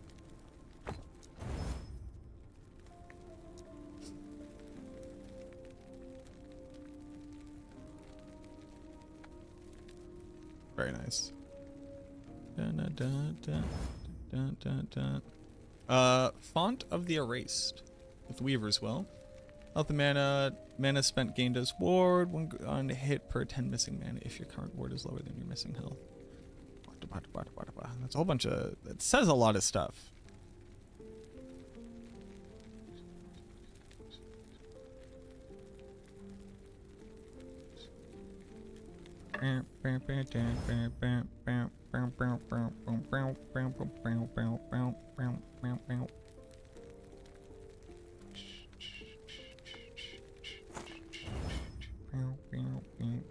Advent of the Erased.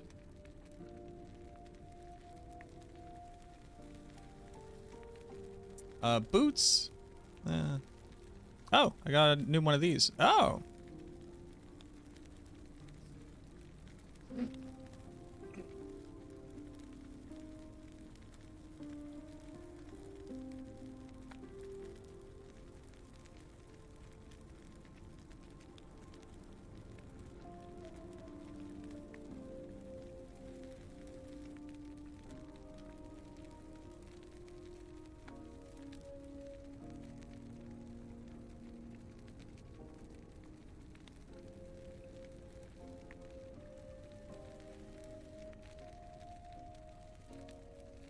I'm a little bit confused. Yes.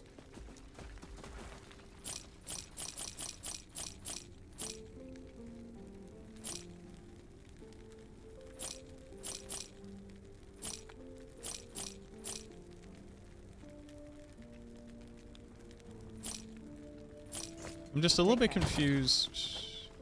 I'm trying to remember what initial stat this had.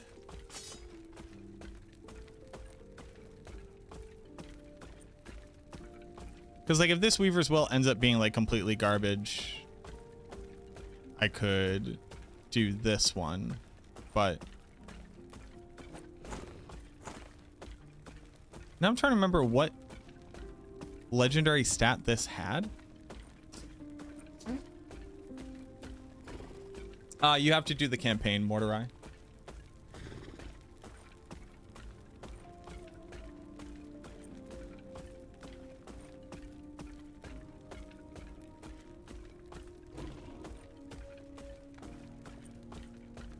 How can something be almost overcapped? Cap is at 75 resistance. And I was talking about the fact that I had multiple resistances that were already overcapped. So I just continued talking in that regard. But the way that something could be almost overcapped is either on the precipice of it. No, that's kind of it. That's just... I'm confused by the question.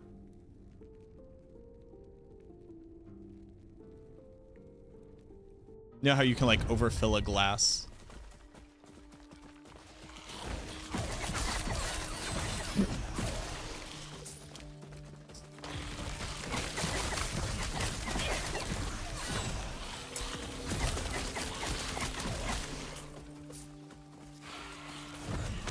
Explained it? Got it.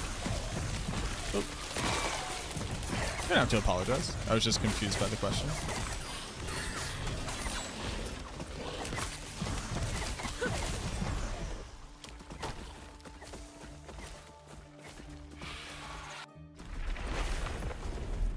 So is it worth my time to do these tombs if I'm not going to be upgrading idols?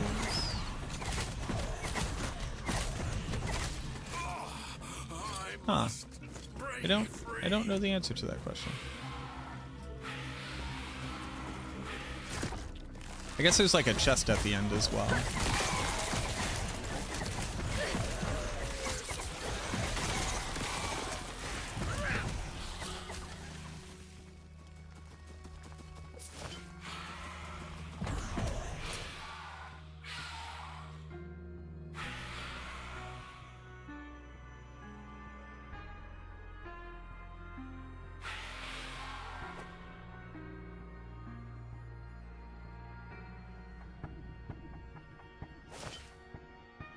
Go get a little cold pen on him. Let's go, dude. Huge.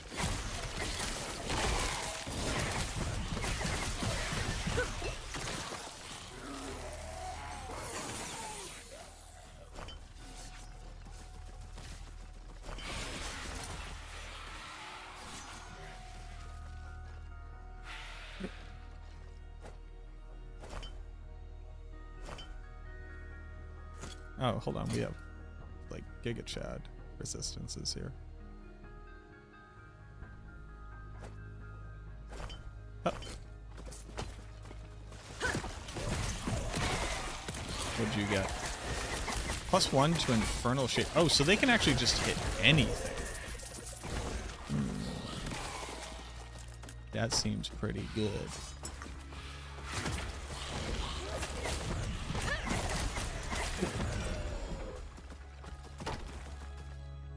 What'd be kind of interesting is if you could...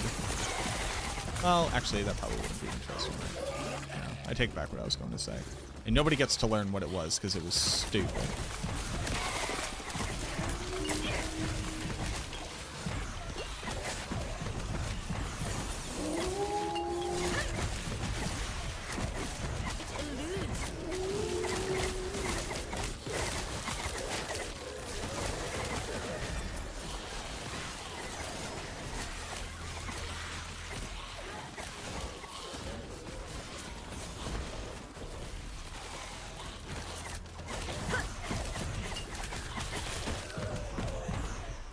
No one gets to learn. Oh, hello.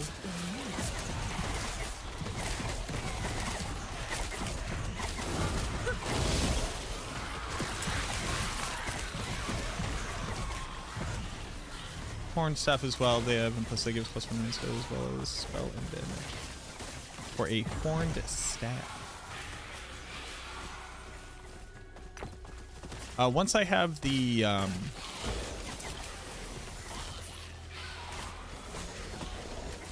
once I have the helmet, I'm going to be using, there's this Wraith staff that exists that I managed to pick up. So for right now, I'm using this bad boy and this bad boy. Just has minion damage on it in general.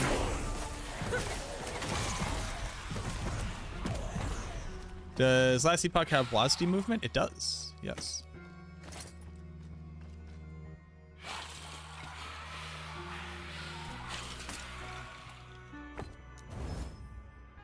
Crest of Unity.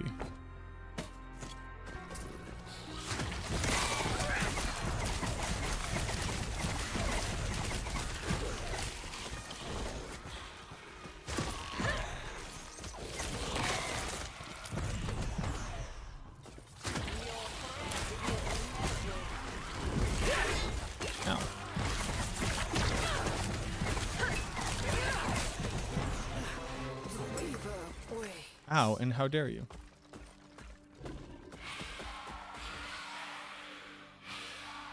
Alright. Okay. I need a loot filter.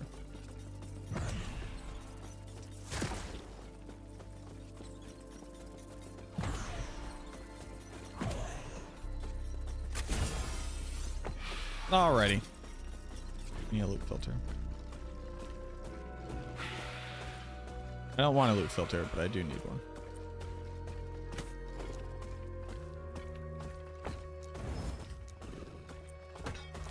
The game has beaten me into submission.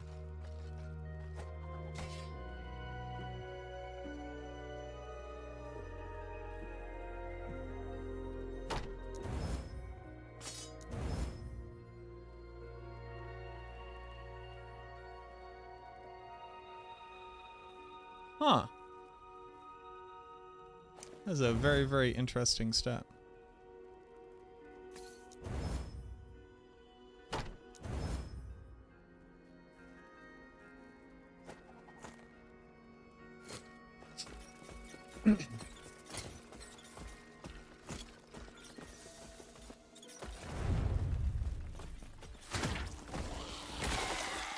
Pinky? Illegal.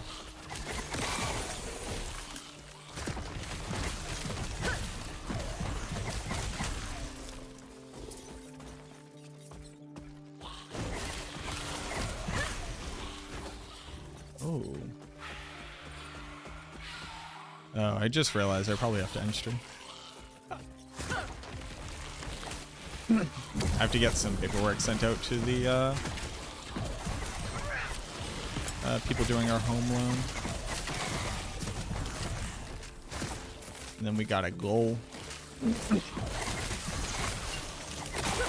Now, if you can consent, you can consent to illegal things. That's just called a crime.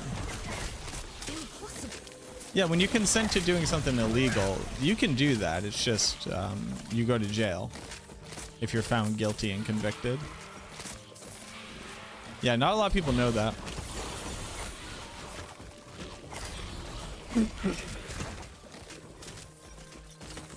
Not a ton of people know that. But yeah, I've been looking into it, and there's so many things you can do, but they'll like get you.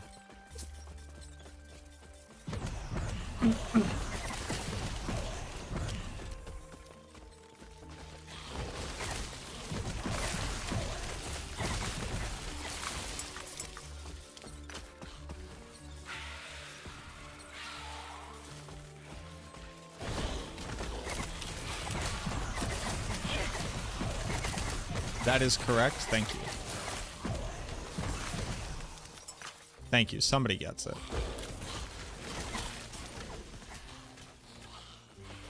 Okay. I just realized I got a goal. I got a goal.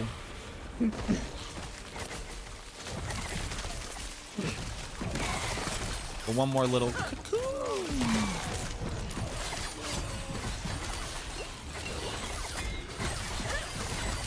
Welcome home.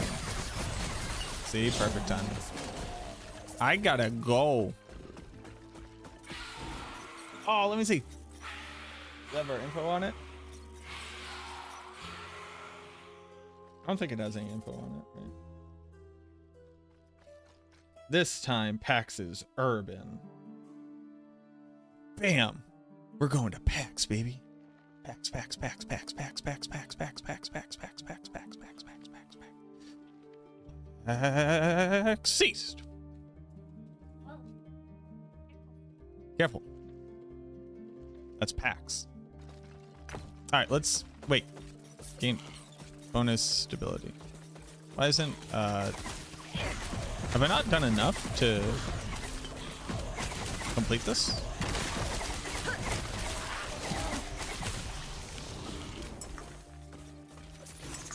Oh, where did I get this little chest?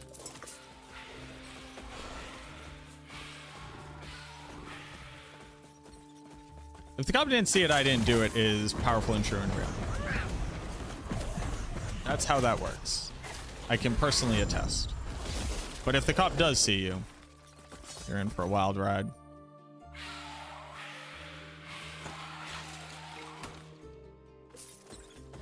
All right, open portal. All right. Get my little rewards. Nice runes. Get my rewards from over here. Garbage, pile of garbage. Nice. Lethargy. Did I get any helmets? I did not. You got any helmets over here?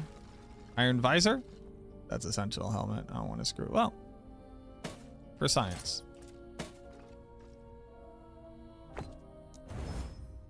Snowblind. I already have snowblind.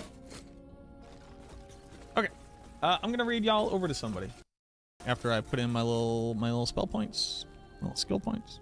What's this? What's this? What am I doing? Which? I already did that one. I already did that one. This one, sure. You. Faster. Wraiths. God damn it. Here we go. Cold mages. More damage. You.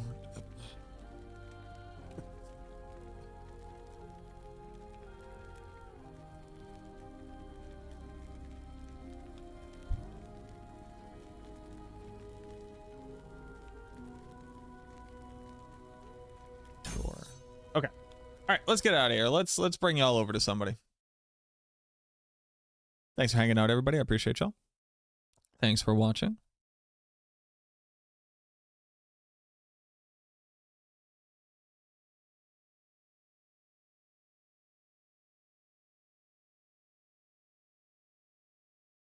Wait, Teo's streaming again?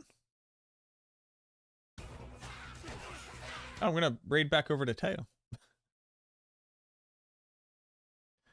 You know when Teo raids you so that you raid him later? I'm pretty sure that's the ultimate grift. Alrighty, y'all. I'm not going to be streaming over this weekend. It's a holiday. I'll be putting out a video on last Epoch, probably be playing a bit more, and then try to get a build guide out as well. But there you go, everybody. Thank you so much for being here. I hope that you have a great holiday weekend. If you're celebrating, if you're not celebrating, I hope you have a great just weekend in general. As always, auf Wiedersehen, au revoir, arrivederci, sayonara, so long, ciao, kapkum, krap, sawadee, guten Nacht, hasta luego. I will be on Monday. We have a holiday, like we celebrate or we recognize the holiday on Monday or something, but I'm still going to be here. I appreciate y'all. Be good to each other. The billionaires don't care about us. It's a working class that needs to stick together. It's not left first right, it's up first down. People in your community have more in common with you than the billionaires out there with their fucking private jets, okay? You're not a currently disenfranchised future millionaire. You are another human that needs to be caring about the people around you, and the people around you need to be caring about you as well. Be kind to yourself, be kind to people around you. Look out for people around you. Get involved in local politics. Vote. It's really important. I appreciate y'all. I hope that y'all have a great weekend. I'll see you all again. Cheers. Bye-bye.